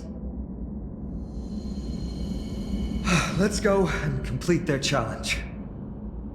Find something that has more weight than the fate of the world.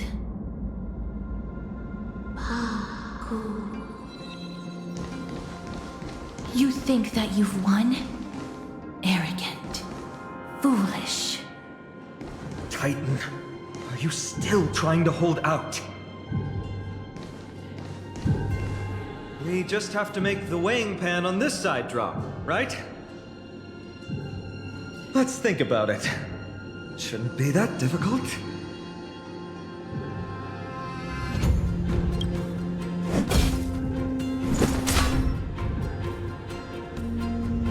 It didn't even move an inch.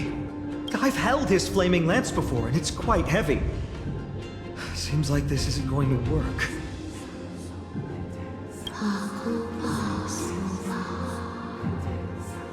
Ornyx is mocking us.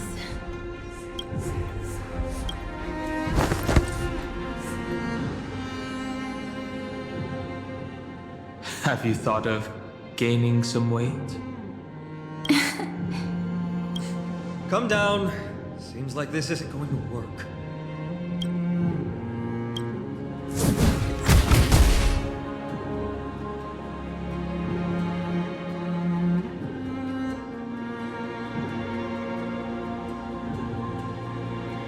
Mister, are you feeling all right? It seems like we can't rely on brute force to clear this challenge.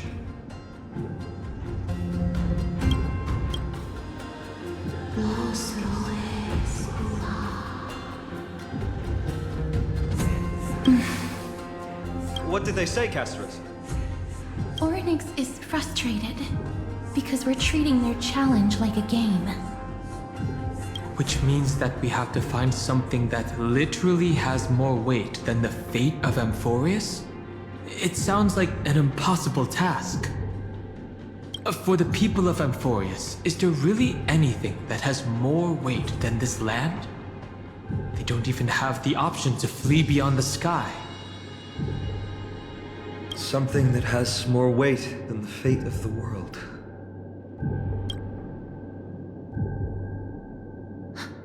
No, Lord Phainon. There must be some other way. A more comprehensive way. Even if our time is tight. Oh! I've got it! Hand me March's camera.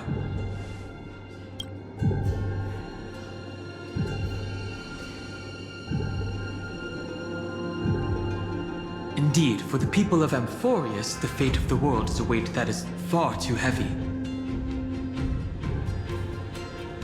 But perhaps even the Titan did not expect that. For outsiders like us, we still have not yet become fully involved with the fate of this world. From our perspective, there is something even more important than this world. Or perhaps, even the entire cosmos. And that's the companions that we have traveled with.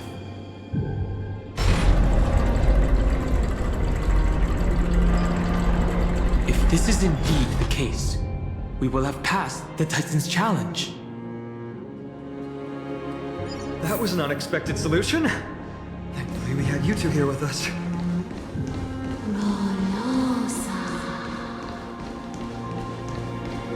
I think that even Ornyx himself is surprised that we managed to clear the challenge.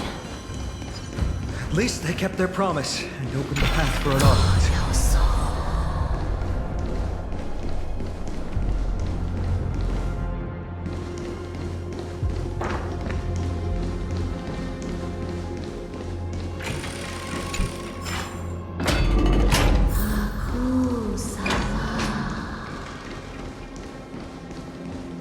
This? It feels like a cold wave is seeping into the mind, and a hand with countless fingers is churning through my memories. Ornyx!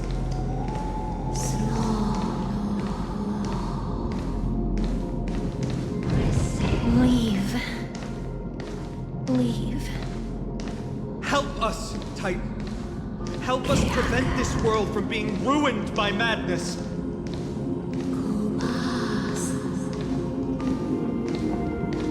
Refuse. Refuse.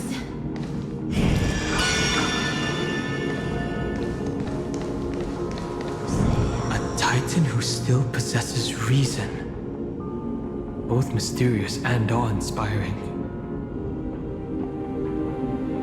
I understand. Such a spectacle is rare to witness. Not every Titan is as violent as Nikador. They weren't always like that either. I have crossed the myriad passages and been judged by the scales. It has deemed me innocent and granted me fruits. O mighty Ornyx, We plead for your assistance.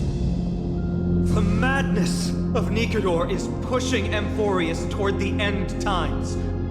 They have abandoned their honor, replicating themselves through crazed means, and are fully intending to destroy the Skyfather and the civilization they protect. Please, reveal to us the past that has been shrouded in fog, and guide us to a way to quench this madness.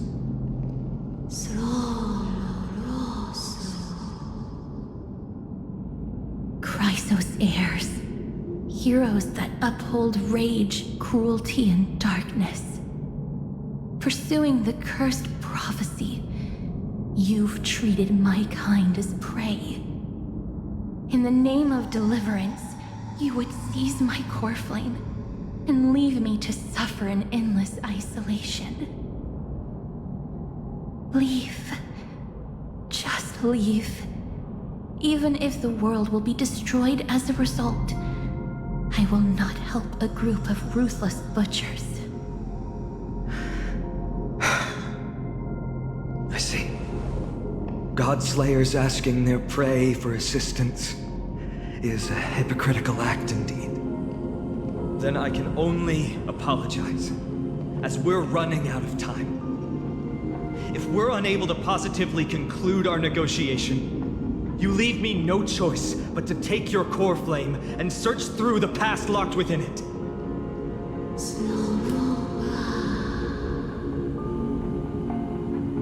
Phainon. Castorice, our hesitation is just cruelty to Mydei. How many lives must he have lost already? My apologies, Hornets.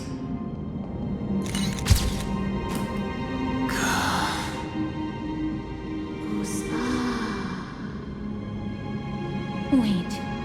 Orynyx's reaction is a little strange. Titan, what are you muttering about? I can't make it out clearly.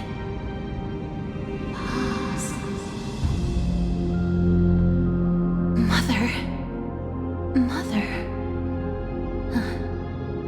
Mister, could you please step forward? Orynyx seems to be calling out for you.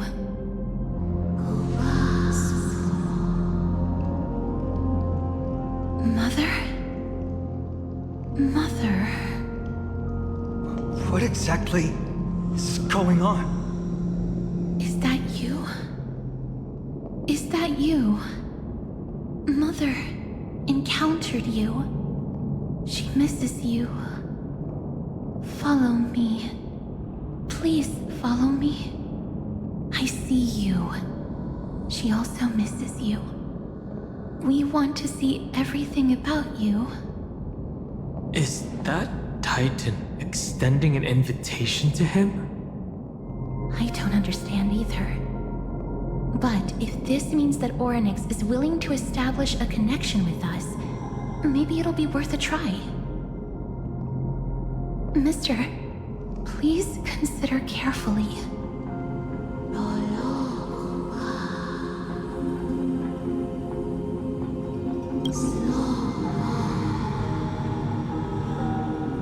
Come with me. Follow me and join me as we look far into your past.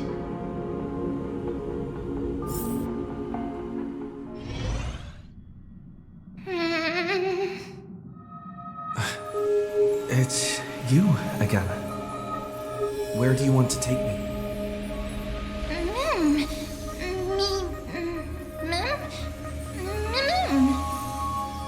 You want to look into my memories?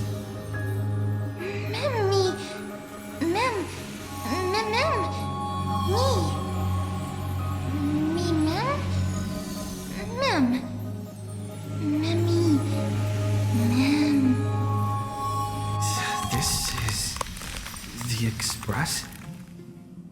Is this a memory? Me? It's that voice again. Let's follow it.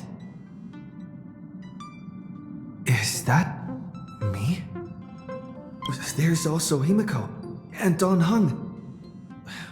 What memory is this? We've got a decent harvest this time. Although we deviated slightly from the script, it's not a big deal. Thanks for your hard work. I'm very glad that you're not hurt. Not going to share what's on your mind? Traveling with two quiet people really makes the trip feel a little lonely. I'm hungry. Is this really the only time you'll say something? Come on, dinner is ready. If possible, can we not have beef offal stew for once? Why? You don't like the taste of home? I dislike the gamey taste of offal. What's going on? Are these really my memories? I have no recollection of this conversation at all. Himeko and Don Hung's tone also seem different. What exactly is going on? Mem mem. Me mem. Me. Mem. Me mem. Mem mem. Kafka? Blade? No. These aren't my memories. There must have been some mistake. Me mem. Mem mem. Mem. Me. Mem mem. Me mem. Me mem. Another set of false memories. This time, Sam's also here. Getting to know myself from a different perspective feels a little strange.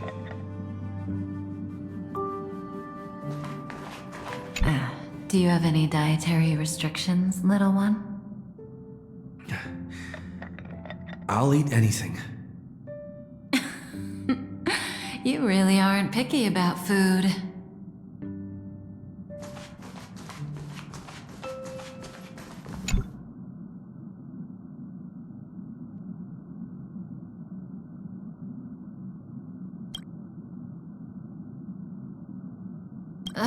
I accept your criticism, Sam.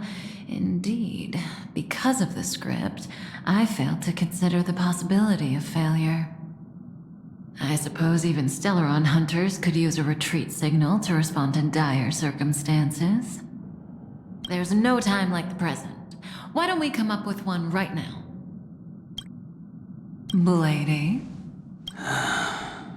3 of a kind, 2 pair, ace. It reeks of Ciencio. Aren't you afraid you'll be bound by your past? It's just a passphrase from the past. No matter. There won't be a need for us to use it. It's the first time that the Express has felt so unfamiliar. I want to take a look in the parlor car. Just what is going on? These memories obviously don't exist in my mind, but they feel so real that I cannot dispute them.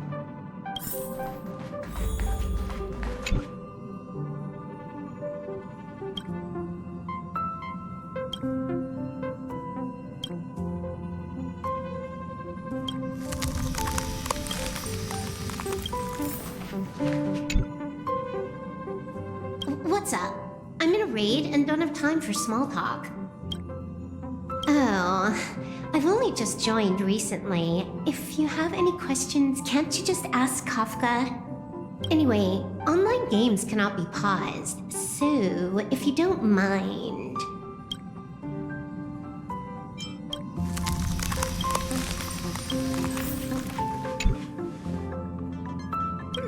What's the matter, little one? Explanation? Did I do something that made you unhappy? We're partners, and I don't want anything to come between us. Not even doubt, I think.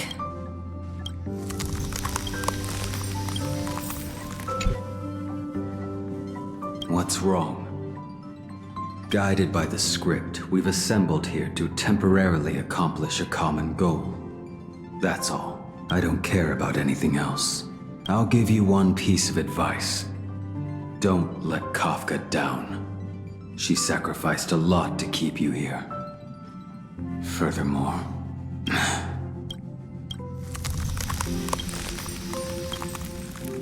I don't understand.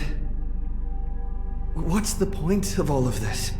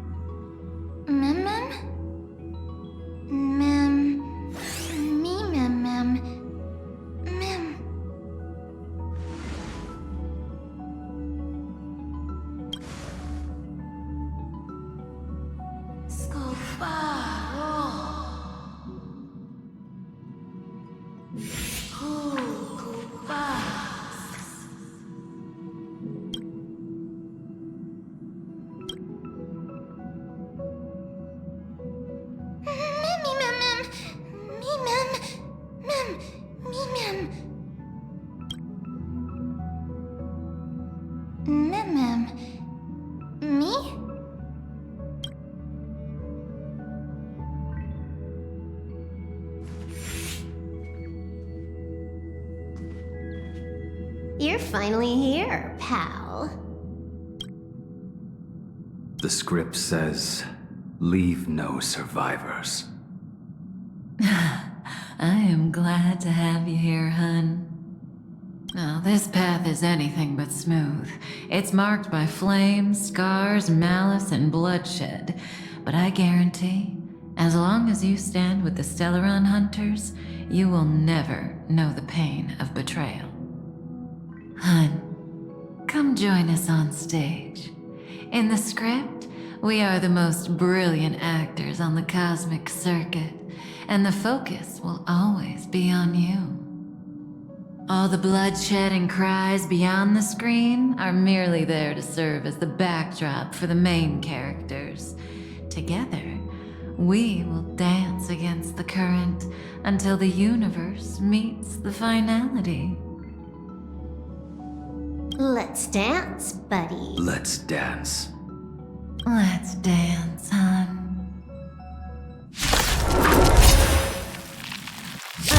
Why do I have to be the standby support again? So boring. Task successful. Condition recover. It's time to clean up. Take this. Democrat.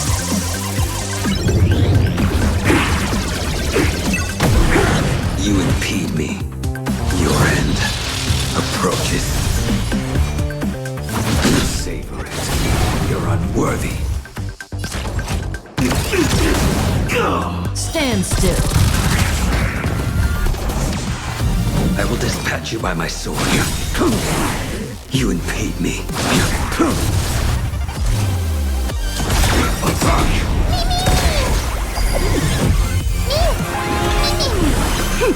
This is double speed.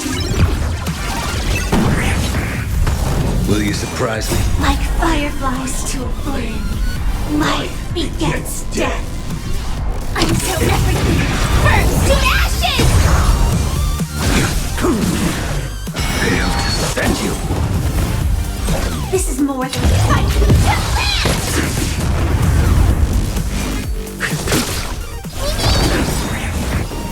Trust me. We'll do anything! May as well kill them all. Firefly Type 4. Stand still. You impede me.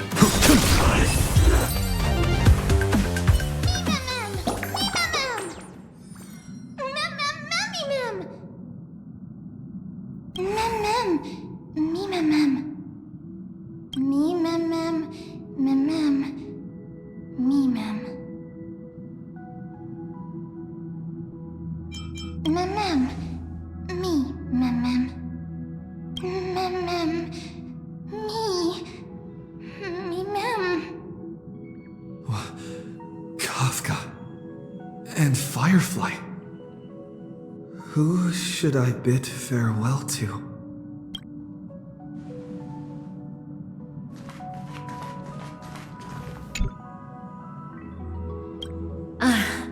You're here. Once again, we've completed the script without a hitch. Has something happened? You look vulnerable.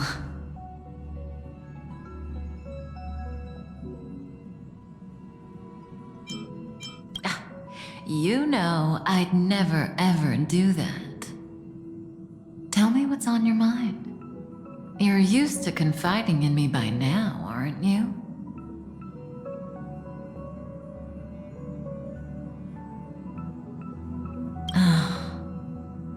I see.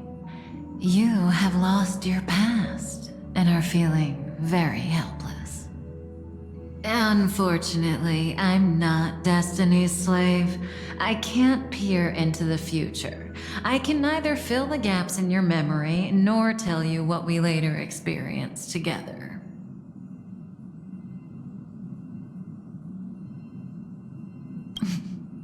That means you'll come back to me. Hun, listen.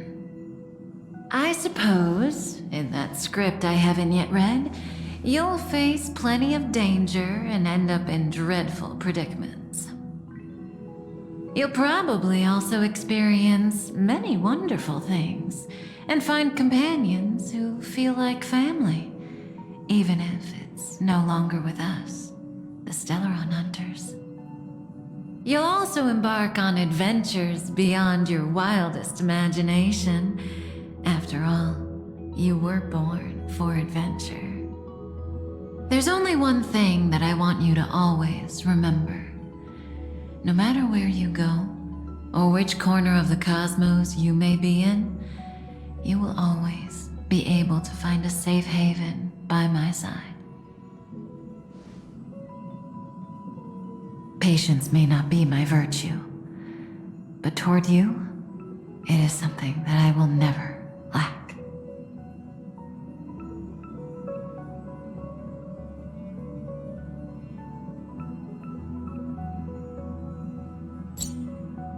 Goodbye, hun.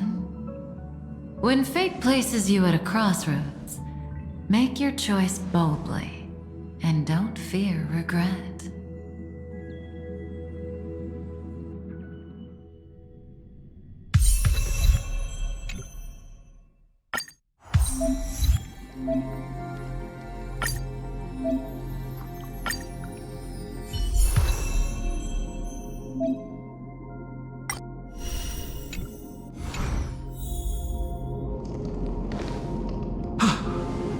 What happened? Pass out? What are you talking about? You were standing here motionless just now. No matter how much we shouted, you didn't respond. It hadn't even been a full minute when this creature appeared. Such a unique animal. Well, I think it's an animal. Never seen anything like it before. Oh, what a cute little creature. Is it a gift from Ornyx? Fully? Just now? Fully? What's that? Remember the eons that I spoke to you about on the way to Akama? Fully is one of them, and presides over the path of remembrance. Ah! A god from the worlds beyond the sky. A miracle that is hard to see with the naked eye, right? To earn the gaze of an eon, does that mean?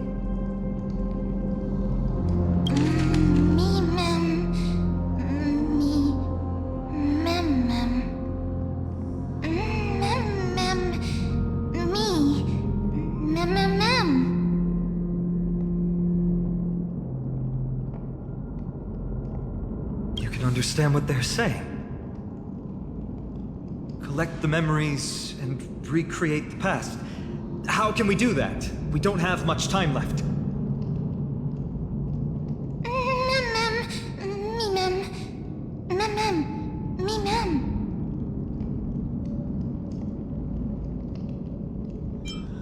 If they are truly a creation of Fully, or have some connection to that eon, I'm willing to believe they can wield a power greater than Ornyx's miracle.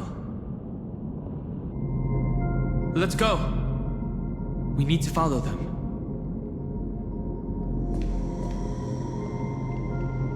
Ornyx, have you fallen into a slumber?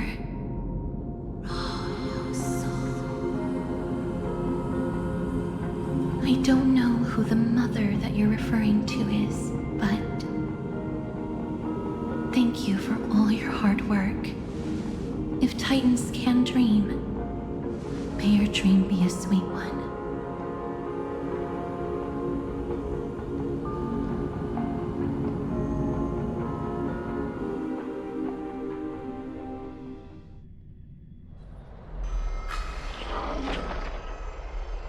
Thank goodness we no longer have to ride the Dromus into the city. Thanks for your hard work, Tribbie. No need for formalities at a time like this. I trust you have found a solution? Simply put, Ornyx refused to help us uncover the past of Castrum Kremnos. But for some reason, they showed interest toward this person. They, through some unknown means, gifted him this pet. Hey! Ma'am! According to Don Heng, this creature is related to a god from beyond the sky. Perhaps they can help us solve the problem. The god from beyond the sky.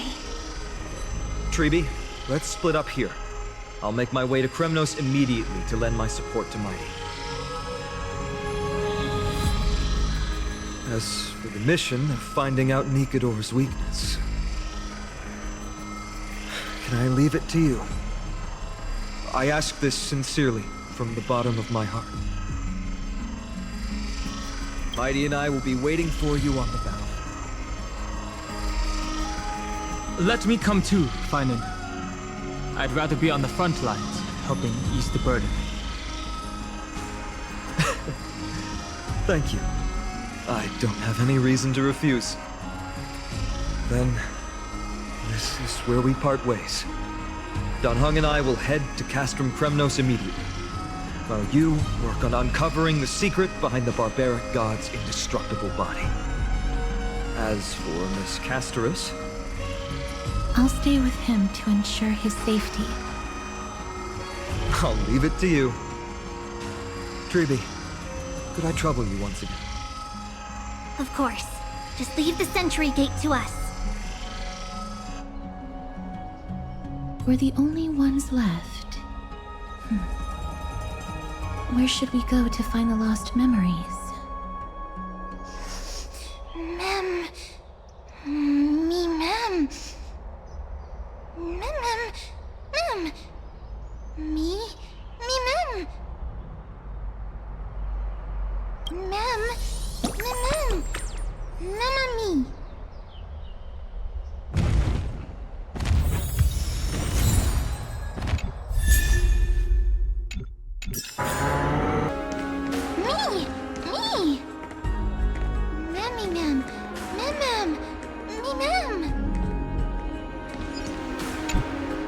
Oh, elegant lady, are you here to listen to Lipo's song?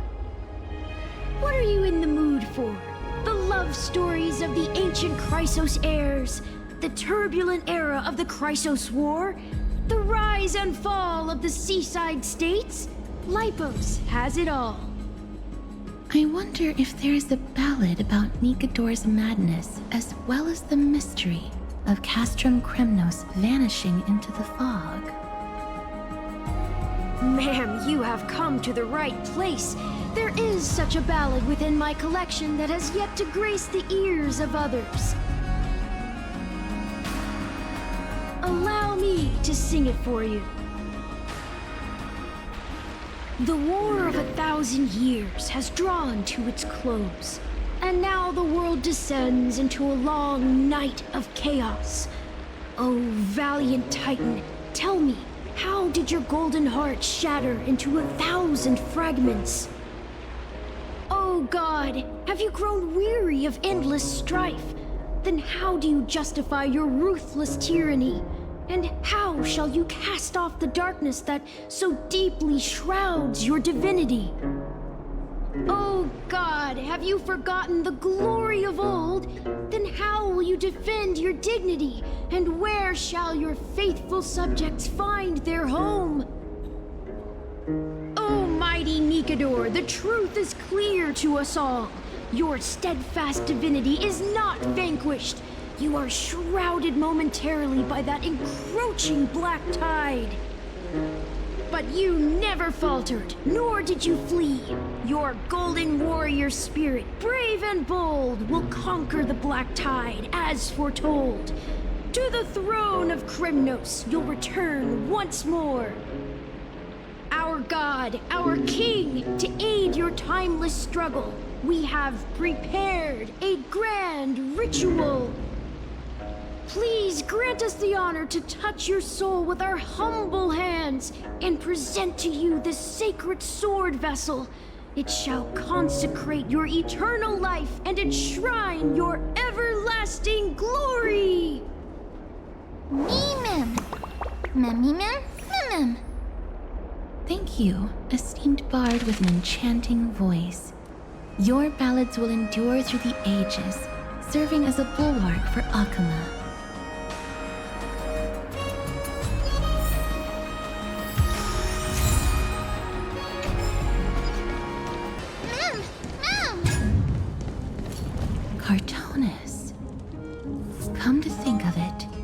remember hearing about them making a holy vessel for Kremnos.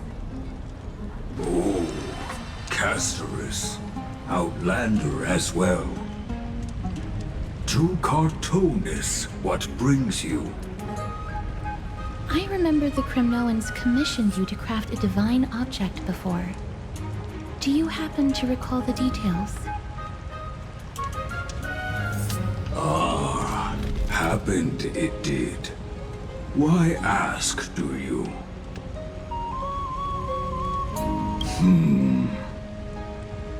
Thousands of marvels of weaponry I crafted. Remember them all. Impossible it is. Outlander, forgive me.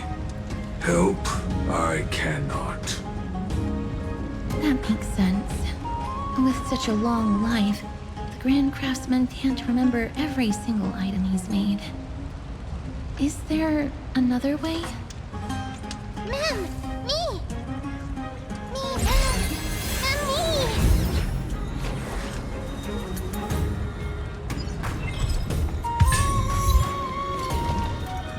Mister, are you feeling all right? You were in the same state as when you were with Orynyx.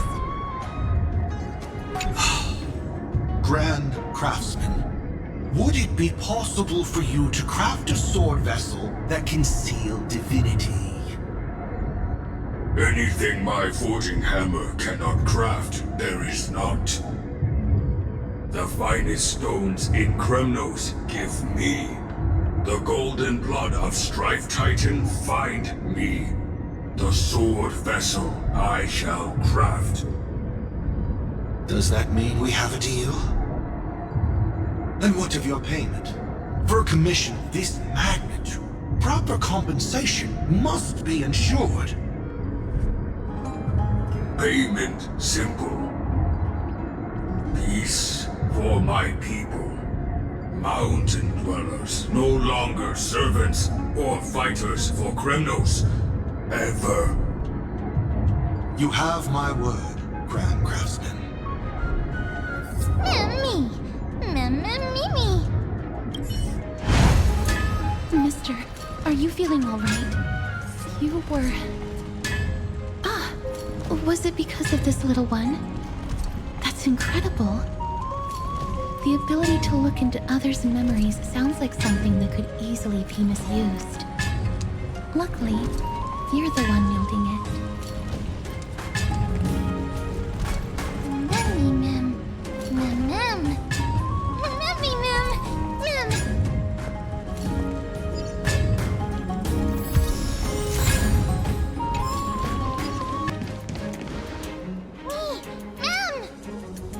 Memmy, ma'am. Memmy. Is that... Damionis? Did Lady Aglea release him already? He certainly has a bad reputation. If it weren't for him, you and Don Hong wouldn't have been interrogated by Lady Aglea. But if Mem thinks he has some valuable memories, we'd better ask him in person.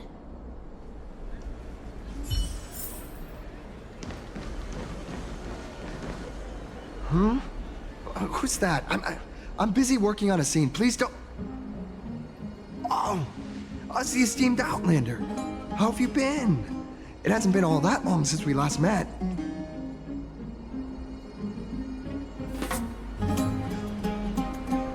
My apologies. That was entirely my fault. I was determined to prove that a world beyond the sky exists. Fortunately, Lady Aglea is quite lenient. I mean, she let me go after I made a vow. Rest assured, I'm not foolish enough to make the same mistake twice. I mean, breaking a vow with Lady Aglea would be like digging my own grave. Castrum Kremnos? Well, for us unarmed civilians, Nikodor's territory is off limits. Even in the past. Oh, no. Wait, I just remembered.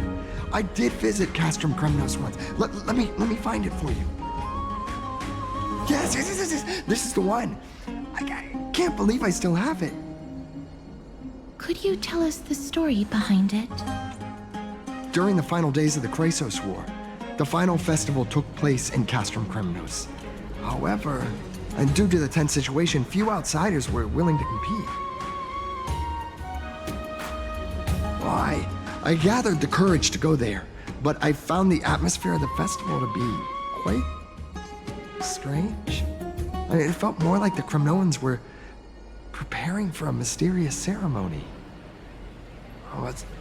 Sensing something was off, I snapped a photo outside the city and then left. And what followed was something completely unexpected. Would you mind giving us the photo? We're trying to piece together clues from that time. Oh, sure, take it. Think of it as my way of making it up to you. Mem! Me mem mem! Me mem mem!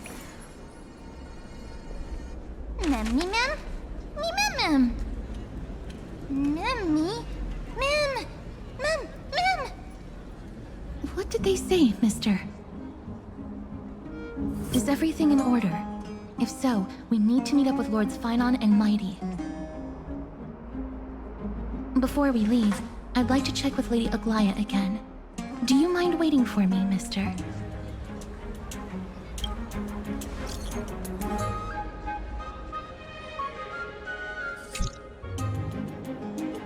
Everything's set now. Let's head out, mister. Scared? No. I just don't want to see her disappointed. Lady Aglea's contributions to Akama deserve more appreciation, but people mostly see her as distant and aloof. We don't have time to talk about this right now. Let's set off.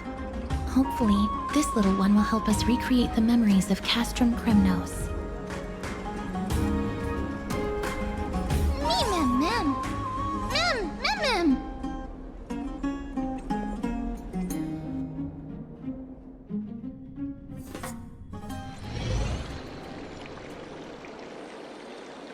Remember, Aglea, whether it be the Chrysos heirs or the Council, our positions are entrusted to us by the people of Akama.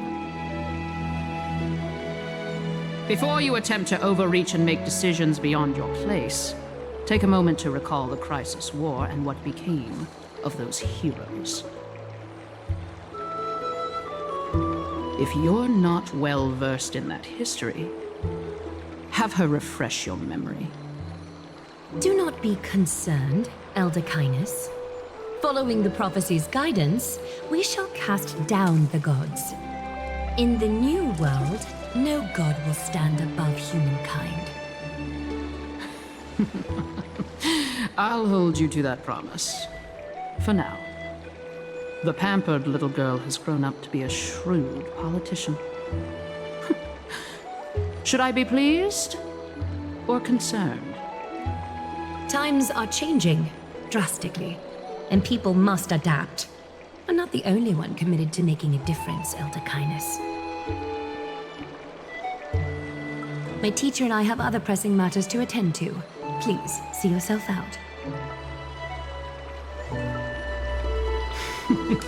Well, I genuinely hope that at the next council meeting, you won't be the one standing in the middle, facing the judgment.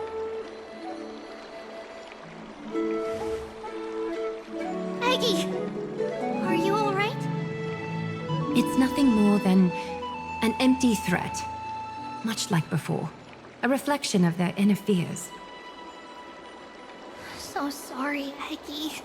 If we were more mature, you wouldn't have to face all this alone. Why apologize? We each have our own responsibilities. But seeing how they give you a hard time makes us sad and angry. Would you like me to slice their throats with golden threads? It would be done in a flash. All I need is your blessing, and the council will be no more. What are you talking about? Don't scare us like that, Aggie! I'm just teasing you. I know you were joking. You certainly have an unorthodox way of cheering people up. However, after you said that, we somehow feel a bit better. Thank you, Aggie. We find humor in hardship because our humanity still endures.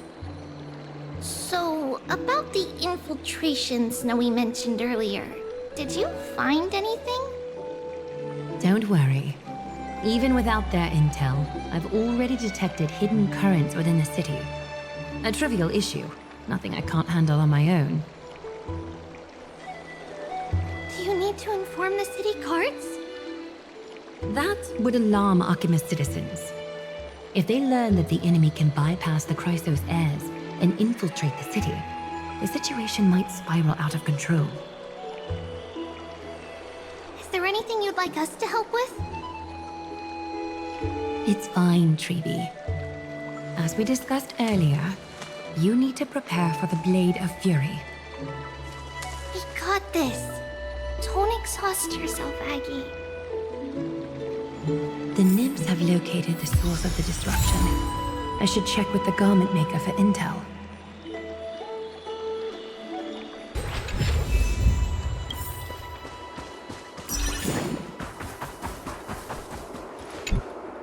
Infiltration. Nikador would never resort to this if they were in their right mind. What exactly led to their loss of divinity? The answer lies behind the fog. I hope Castorice and that Outlander can uncover the truth. Garment Maker, can you give me the intel the nymphs have gathered? The lower city. It's good that the infiltration hasn't reached the baths yet. The risk remains manageable. The rift must be sewn shut with golden thread before disaster occurs.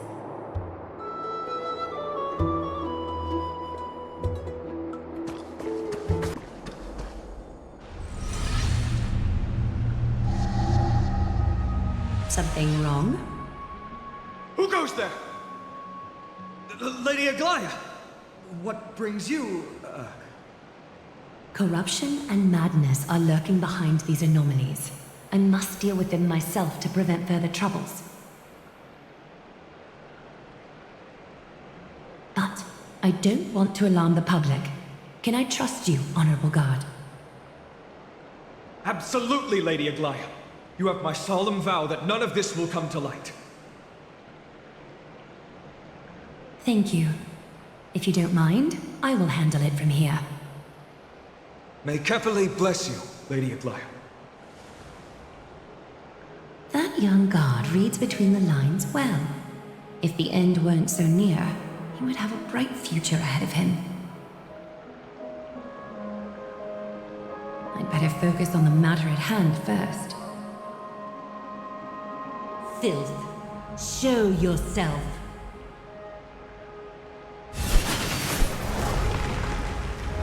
It's truly pathetic. A soldier stripped of all glory, lurking in the margins like a parasite. Return to the dust, Titankin.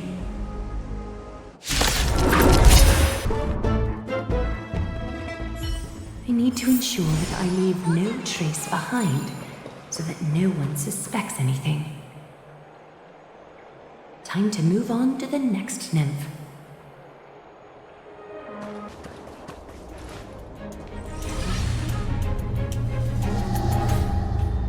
Good day, child.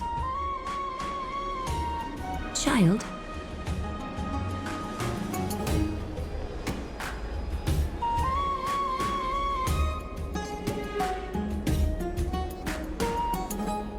Huh?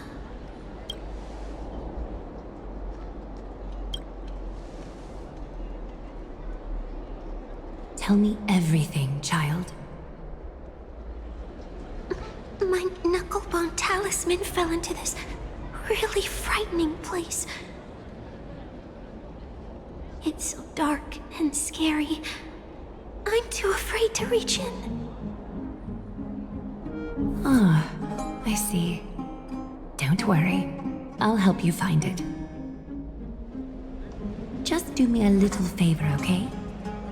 I want you to turn around and count to 30.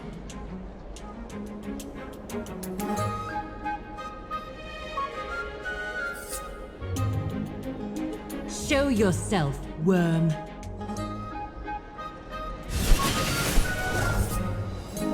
Even a child's toy isn't safe from your grasp. Is greed one of your vices? Return to the dust, wretch. Is this what you're looking for? Yes, that's it. Thank you, big sis. Big sis? Something on your mind, big sis?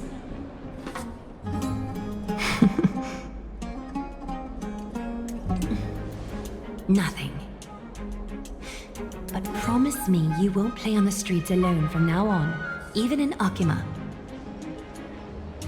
Your vulnerabilities will make you a target for others' malice. For many, it's easier to do wrong than to do good. Believe me, I know from experience. Big sis, your words are so hard to understand. I'm really confused. Sorry. It seems I've forgotten how to talk to a child. Your innocence feels so distant to me now.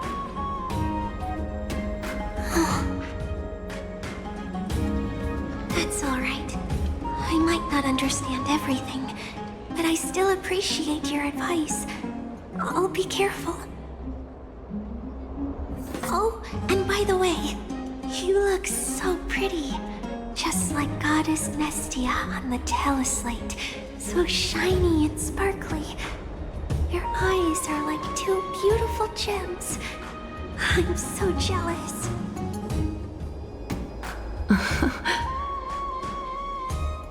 I want you to have this knucklebone talisman, big sis. I hope it brings you luck every day and keeps you safe from bullies. Thank you, child. There's one more threat marked by the nymphs. Kefali, Skyfather, I seek your guidance. May your hand keep all things in order.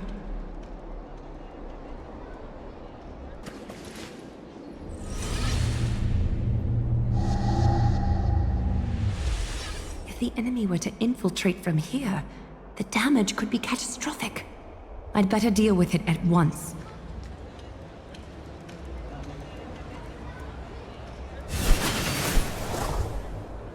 Ouch! Watch where you're going, will you? Bartolos? Oh, it's Lady Aglea. What a delight to see you here. Praise for Kelly. Every inch of your skin is glowing like the dawn itself. How can you still mix up the Skyfather's name? It's Kefa... Never mind. I bet you did that on purpose. Tell me, Spirit Thief, why are you hiding in the filth?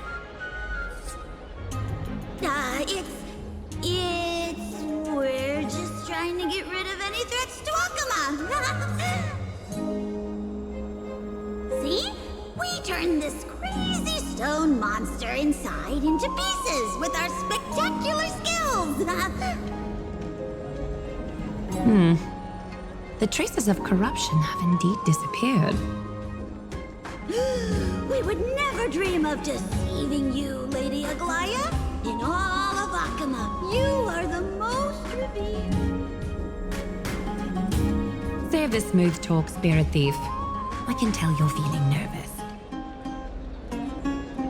On second thought, since you're right here, I must ask you one more question. Where is Cypher?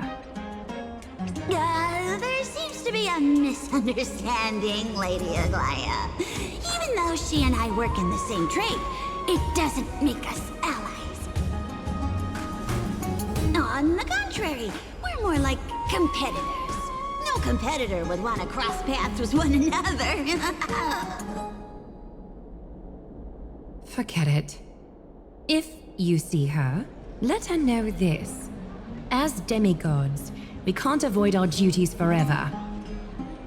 All right. Understood, Lady Aglea.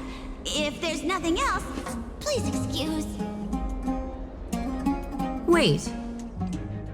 If my suspicion is correct, are you skulking about in the filth to keep something hidden? Return what you've stolen, and I'll let you go. Ugh, what rotten luck. Why did I have to bump into her? Oh, venerable Zagreus, may I borrow a fragment of your fleetness? I urge you. How could you? Did you truly think you could outrun me? It was worth a try, wasn't it?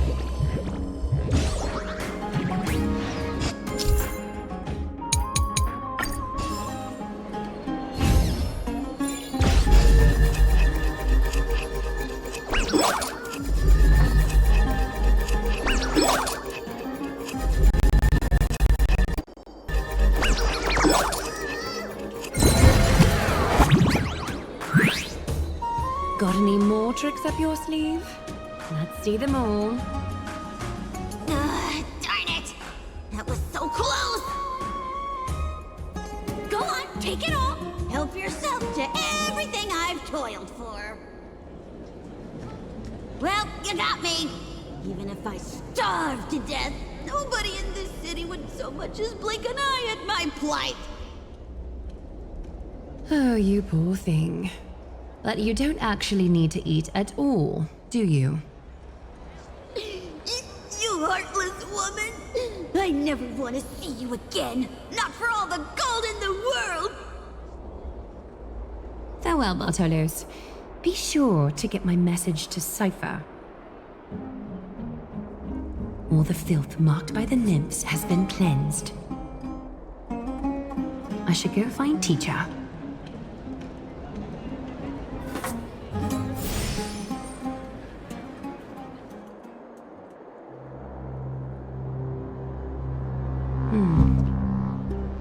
Show yourself now, before golden thread is stained with your blood. Well, well. A demigod never ceases to impress.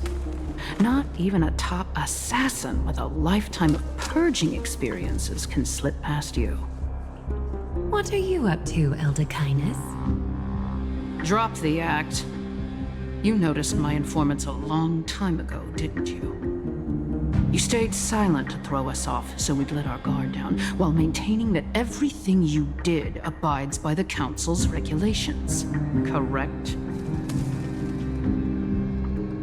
When it comes to schemes and manipulation, Zagreus can't hold a candle to the Council.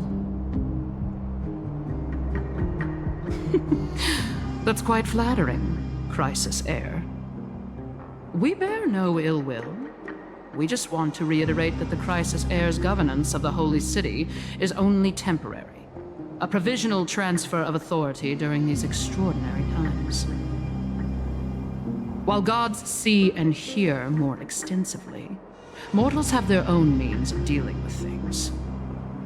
When that so-called prophecy crumbles, the destiny of Akhima shall once again rest in the grasp of its people.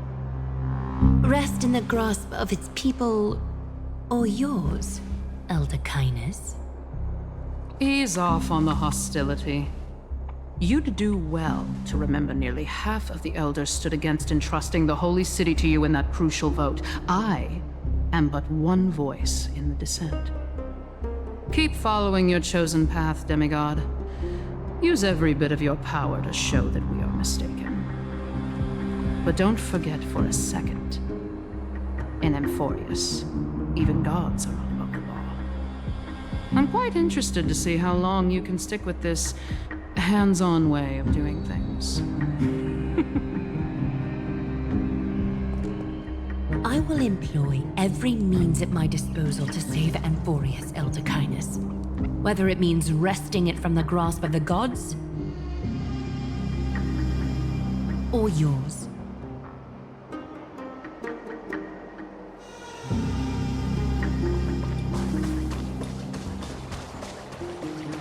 Trinan, it seems she has begun to make arrangements for defending Akima. The dangers lurking within Akima have been eradicated. I've also cleansed the city of filth. Thank you, Aggie. That elder just now, was she causing you trouble again? Worry not. I'm capable of handling it, Trinan. You should know that during the Chrysos War, Kindness was... An assassin known for purging the Chrysos heirs. I am aware. Like I mentioned before, the Council is not our adversary. At least, not now. We should be focusing on the more pressing matter at hand. You're right. We've taken all possible precautions against Nikador. It did not come easy, though. Trian is already near her limits. How much of her power is left? Taking this time into account, she should still be able to open the Century Gates 3. No, maybe just 2 more times. And after that? Tribbie will take over as the gatekeeper, according to what we've agreed on. Waiting seems to be our only plan now. Indeed. Let us wait here in this garden, Aggie. Please, enlighten me, Trinan. In the world, as you perceive it, does the prophecy remain as clear as it was when it first descended? Golden runes shimmer against the azure sky, and myriad fragments of words dance around Kefali. The prophecy remains as clear as ever. Does it foretell the triumph of Phainon and the others? It remains silent, seemingly cognizant of the outcome, though it's unwilling to let us in on the answer just yet. We're not going to be finding our solace in the prophecy this time, then. So be it. If indeed he is Fate's chosen child, and the prophecy is nothing more than a footnote to his tale.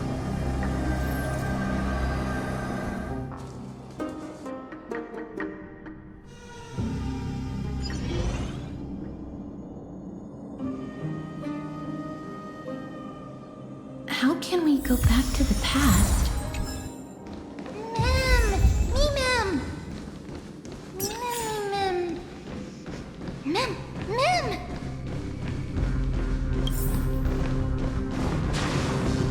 That battle cry.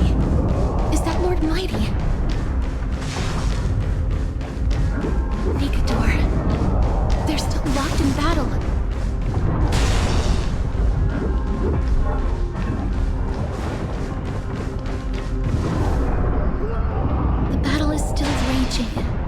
I can feel the intensity even from here.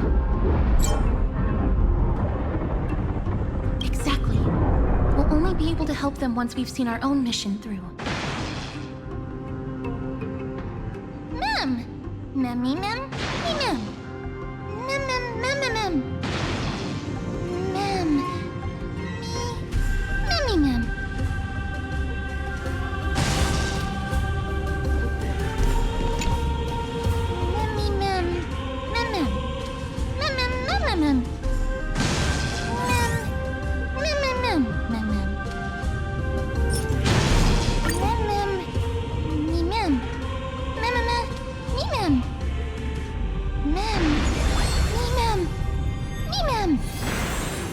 Is that the gate to the past?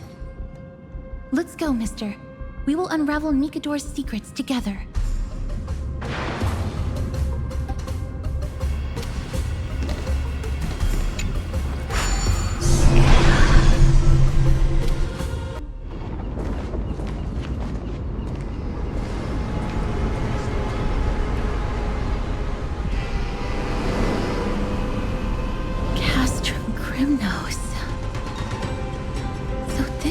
it looked like before Aglea closed their eyes.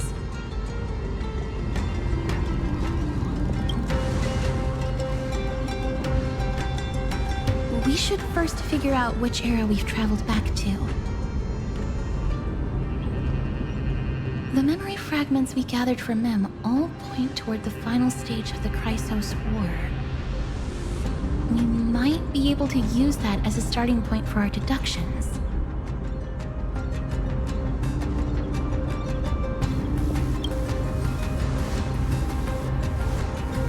We may draw suspicion this way. Castrum Krymnos is no leisure spot for tourists. We shouldn't draw unnecessary attention to ourselves.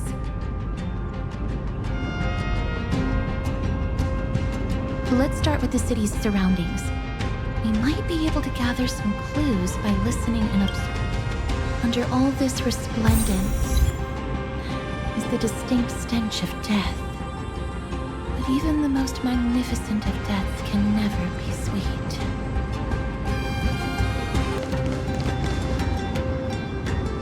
Hello? What is it? May I ask if you're here to join the competition? Competition? No. I have no interest in meaningless sports. So, you're here for Nikador's festival? Utterly foolish. War has left its mark on many from this period, so please don't take it personally.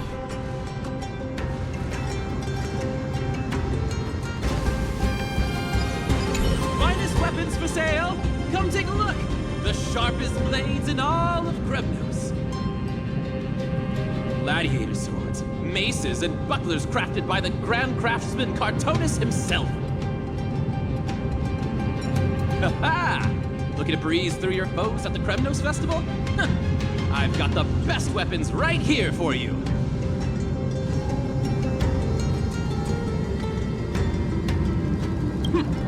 Those boorish warriors know nothing about quality gear. Ah, but you're not like them. With your air of sophistication, you must be a noble from one of the Grand City-States, right? Here. Let me show you what I have in stock. The craftsmanship of a weapon reveals the time period it's made. We can afford to take a quick look.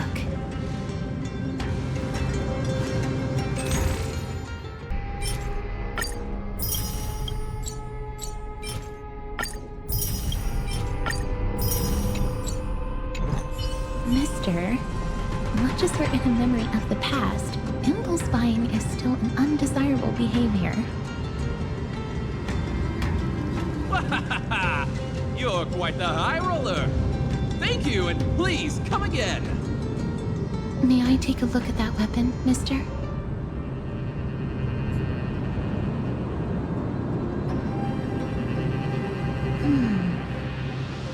I've seen enough. Let's go, mister. Leaving already? Don't you want to browse through my other wares? Well then, come back anytime. If you make it through the festival today.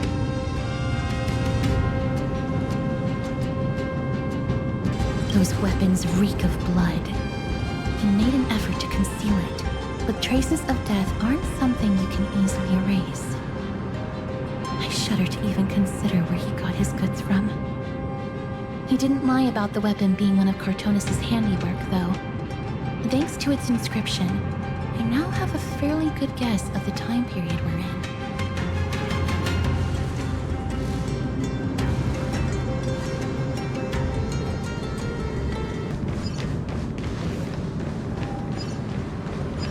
It's a scroll written in the common tongue. We should see what it's about.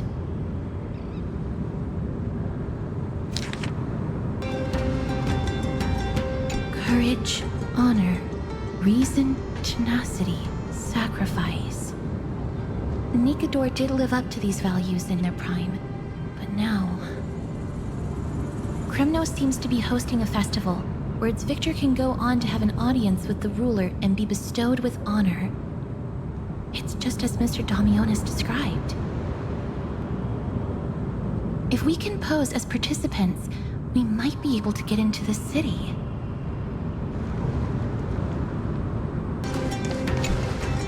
Crown Prince. HSR, what a joke! Mydei is just a coward. Those who desert the Kremnos with him have brought shame upon the Lance of Fury. Despicable traitors will never bask in glory again. But Mydei is undoubtedly the mightiest warrior among us. Who else can we turn to now that he's gone? What nonsense are you spouting? King Euripon, the rightful ruler of Castrum Kremnos, has not fallen! He still stands firm in the city and has never given up on awakening the great Titan. As long as we remain steadfast at his side, we'll reclaim our former glory and sow bloodshed and conquest amongst our foes! King Euripon. Right, of course.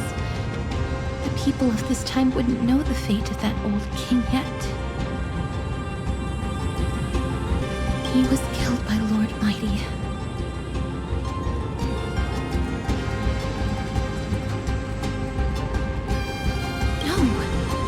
I don't believe that Lord Mydei left out of cowardice. It was, in fact, a courageous choice.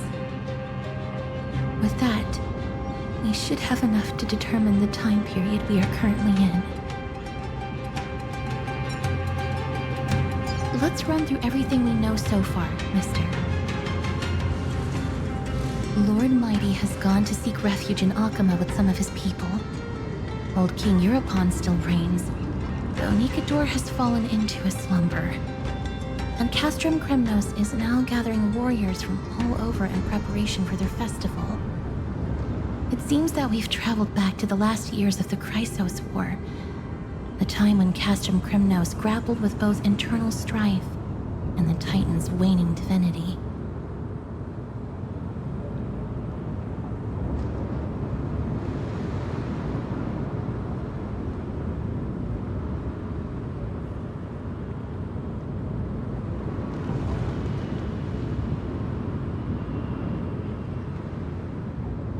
The safest bet is to play by the rules.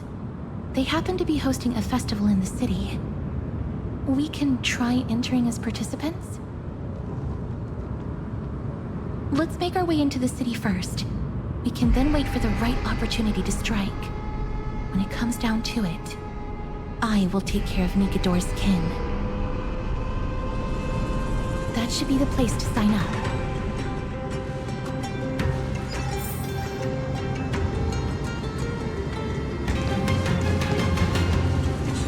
Such a pity. Those three warriors were so close to completing the trial, to emerging as victorious Kremnoan warriors, and to earning an audience with our glorious King Euripon. And yet, they collapsed at the final hurdle. The fury-eyed Praetor swiftly hacked them down, reducing them to mere mincemeat. May Nikador recognize their valor and embrace their heroic spirits. Next! Do we have any more warriors ready for the challenge? King Euripon awaits, longing for the first brave soul to survive and stand before him. This was a time when life was valued far less than bread. People hardly bat their eyelids at the savagery and death that had become commonplace. Oh, does no one have the courage to take up the challenge? Are you not prepared to wager your glory and set your lives ablaze under the splendor of Kremnos? Let me through. Why, it's you again, inarticulate fool. Unarmed, and yet you dare to think you can join the Kremnos festival? That's an insult to the Lance of Fury. I've told you before, this is a trial for 3. This is a trial that requires 3 people. If you can't even gather enough comrades to stand by you in life and death, it's time you went home and took up herding. Let me through. So you're not just inarticulate, but also hard of hearing. Keep up this act of nuisance, and I'll be sure to show you how uncivil we can get. Teams of 3. Mister, this might be our chance. We can enter the city with him. Huh? Who are... You two. I see what this is. As you wish. Good for you. You now have allies to court death with. Come on up here, fool. The adrenaline-pumping scenes are becoming a bit tiresome, so adding a wildly mismatched interlude would make for a refreshing change and spice things up. Let the trial begin, then. Your only goal is to survive. As long as you still hold the breath of life, you'll either triumph over every trial and claim worldly glory, or leave your soul in Kremnos to become fuel for strife. Have faith, mister. Lord Phainon and Lord Mydei are still fighting. We must match their unwavering resolve. Can we enter now? Eager to meet your demise? Very well then.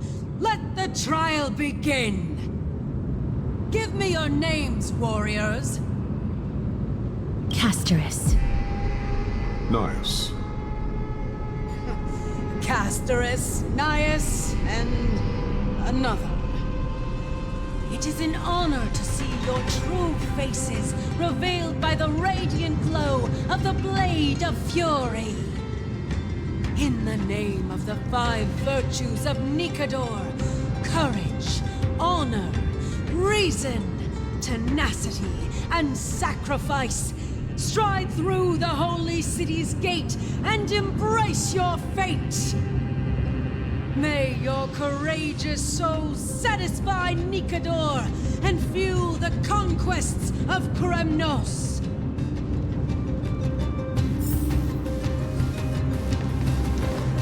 In the name of the 5 virtues of Lord Nias, may I ask what is it you are fighting for? Fighting needs no reason. I seek only to crush foolishness. They have fewer guards than I expected. I thought we'd be greeted with something more intense. Meaningless. Why stall those charging for death's door? Death is not part of our plan, Lord Nias. We should work on solving the puzzle they've set for us. Look, there are 2 braziers on that wall. Could they be some sort of hint? And those mechanisms protruding from the ground. Should we attempt to activate them? A prophecy tablet. Let's make use of the tools here to solve the puzzle.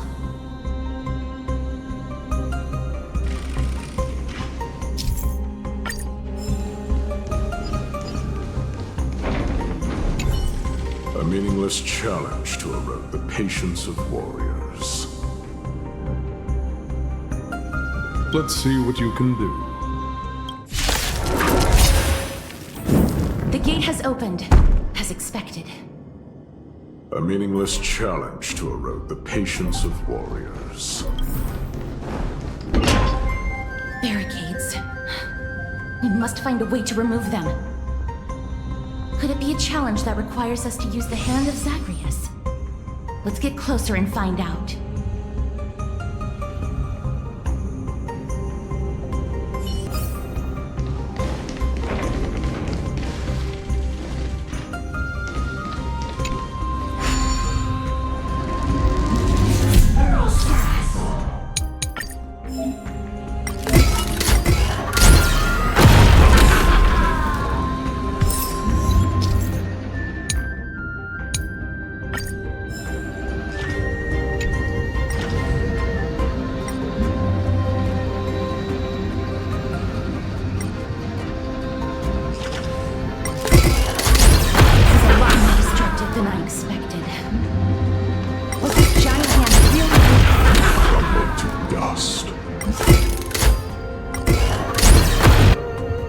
way ahead is now clear. Lord Nias, before we move on, there's something we must explain to you.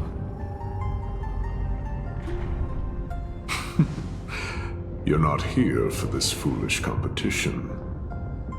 How did you... You've been fighting to suppress your true thoughts within you all this while. You cannot deceive me. I know you have no care for that fatuous king's contrived glory.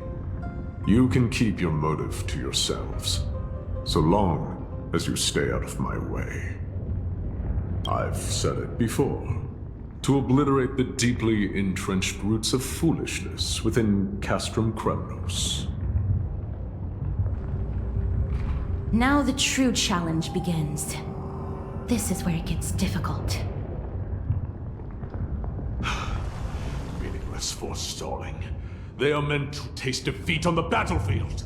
Deter us further, and I shall send them to Thanatos!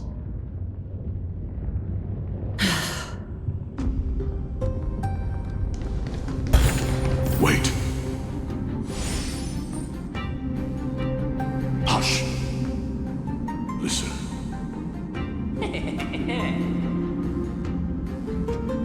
Looks like I've hit the jackpot this time. I hear it now. That's... Pretend you did not hear anything. Act oblivious. We'll find a way to make him come out of hiding.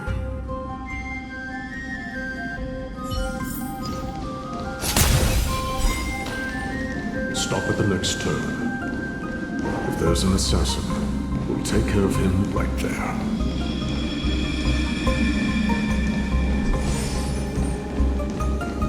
Keep quiet. They sure are quick on their feet. One bag won't be enough to hold everything.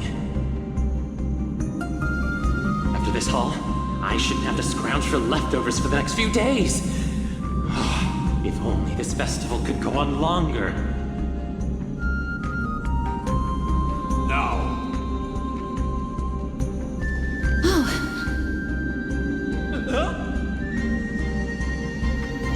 That's why all of your weapons reek of blood.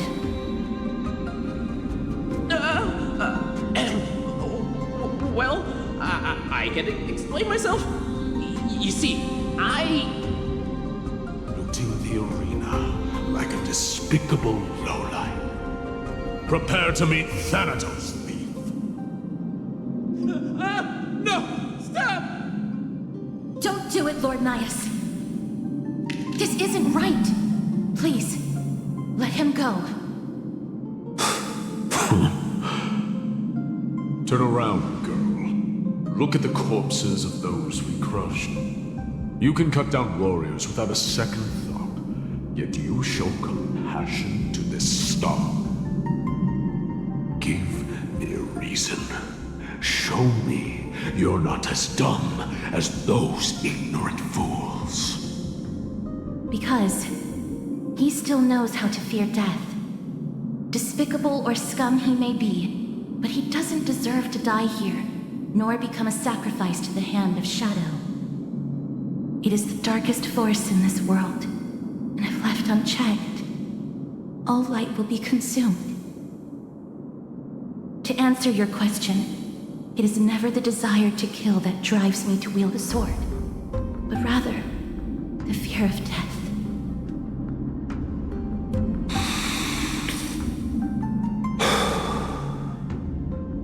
Get lost, scum. Consider yourself lucky today. Thank you! You won't see me around this city again! I promise! Your mercy is appreciated, Lord Nias. Make no mistake. This is simply a commendation for your courage, not a sign that I agree with your ideas.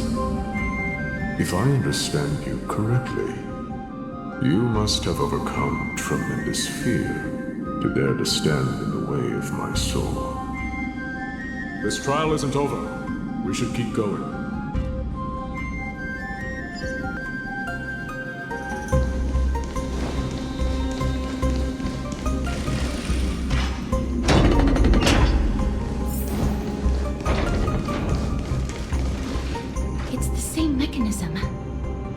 ignite the 2 braziers to unlock the way forward. Let's clear this trial together, mister.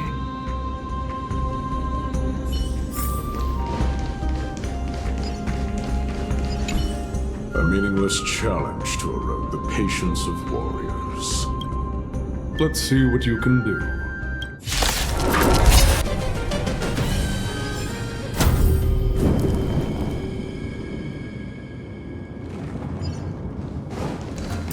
Are there others who made it this far? Never underestimate those who step into this arena. They are skilled and courageous beyond measure.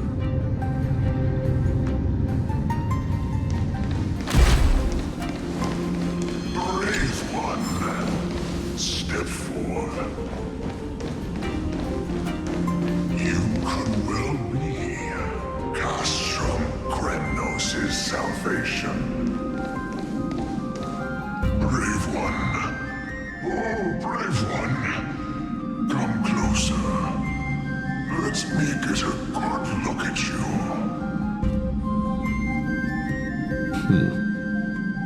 Are you calling out to me, Lion?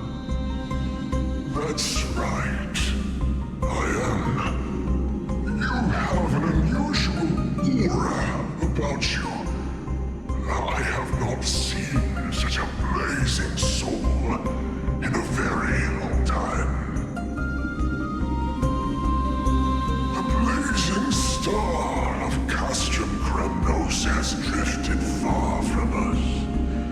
All that remains is a dim candle on the verge of being extinguished. I think you're right. The aging and feeble king is plotting something unspeakable. One that seeks to defile Mikador's divinity, their soul, and the legacy they left to Kremnos. We need salvation. We need a champion to reignite our hope. I did not come to save anybody, Old Lion. I'm here to answer a call. To crush greed and foolishness once and for all. Perhaps that's what we desperately need. Forge on then, warrior. Heed the call.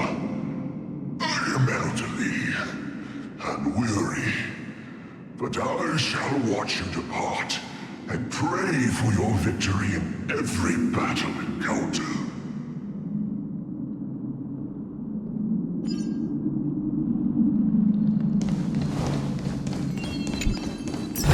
Lord Nias, the calling you're heeding. Comes from the depths of this city. We're close. So close, in fact, that I can hear the whispers in my ears. Such carnage. Whose desires does this festival truly serve? A beast that has lost sight of its target, and is now guided only by its innate bloodlust. Lord Nias, now that we're at the very heart of Castrum Kremnos, it's time to let you in on our goal here. While we do not expect you to work with us, we do not wish for conflict either. Speak. We came here to find a way to destroy Mikador. We received intel that the Titan of Strife had lost their reason and is now trying to create an immortal vessel for themselves. If we do not stop them now, they will pose a grave danger to the future generations of Amphoreus.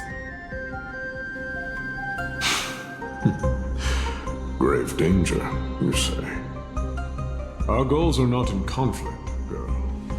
Find the Titan, and we can both get what we came for.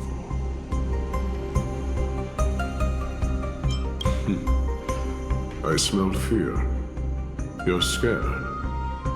The souls of the sacrificed are still wandering this hall. I hear their endless bemoaning. Their senseless deaths have left them wronged. Their mournful wails echo endlessly. Perhaps I can learn something from their cries. Reveal yourself, O warrior spirit. I know that you have yet to rest. I ask for you to guide us. Let us see what you once gazed upon. Let us hear what your ears once heard. You can rouse the dead. No. I can only summon souls that haven't fully passed on. O ye who cannot rest in peace, tell us, what have you heard? Do we really just leave them like that? The putrid stench of decay here is almost too much to bear. Yes. Didn't you hear? This is part of the ritual. We need to offer up sacrifices to the Titan. Keep the challengers coming and have them fight till the end. Only by letting Nigador revel in the chaos of war can we control their descent into madness.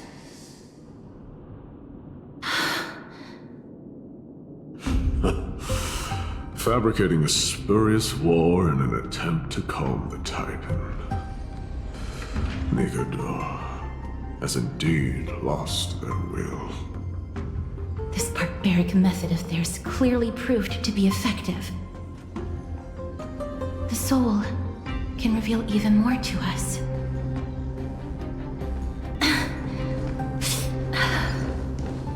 What's wrong? Guiding souls takes a lot of energy. But I'm fine, Lord Nias. Oh, restless soul.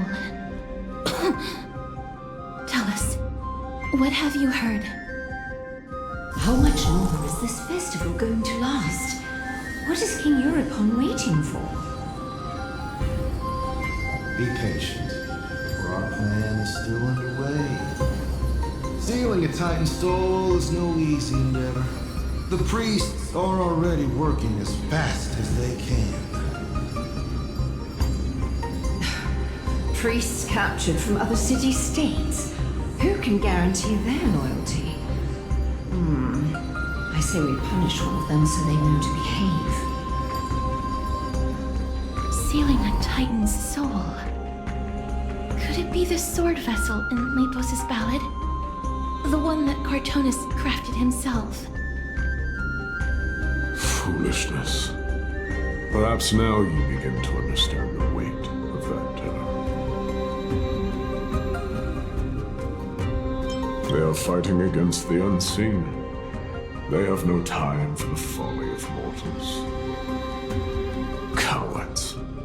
They are afraid of losing their faith and guidance.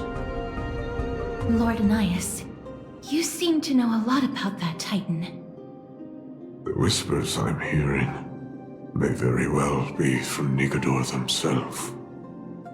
They're beckoning to us from the other side. Continue to guide us through, O wandering soul.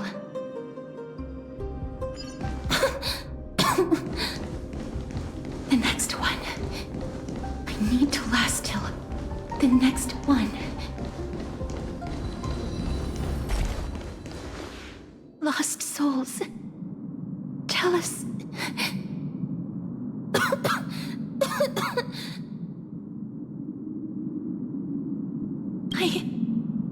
I'm fine, mister. There's no need to worry. Lost souls. Tell us, what have you heard? Have you heard? King Eurypon's advisors are coming up with a plan to launch an all-out attack on Akuma. With just a handful of soldiers we have, they're absolutely out of their minds. That's the long-term plan. Our priority for now is still to complete the God King's project.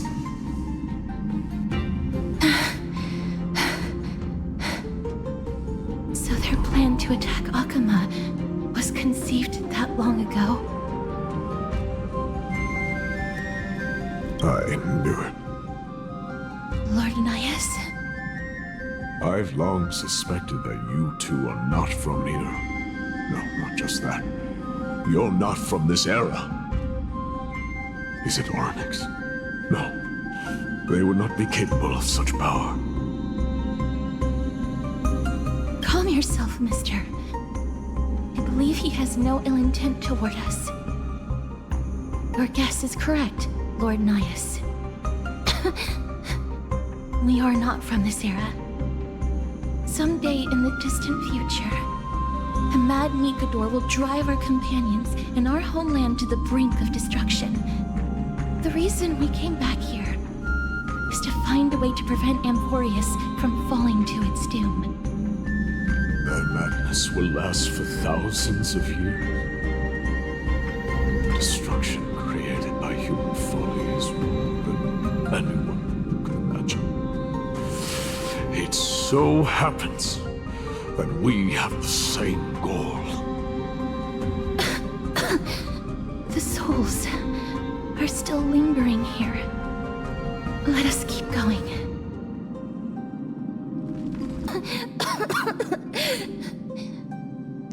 Don't push yourself. We're almost at the end. I can sense it. Oh, restless soul.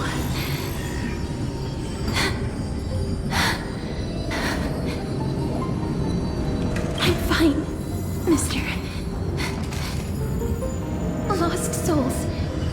Tell us, what have you heard? Courage, honor, tenacity, and sacrifice. Their divinity was split into 5 parts, but we're missing one fragment. Oh God, King, where did you lose your reason? We will keep searching for it. We must find it.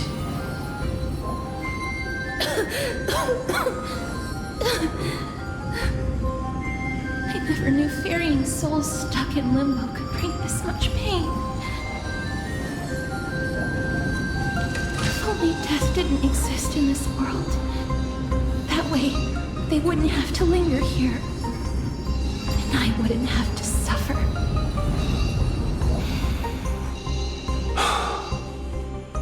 You don't have to listen to these spirits any longer. We've learned enough from them now. The people of Kremnos have tampered with Mikado's soul in this way. What we need to do is find the place of that blasphemous act. Stay strong. We have not reached the end. I'll be fine. Just give me a few moments. Let me send this lost soul into the gentle embrace of death. The other side is beckoning to you. Go on, lost soul. Rest in peace. That will do. I am sorry that you had to witness my earlier outburst. I understand your pain, child. But you need to set it aside for now.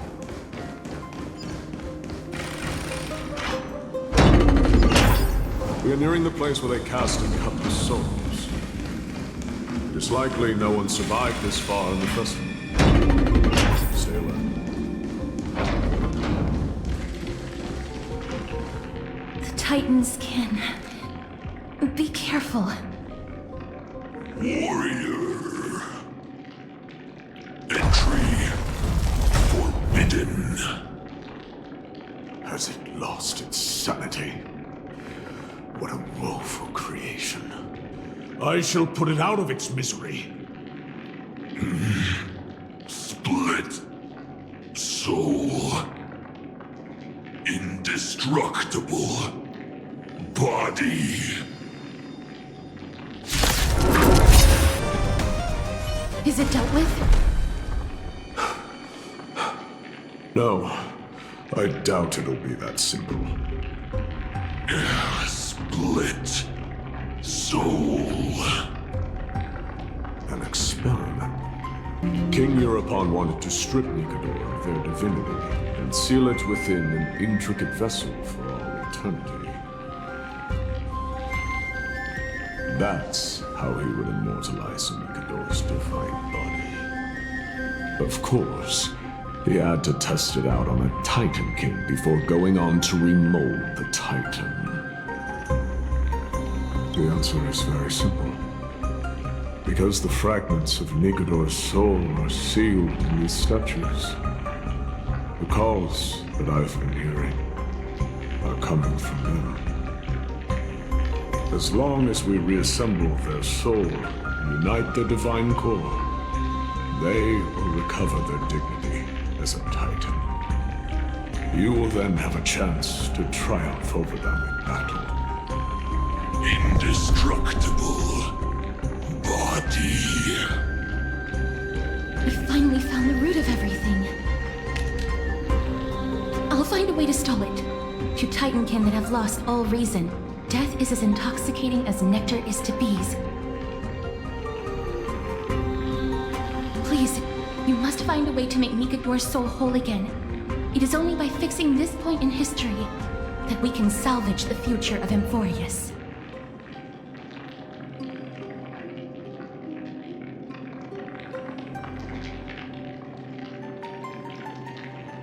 Let's see what you can do, Delver of Memories.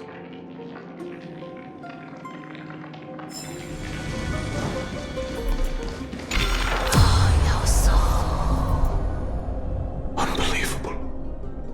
This dark and derelict place. Is this the future of Kremnos? The resonance between you and Ornyx must be strong. Much time has passed, yet the Titan's soul remains fragmented. That covetous king and his servants would have turned to dust by now. Their scheme that once unfolded here has likewise been buried with them. You and I are both here to bring an end to this absurdity. So join me, comrade. Let us bring death onto that Titan.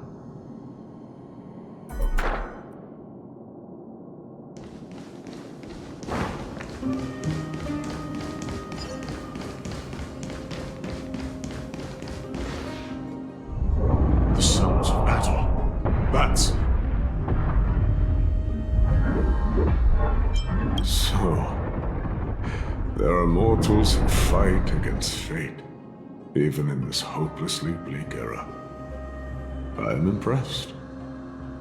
But strength alone will not help them destroy an immortal body. That's why you and that girl went back in time seeking answers. Courage. Honor. Tenacity. Sacrifice. Reason. There are only 4 soul-forged statues here. If they did split Nikador's divinity into 5 parts, there is still one fragment of the soul that is missing. Agreed. Come, help me piece together Strife's divinity.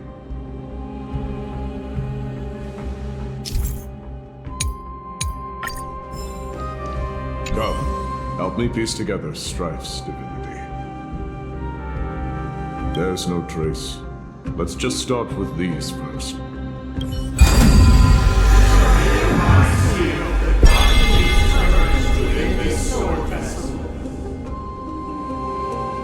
A testament that they have never once retreated from a battle. Even against the formless black tide from beyond the dense fog, they alone have raised their sword and faced the enemy head-on. Nikador's courage. Break free from your shackles and return to your divine body. We shall hereby seal the God King's honor within this sword vessel.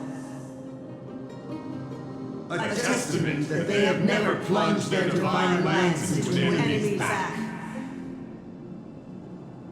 Even when enemies close in from all sides, they have never conceded to evil schemes, fiercely guarding the warrior's dignity. Nikador's honor! Break free from your shackles and return to your divine body! We shall hereby seal the God King's tenacity within this sword vessel. A testament that their will is unyielding in the fight against the calamity of unknown origin. No matter how powerful the Black Tide may be, enough to corrupt the wills of other gods, they stand tall and upright in defiance of the turbulent fog, even till today. Nikador's tenacity! Break free from your shackles and return to your divine body! We shall hereby seal the God King's sacrifice within this sword vessel. A testament that their final words before sinking into dormancy were a vow to defend the world against the Black Tide. They used their own body as our city walls, keeping out and protecting us from the pervasive spread of madness. They are acutely aware that if the end times were to arrive, there would be nothing left in this world to conquer. Nikador's sacrifice! Break free from your shackles and return to your divine body!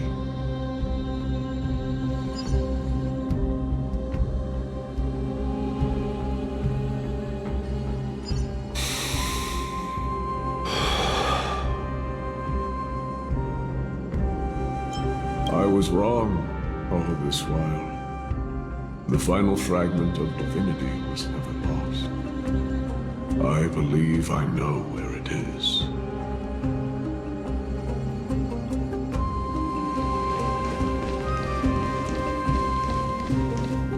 Lord Nias, are we almost there? Yes. There is just one last thing to do. No one knows when the Black Tide first appeared beyond the distant horizon. But when it slowly encroached upon Amphoreus' borders, Nikador was the first Titan to venture forth. During the battle against the Black Tide, their sanity began to slip away.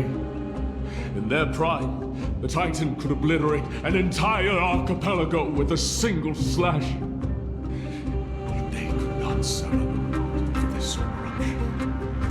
They battled the Black Tide by sheer will alone, but ultimately succumbed to it. Before their divinity could be completely corrupted, they removed a part of it. Could it be? The fragment of divinity that they stripped away. The fragment they wanted to preserve the most was reason. The Titan believed that their reason would someday respond to their calling, to return to their body, and fulfill their sacred mission.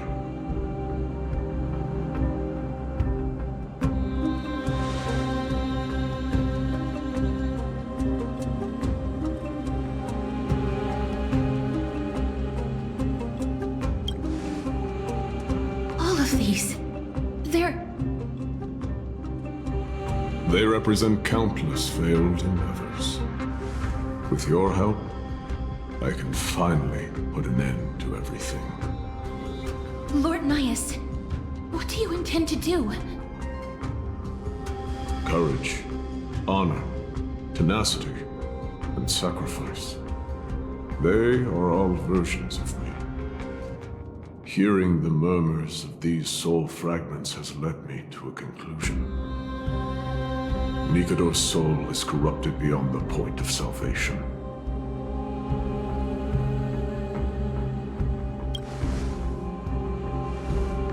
There is only one option. The seal that binds their divinity is already broken. As long as we complete the soul forging here, Nikador will be whole once more. You will go into battle with a Titan nearly at the zenith of their powers. And when that happens, the glory of slaying a god will also be presented before you. What about you, Lord Nias? I will return to where I came from, and become a part of Nikador's divinity once more. In all likelihood, I will also be consumed by corruption. An inevitable course of action if we hope to end this madness. You are willing to sacrifice yourself for a future you won't get to witness. This is my purpose. My origin. I am no mortal, and I do not fear death. Even so, will you still weep for me? All farewells in this world are sorrowful, Lord Nias. While we haven't known each other for long, I have learned much from you. In return, I'll teach you a lesson of mine before I go.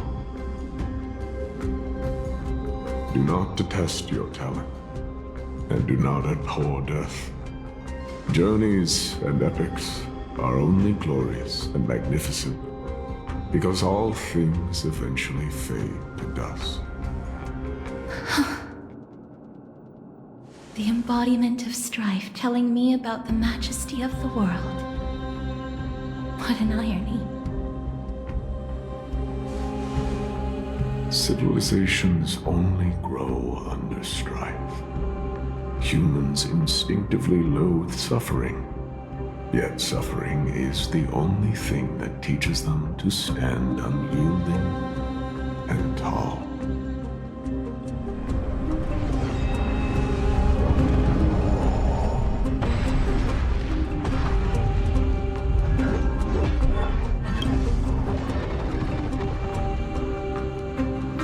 He knows what it truly means to go to battle. Perhaps he can be your inspiration. If you die by my lance, then there's no need to reflect on what I said.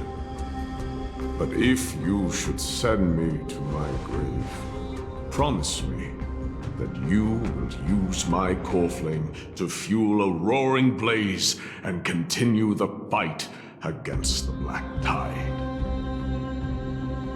On behalf of all the Chrysos heirs, I promise you.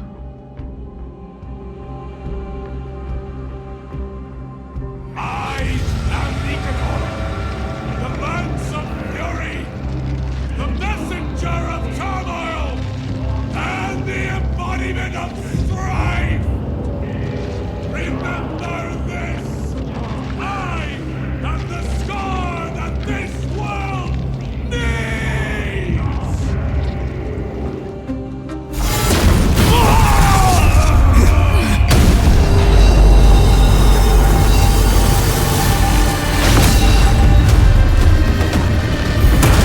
You hear that? What? They've returned!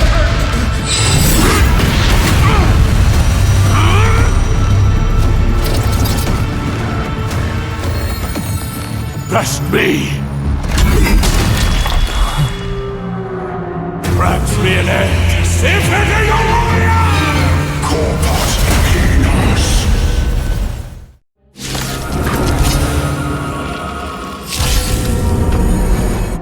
So, this is Nikador's true form. It's incredible. Well done on that. Let's prepare to fight till the end of time.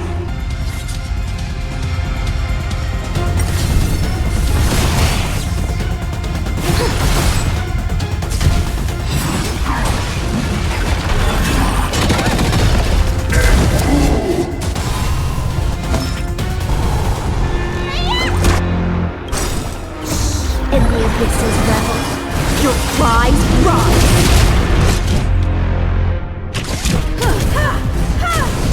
Don't let waves open your throat. Be intoxicated.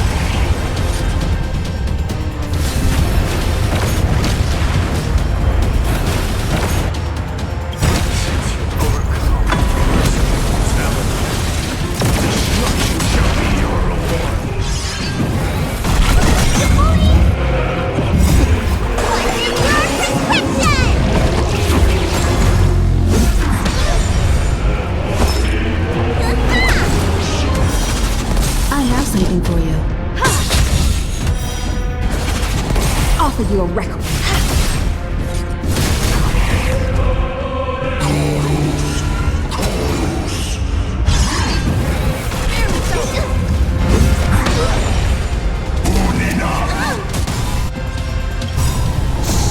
In the abyss's revel, your cries rise. Humanity conceals its desire to control the heavens, and I'm no exception. Close you, Lord Midas. Your might will overstay. Bring it out to strike! Once and for all!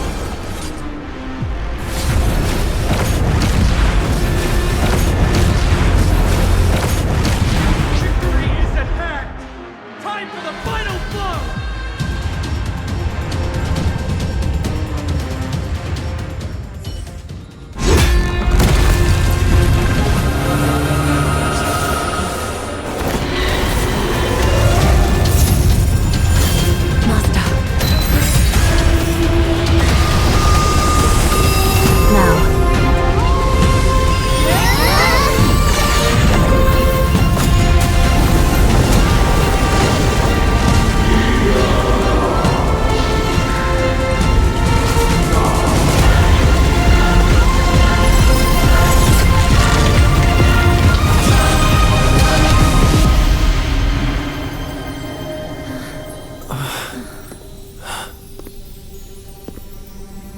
No longer must one wield a sword.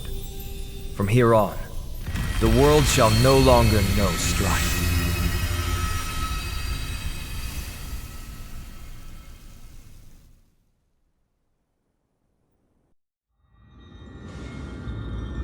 It's finally over. Nikador's core flame. Time passes quickly. It's been a long time since the last Titan fell. Now that the Land Saphiri is no more, we Chrysos heirs are one step closer to the Genesis, as foretold in the prophecy.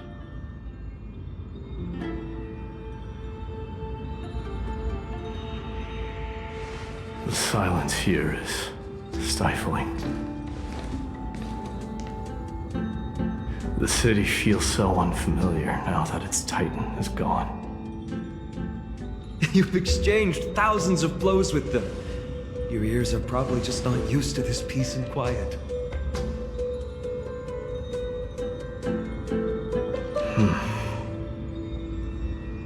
What's next?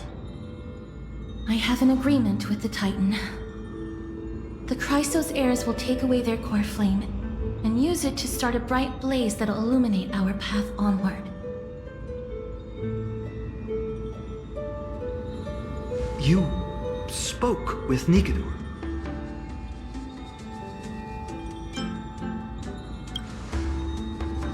Something out there? Please. I need to know what it is. Not now, Lord Mighty. I'll tell you everything once we return to Akama. Aglea mentioned that someone must touch the core flame and absorb it to become its temporary receptacle. Mydei, do you...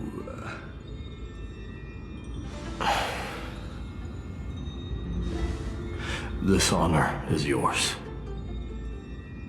Isn't it something you've been longing for? But you're more deserving of it. You sustained all these new wounds from fighting them. If you have any idea how exhausting it is to fight a protracted battle...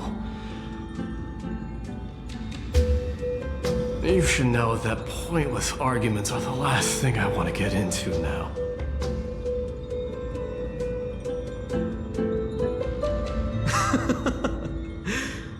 A little back and forth wouldn't hurt much. Coming to a decision so easily makes it seem like this is not at all a life-changing undertaking, you know?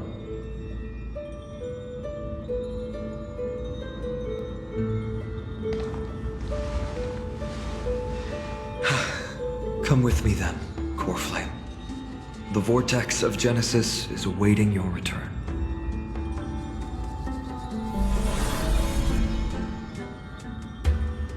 Are you alright, Phainon? I don't think I felt anything at all. Or rather, it felt a lot easier than I expected. I had assumed that bearing the core flame would take a lot more out of me. In any case, let's return to Akima and share news of our victory with the two demigods.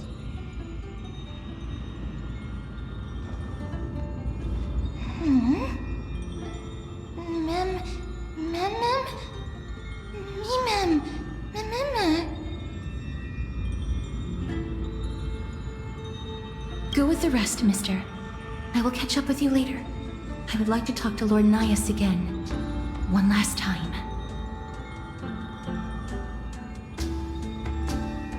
Lord Nias. Lord Nigador.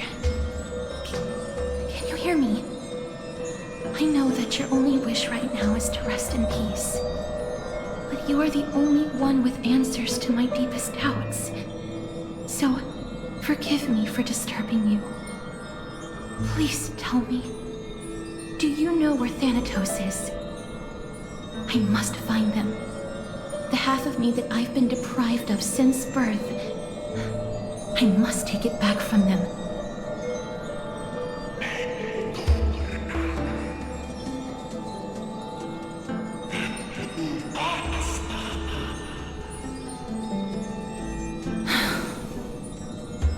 I see.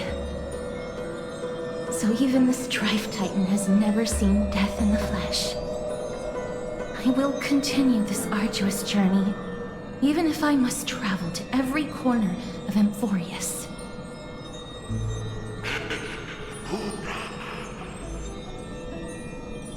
I understand.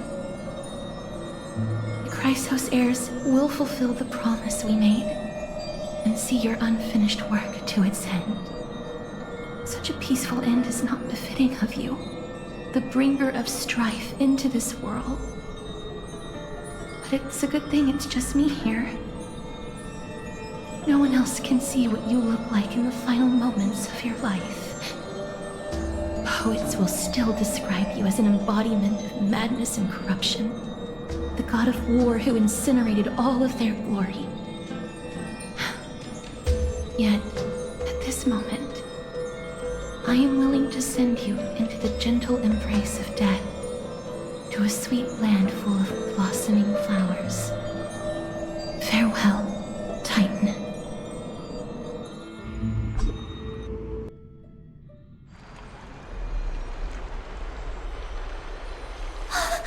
Aggie!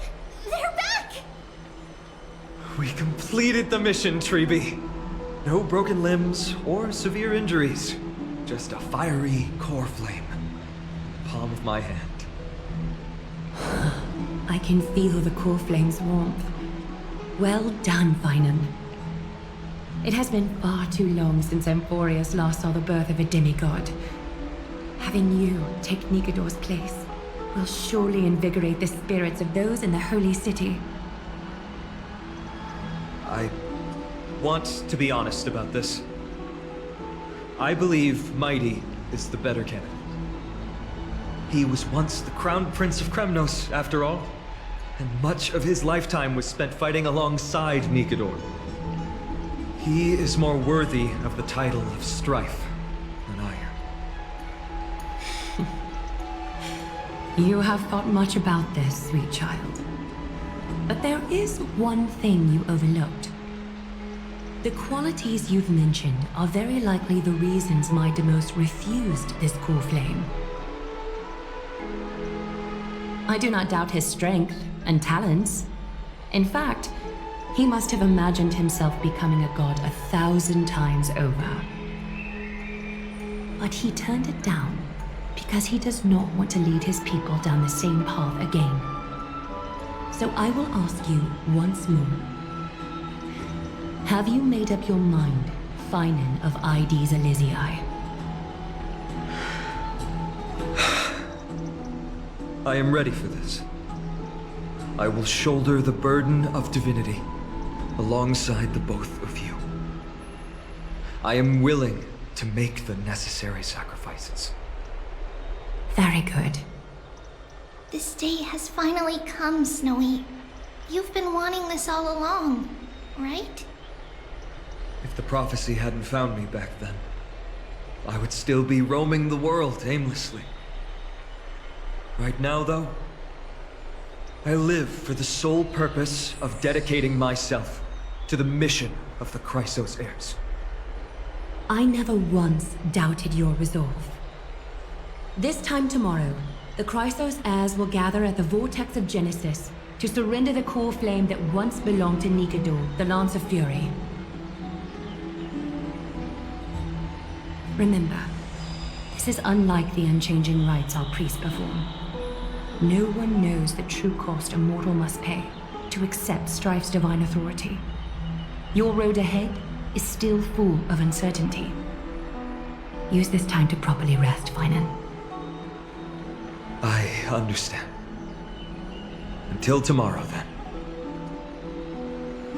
It's so peaceful.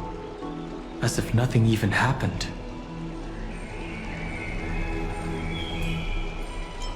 The people of Amphoreus must have extraordinary spirits to be able to enjoy their lives, even in such troubled times. They have Aglea and Tribbie to thank for that. It is because of their protection that the citizens are able to enjoy peace.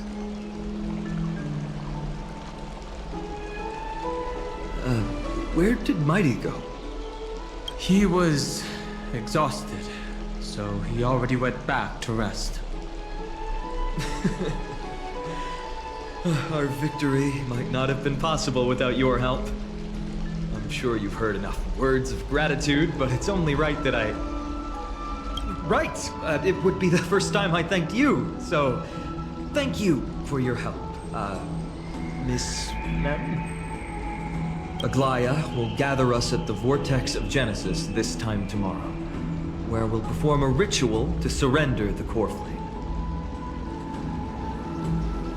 She only mentioned the Chrysos heirs, but if I invite you to, I'm sure she'll welcome your presence. Is there anything we should know about this ritual? From what Aglea said, no one can predict what's going to happen, because each Titan's divine authority is unique. That's why I hope both of you can be there tomorrow. It'll bolster my confidence.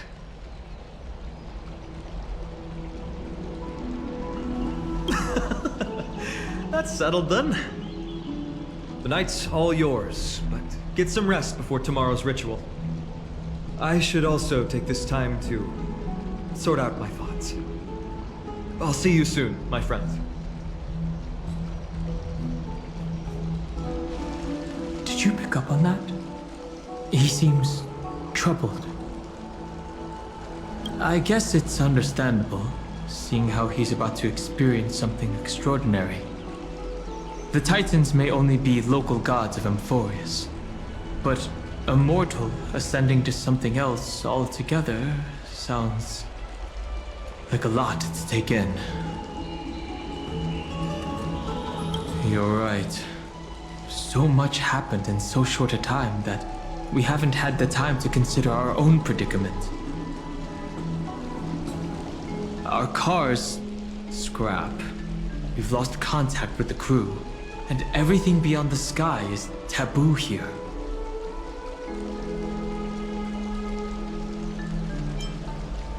I do have some old-timey games with me, but I doubt you'd be interested. Once Phainon's ascension ritual is over, we should start working out these problems of ours. For now, though, let's just head back to the bath chamber to rest and gather ourselves.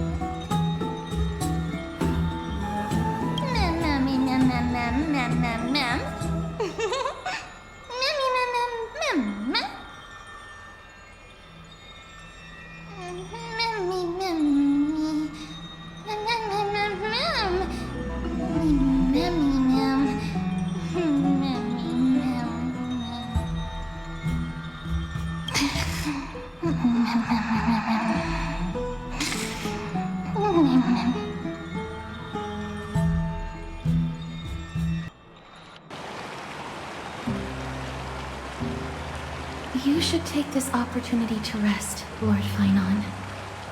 The core flame ritual is tomorrow. Today, tomorrow, what difference does it make? It's always morning in Akima under Kethali's protection. So long as the light continues to shine this brightly, I won't be getting any sleep. Why force myself to shut my eyes when I can instead take this time to calm my mind, gather my thoughts? That counts as rest too. Have you thought things through, then? Not at all. Everything's a jumbled mess still. I don't even know where to start. The core flame was blazing hot in my palm in the beginning. But it has completely cooled off now. I can barely feel it. Miss Castorice, does this mean I'm a good match for Nigador? I don't quite get how it works, but if it's going to put you at ease, then I will say yes to that. Thank you. That's the abyss in the distance. Oh, that reminds me of the question I didn't get to ask. Back in the temple with the scales of justice, when Orynyx was trying to deter us, why did you stop me, Miss Castorice?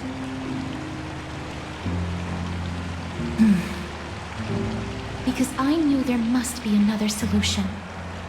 Something more important than the fate of Amphoreus.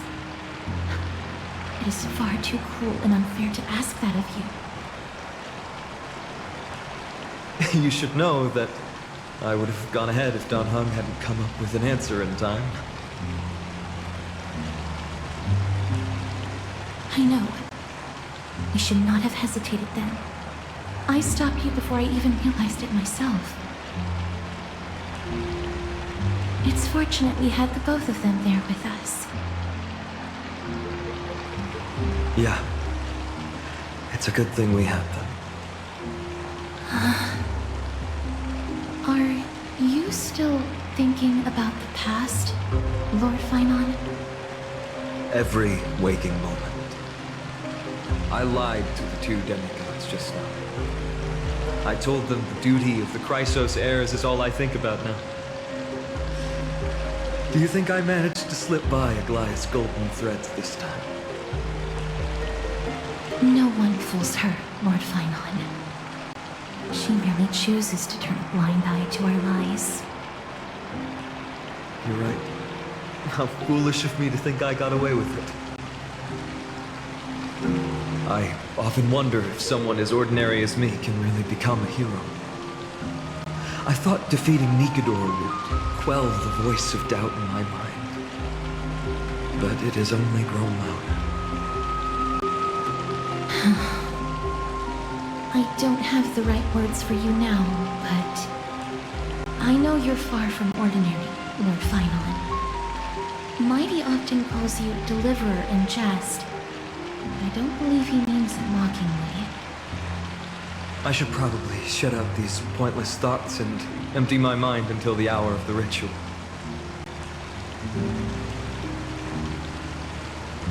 I did that before sitting for Tribbie's history exam. Who in the world could hope to go over those piles of documents and slates? I decided I was better off resigning myself to fate. That way I'd get more time to play and practice with my sword. How did you do on the exam, then? My score? I don't remember anymore. All I remember is Tribbie punishing me to a full week of cleaning the Chrysos heir's bath, and no one was allowed to help me. So High Priest Tribbie can be strict too. Please continue with this mentality, Lord Phainon. I believe you'll be all right. Thank you, Miss Castorice. I think I'll stay here for a little while and keep all of those unruly thoughts out. It's not like anything will come of them anyway. The sights of Ides Elysiae, my homeland, have been flashing before my eyes lately. Those Kremnoans mastered some cutting-edge technology. Only I could separate my soul from my body too. That way I'd be able to fly my soul back to the comforting fields of my homeland anytime. That's the only place I can be momentarily at peace.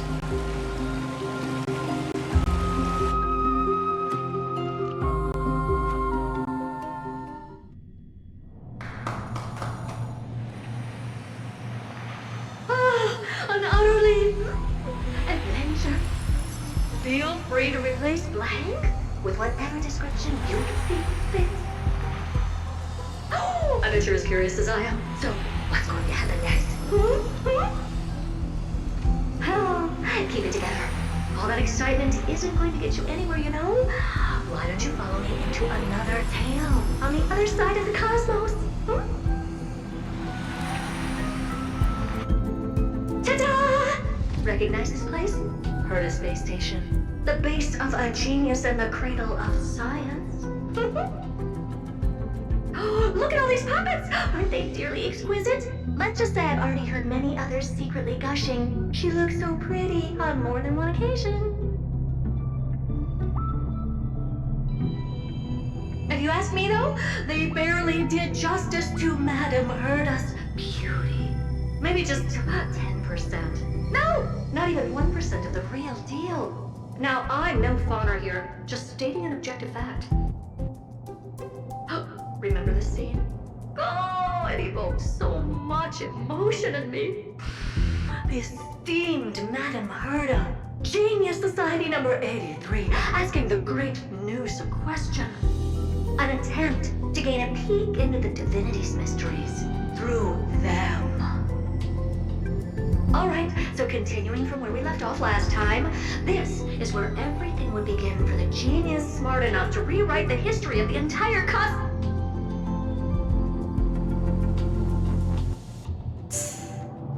Fourth mirror? Who exactly are you talking to? Why, I was just ramping it up for our grand appearance, Madame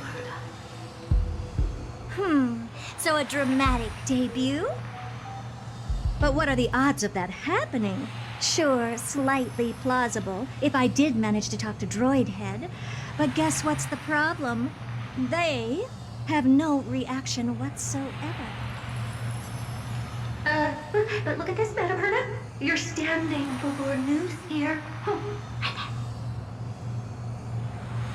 Oh, that? That's a hologram. What? I can't possibly summon the real Droid Head here, can I? Wait, what? You mean to say you've just been reciting your lines before a hologram?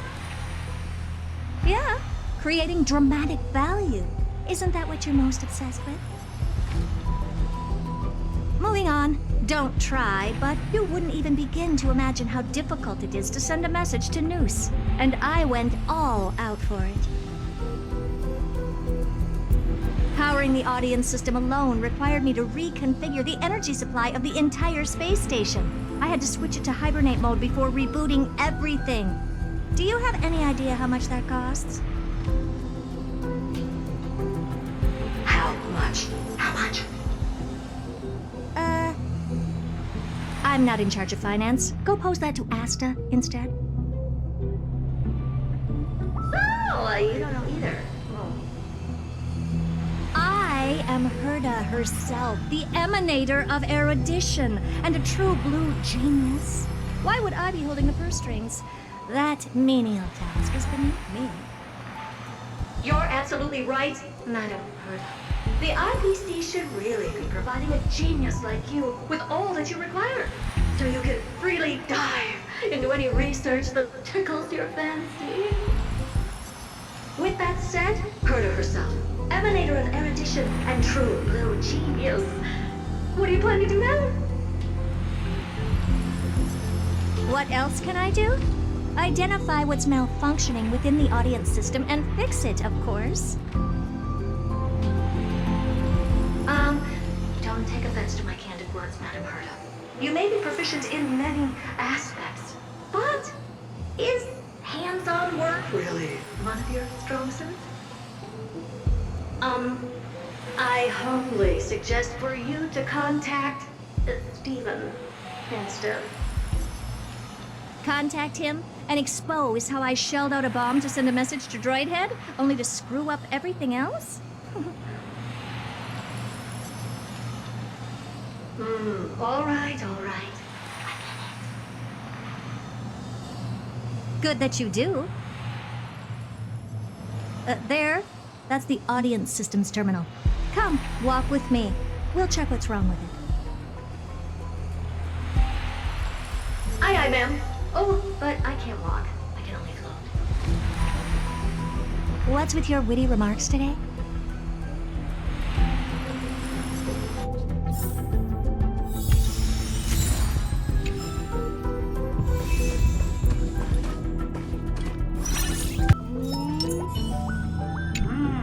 This is the audience system?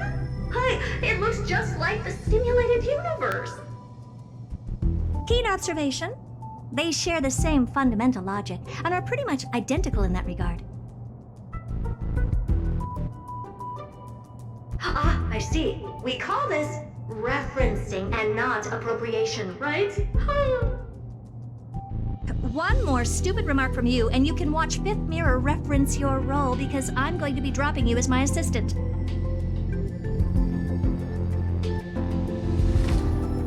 Focus now. The audience system is divided into 3 zones: energy supply, computing, and communications. Each zone operates independently. and will only be integrated via the path of erudition when the system is booted. Sending a message to Droid Head involves more intricacies than you can imagine. If routine trials and maintenance on such an elaborately sophisticated system are already as bad as squaring circles, then it's no surprise for glitches like this to crop up. I see. So, Madam Herta, can you use your professional judgment to tell which zone the glitch is in? Of course, all three.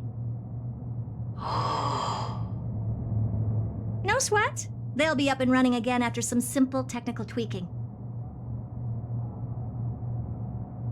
The 3 zones are compartmentalized, so we're going to have to troubleshoot them one at a time. Let's start with the energy supply zone. Get ready, and then we'll go over. I'm just a mirror, Madam Herta. If you're ready, then your reflection in me will also be ready to go.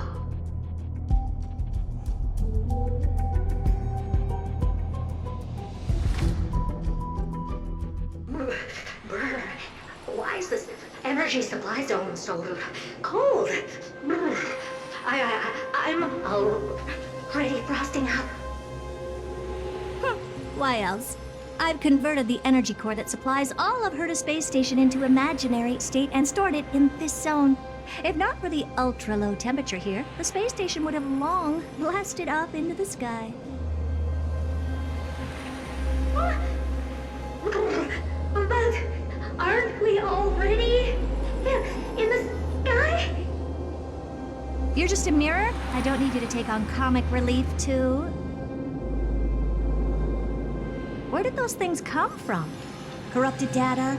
Reanimated systemic rust? No, not likely. It can't be the Legion's second ambush, right? Whatever. We have to get rid of them anyway. All right, stay close and try to avoid shattering the pieces.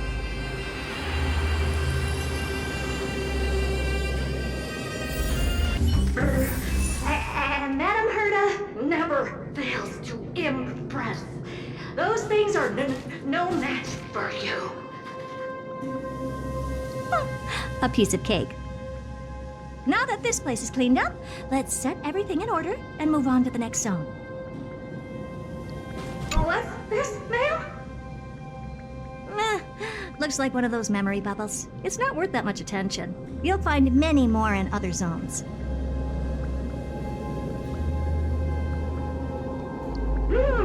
Is that so?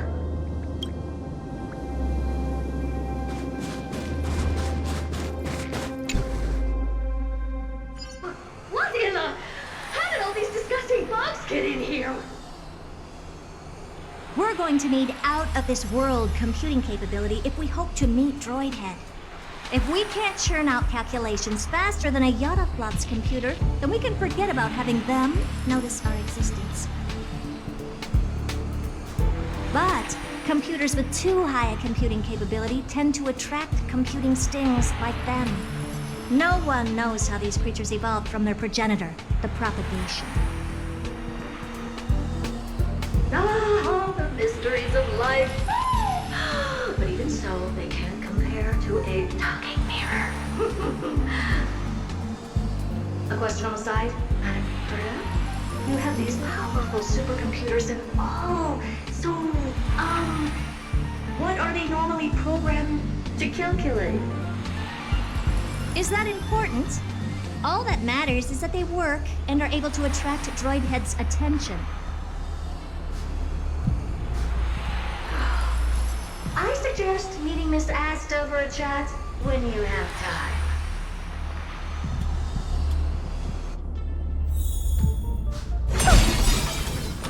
Genius in action. There's a memory bubble here, too. Why are you so interested in it? Okay, I'll admit it. I find them somewhat creepy. Ew, yuck! Help me! Goo from those bugs got onto my reflective surface! Clean up after yourself. Can't you just wipe it off with your hands? Ah! Good one there. With those annoying bugs squashed, we're done fixing the computing zone too. These computers will get up to speed soon. Now we're just one final step away from requesting an audience with Droidhead. Our last stop is the communication zone? Oh? You have a good memory. Let's go see what's wrong in that zone.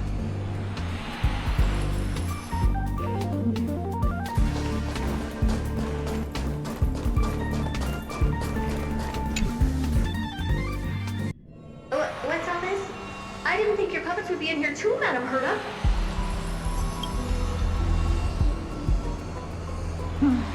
Unsurprisingly, the communication zone is where a bridge for communication will be formed between Droidhead and the space station. Aggregating the path energy of the erudition, then firing a bond at the Eon. This is as good as tapping someone on the shoulder who's sure to turn back to look at you. Alas, our work is never this simple. Putting aside all that onerous legwork, a single glance from Droidhead could vaporize the entire space station if we're ill-prepared. I see. So letting the space station go into hibernation is a protective measure of sorts. To prevent it from slipping into operational overload and turning into a scrap world?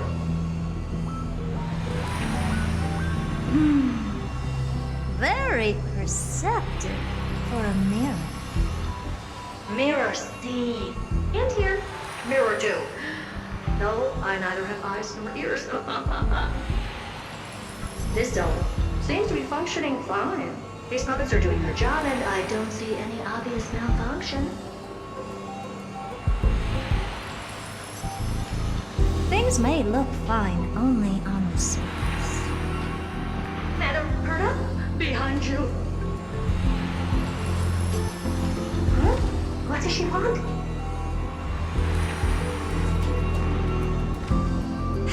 Let me take a look. This puppet should be number 2757. How did you tell? Shh! Don't distract me when I'm checking the puppet's parameters. 2757. That's strange. What's wrong? Madam Herta? The replica personality module is off. Well, that can't be. This parameter is set to be enabled by default.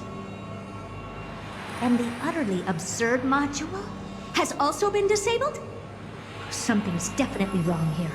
I checked a couple days ago and made sure every puppet has it switched on.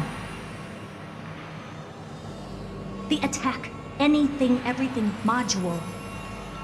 No, wait. Why? Do you even have such reasons?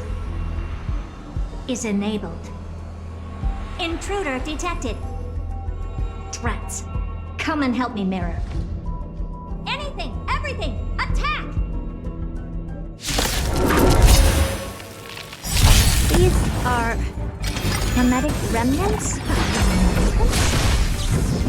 So they were the ones that corrupted and tampered with the settings of the puppets? Endless riddle. Egad! What a close shave! But why are these remembrance memes even showing up here? That's not the only one. Look at them. Number 7631 and number 10136 are affected too. Can't you do a factory reset on them? Sorry to disappoint. The Absolutely Not module has been enabled, so not even I get to bypass its permissions. Whoopsie. What were you really trying to achieve with these creations? Just some toys to amuse myself with. Finding the source of the corruption can wait. These puppets no longer have use now that I'm here. Take them all out. Defective goods ought to be sent back to the repair center. I urge you to go easy on them for the sake of the space station.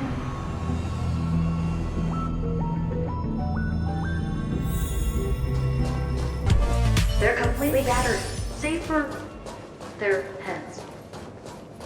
Well, never strike someone in the face. The same goes for puppets. I'm picking up signals for more puppets somewhere further in. Let's go take a look. A memory bubble, tucked away this far in? I think I know what this is about now. This is interesting. But we can leave that for later. Let's take care of the malfunctioning puppets first.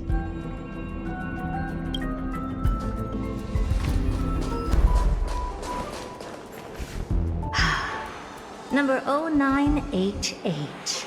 The pride of my creations. Should I even be curious? Puppets before her were all as dull as brick walls, mundane and uninspired. I distinctly recall number 0988 being the first puppet I imbued with a magical surprise. Some other puppets that came later also got to enjoy similar privileges. Good to know. But did anyone ask? Fear not, Mira. You have to remember that being a genius means you're destined to solve challenge after challenge. There's no time for rest. Can I just be on the sidelines this time?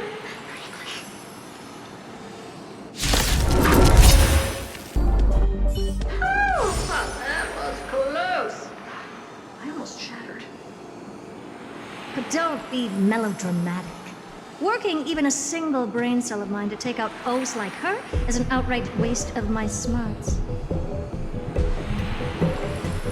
I take it we've taken care of the problems in all 3 zones? Does that mean? Not yet. There's something else we need to deal with. It seems we've had a little tag-along all this while. You've got quite the sharp eye, Madam Herta. Would you like us to help? Sure. Go ahead and summon the whole team forth, Mira. Considering the gravity of our endeavor, we can't allow a little thief to spoil the show.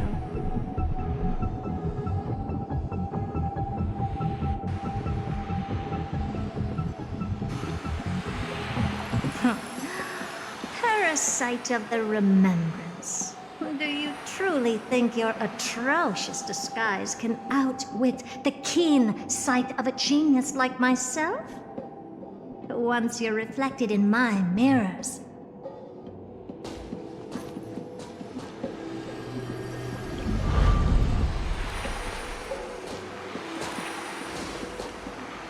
You can forget about escaping.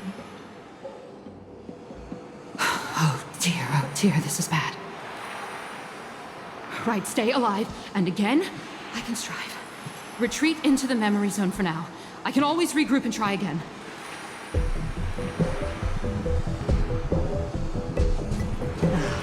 Someone hasn't been paying attention. Didn't hear me, did you? With those petty tricks of yours. Do you actually think you can slip away right under my nose? Herta. Madam Herta, wait. What do you want with me? I'll spill it all. The garden's secrets, and what they're after. Everything. Please, just spare me. Well, is that all you've got to say while your life is at stake? Well, that's hardly worth anything. Need a little refresher? I am Herta, Genius Society number 83, the one to unravel the mystery behind the imaginary leakage phenomenon, and key holder of the imaginary implosion pulse. Do you honestly believe I'd seek any counsel from you?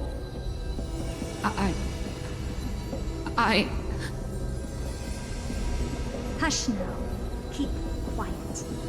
This is my moment to shine, so just listen. You crept in here to steal Noose's memories, didn't you? And messing with my precious audience system is just a ruse to lure me here so I can lead you to them.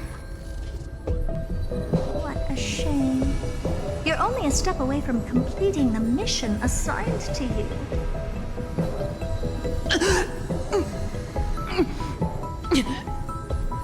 As if. Truth is, you never stood a chance from the get-go.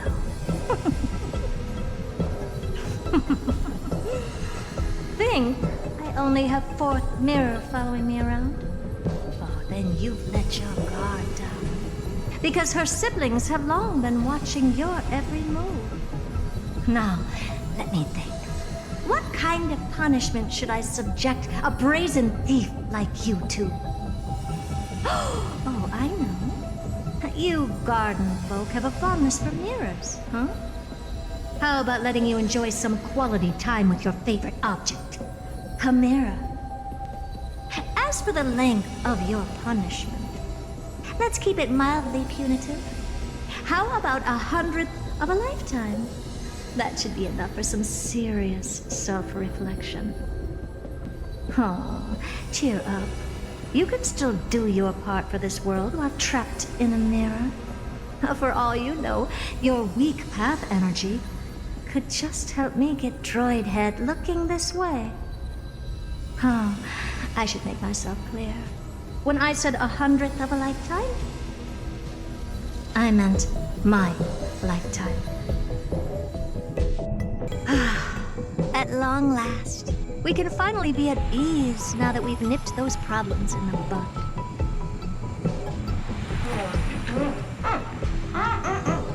This is yummy. Oh, cut that out! Those weird noises make me seem like I got a few screws loose. Put that little thief to sleep for now. We can decide her fate later. Oh, sweet and venerable Madam Herta, when did your heart turn this tender? The audience system has been rebooted. This is finally it.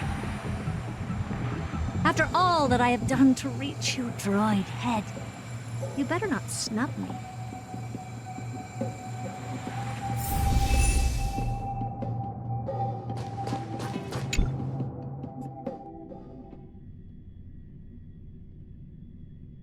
The path space. This isn't a figment of the simulated universe, but a perfectly tangible and accessible space. Right. Now's not the time to wallow in nostalgia. Droid Head, will you answer me?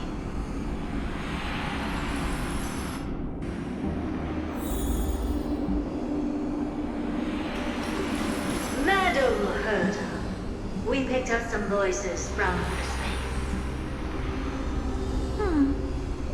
Let me hear.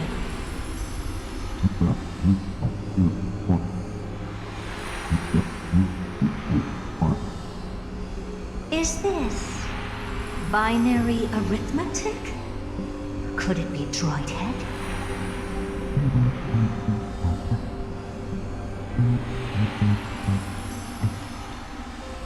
Wait. There shouldn't be a 2 in binary arithmetic. Is this some kind of prank?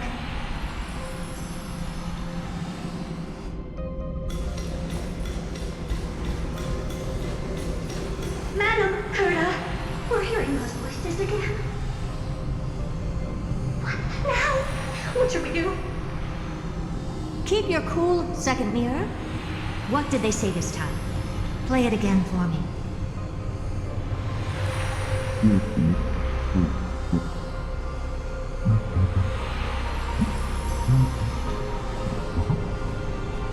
Door locked.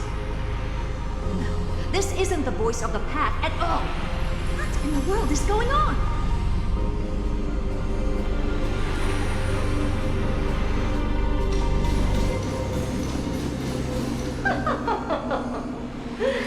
Madam Herta, those lads outside seem to be discussing something interesting. Want to listen in on them? Third mirror, stop that nightmarish cackle. It's giving me goosebumps. Wait, did you say those lads outside? Could it be? Why don't you listen for yourself?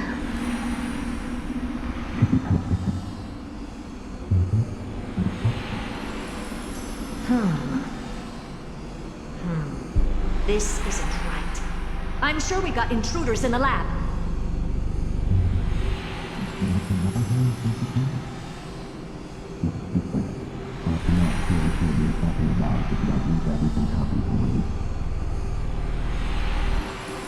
Wait! Stop! Whatever you're about to do... No, don't even think about it. Whoever you are, you better not interrupt me right now. I must continue forward. Just a few more steps and I'll be able to see Droid Head.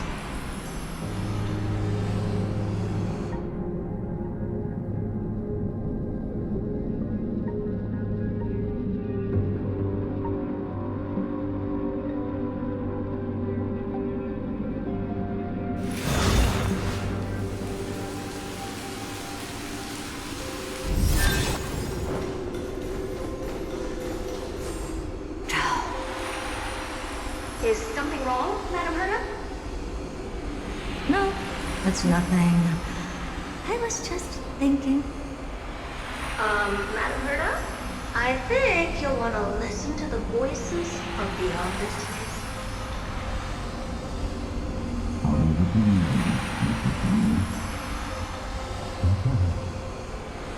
Wait, what are they up to? Is this the harmony? Ridiculous. Hoping to stop me with such cheap parlor tricks? Not a chance.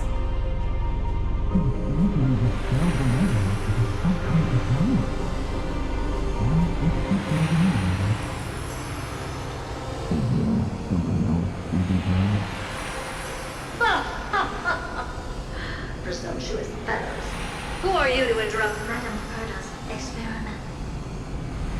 Let's ignore them and keep going. We haven't seen news yet. Forget it, Mirror. Let's just leave. Leave?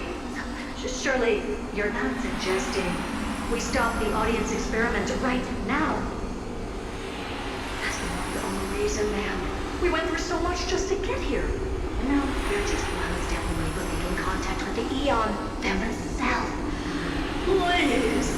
You know how insanely costly it is to reboot the audience system. But if I were to ignore those two intruders and continue onward, when Droid Head casts their gaze upon the space station, the blast of energy generated in that instant is sure to burn them to a crisp. Experiments can always be repeated, but humans cannot be brought back to life.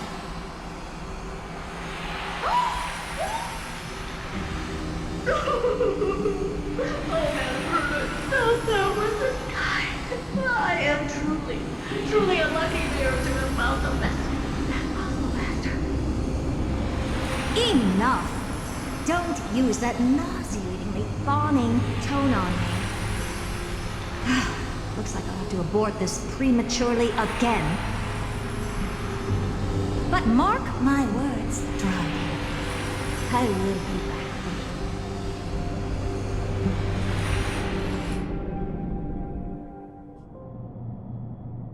you. Madam Herta? You're finally awake. You two? Oh. My plan is ruined. And it's all thanks to you. Your plan? My sincerest apologies, Madam Herta. We weren't aware this was a part of your plan. The space station was in complete darkness when we arrived, so Sunday and I assumed something bad had happened.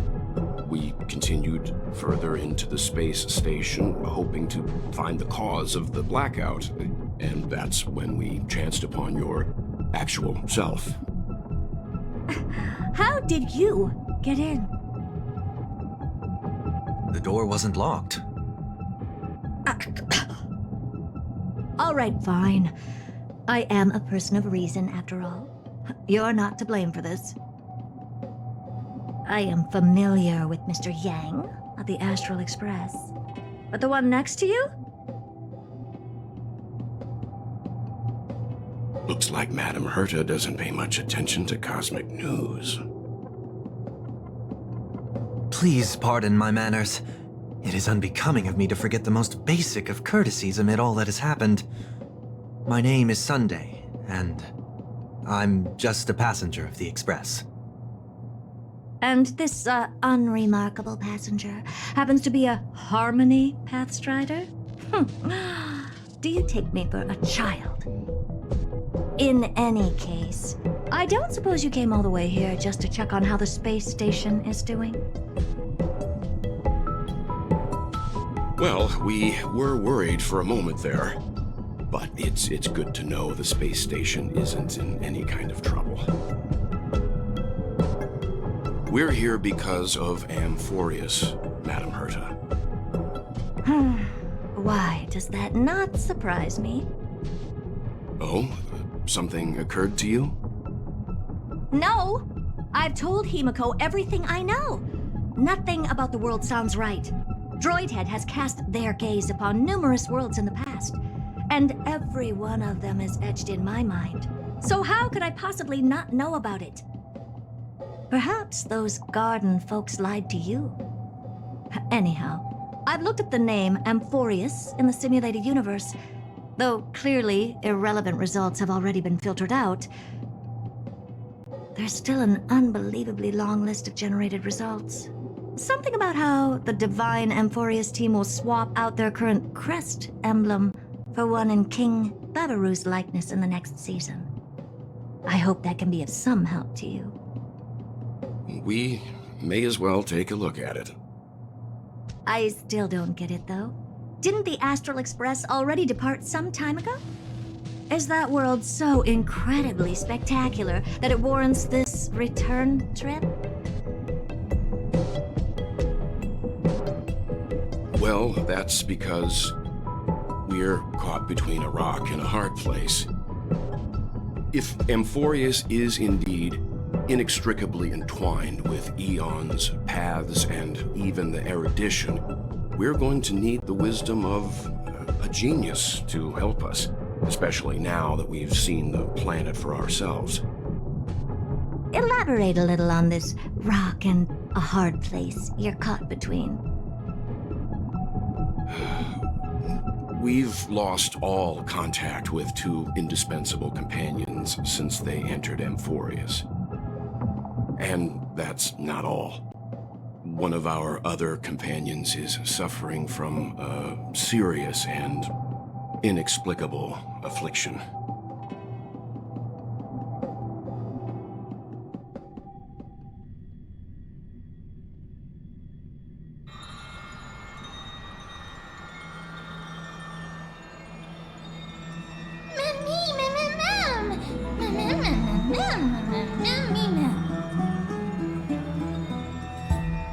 They've been this excited for a while now.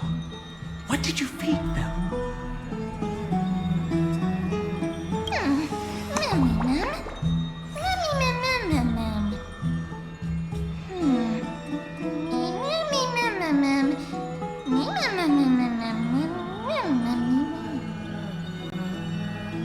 Forget it.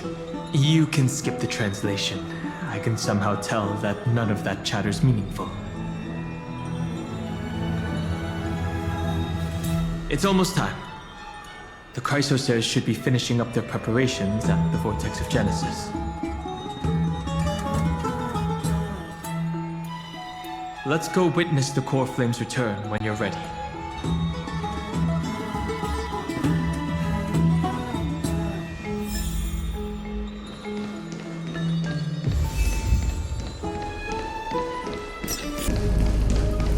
Oh, Majesty of the 12 Titans, pillars of the world.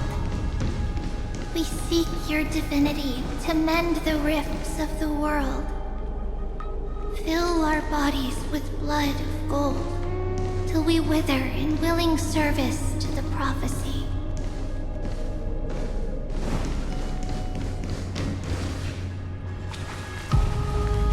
Your guests are here, Phainon. We can begin the ritual now.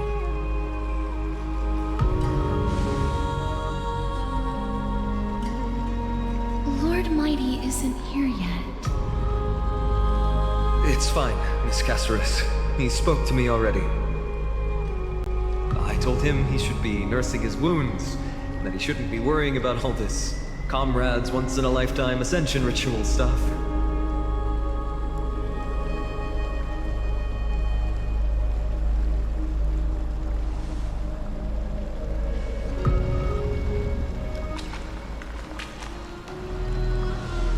So, I'm ready to begin.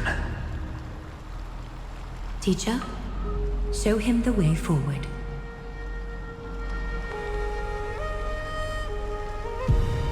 Despite the myriad dark and endless nights that have gone by, the guidance of the prophecy is nevertheless as clear and bright as the first ray of dawn. Overthrow the gods, it declared. Restore the core flames, it declared. Bear the divine authority, it declared. Forge miracles, it declared. Oh, prophecy, forgive us for this late tribute.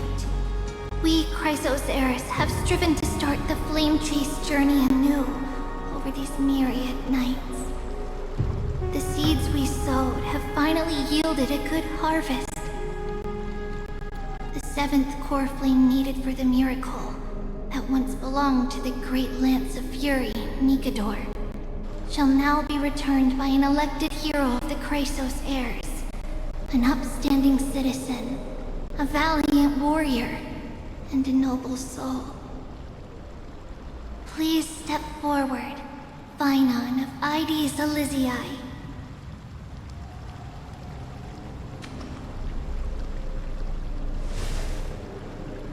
Recite with us. O Majesty of the 12 Titans, pillars of the world, we seek your divinity to mend the rifts of the world. Fill our bodies with blood of gold, till we wither in willing service to the prophecy. Surrender the core flame, HSR.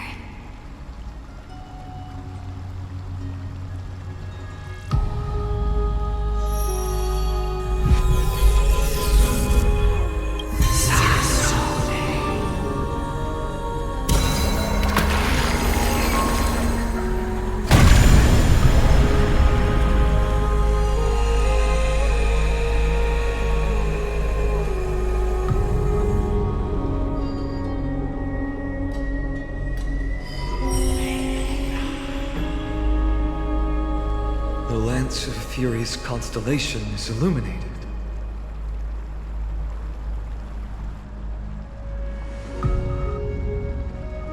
Why is the vortex this silent? Was it also like that in the past? Patience, Phainon. Do not make us question this decision. Lord Naius? I'm afraid he's not the person you know, Castorice. That is a manifestation of the prophecy, an echo of the Titan's divinity. It is here to examine the Titan's successor.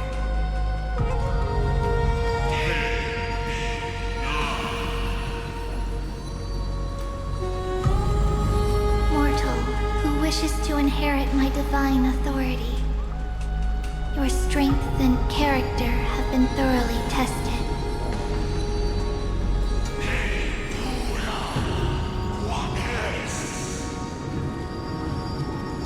Yet your will wavers. If you are to inherit Nikador's relentless fight against the unspeakable Black Tide,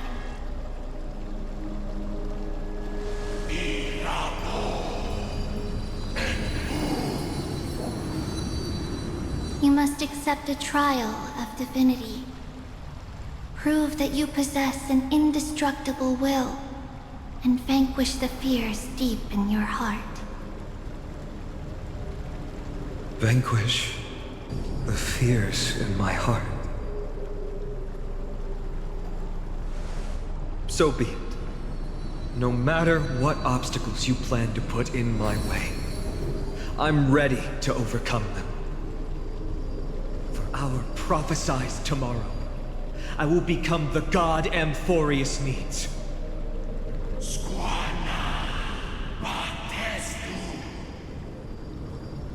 Come with me, Phainon of Aegis Elysiae. In fear, you shall abandon your mortal body, and in suffering, be reborn as a god.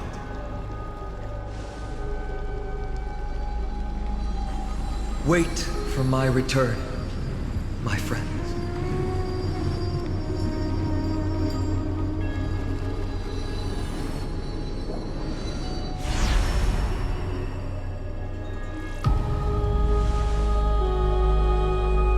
Lord Phainon is gone?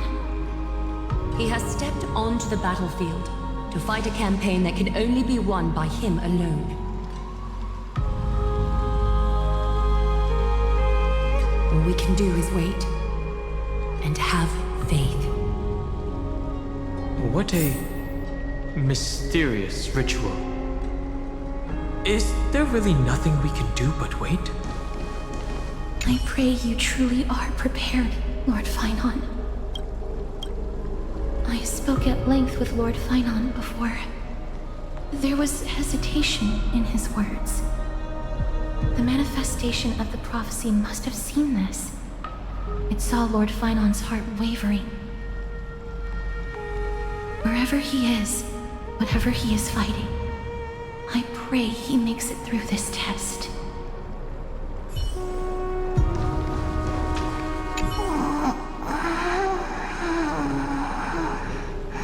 Looks like she fell asleep.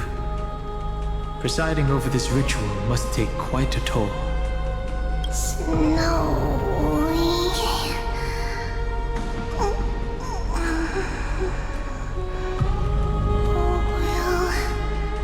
succeed.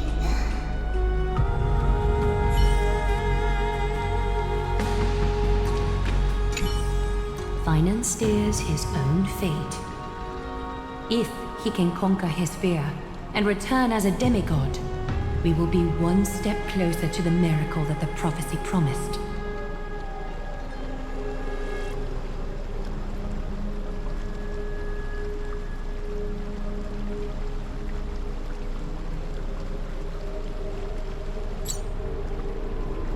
That would mean his time hasn't come yet, and that there is a more arduous mission for him to see through. You must have noticed by now. Every Chrysos heir here bears a flaw of sorts. Be it the curse of immortality, or the constant erosion of their humanity, or... But not Phainon. He is a Chrysos heir without flaw, a perfect vessel for divinity. There will come a day when he leads everyone we have left, through the gates of the miracle. Still too late, huh? The constellation of the Lance of Fury is already illuminated. That must mean... The core flame has been surrendered. The Lord Phainon's test isn't over yet. The prophecy sent an ambassador. They acknowledged Lord Phainon's strength and character, but had doubts about his strength of will. He must conquer his fear and prove himself to the prophecy. I was right to be worried. I want to formally thank you, outsiders. Were it not for your aid, our campaign against Nikador would have been 100 times more arduous. Kremnoans revere strength and military might. That does not mean we lack etiquette. Mydei, what do you mean when you said you were worried? They don't know yet. That guy has always been tormented by his past. I may not be the right person to tell you about him, but you must know his past if you are to continue fighting alongside Phainon. Lord Mydei, please allow me. Very well. Before he was chosen by the prophecy, Lord Phainon had everything taken away from him. His home, his family, his close friends. Everything he once swore to protect. He became a hollowed shell in his youth, and the blazing flames of vengeance were the only thing sustaining him. The prophecy gave him a new mission, granting him a new life as a Chrysosaur. But which is more important to him? His new mission, or his desire for revenge? I'm afraid only he knows. No. Perhaps he himself is still struggling to get to an answer. I acknowledge his strength, but fear is something not even the sharpest of swords can cut through. I hope you've toughened your resolve, Deliverer. Only a will as tough as stone can shatter the darkest nightmares.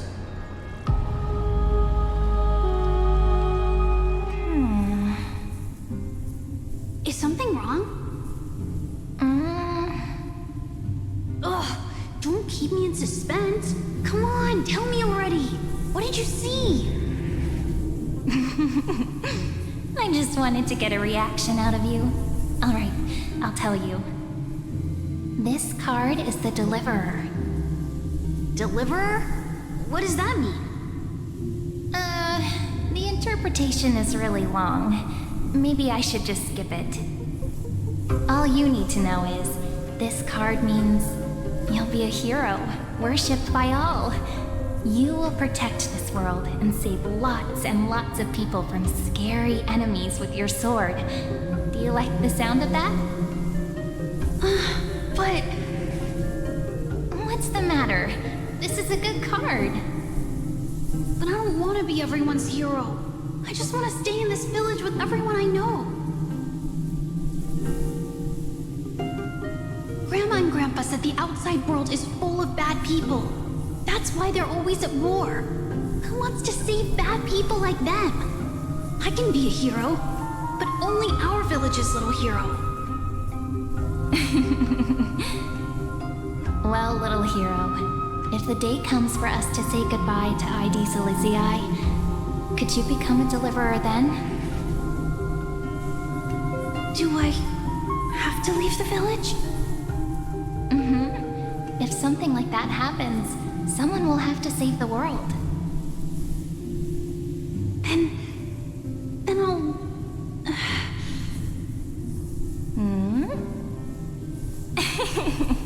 I'm just teasing you. Don't worry. ID Silicii is a peaceful place. Bad people won't reach us here. Are you going home already? If you're not in a hurry, should we go play with the fairies again? Fairies? Okay, I love playing with them. I'll win back the wooden sword I lost to them. Look at how excited that got you.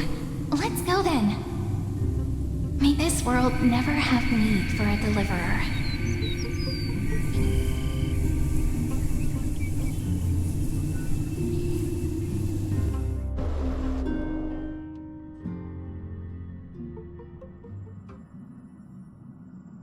Pom-Pom, have you prepared our meals already?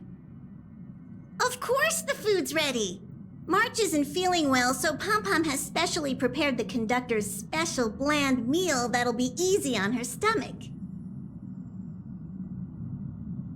Can you bring it to her, Himeko? Gladly. Why don't we also get her a...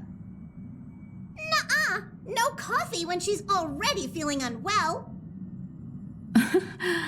I guess you're right.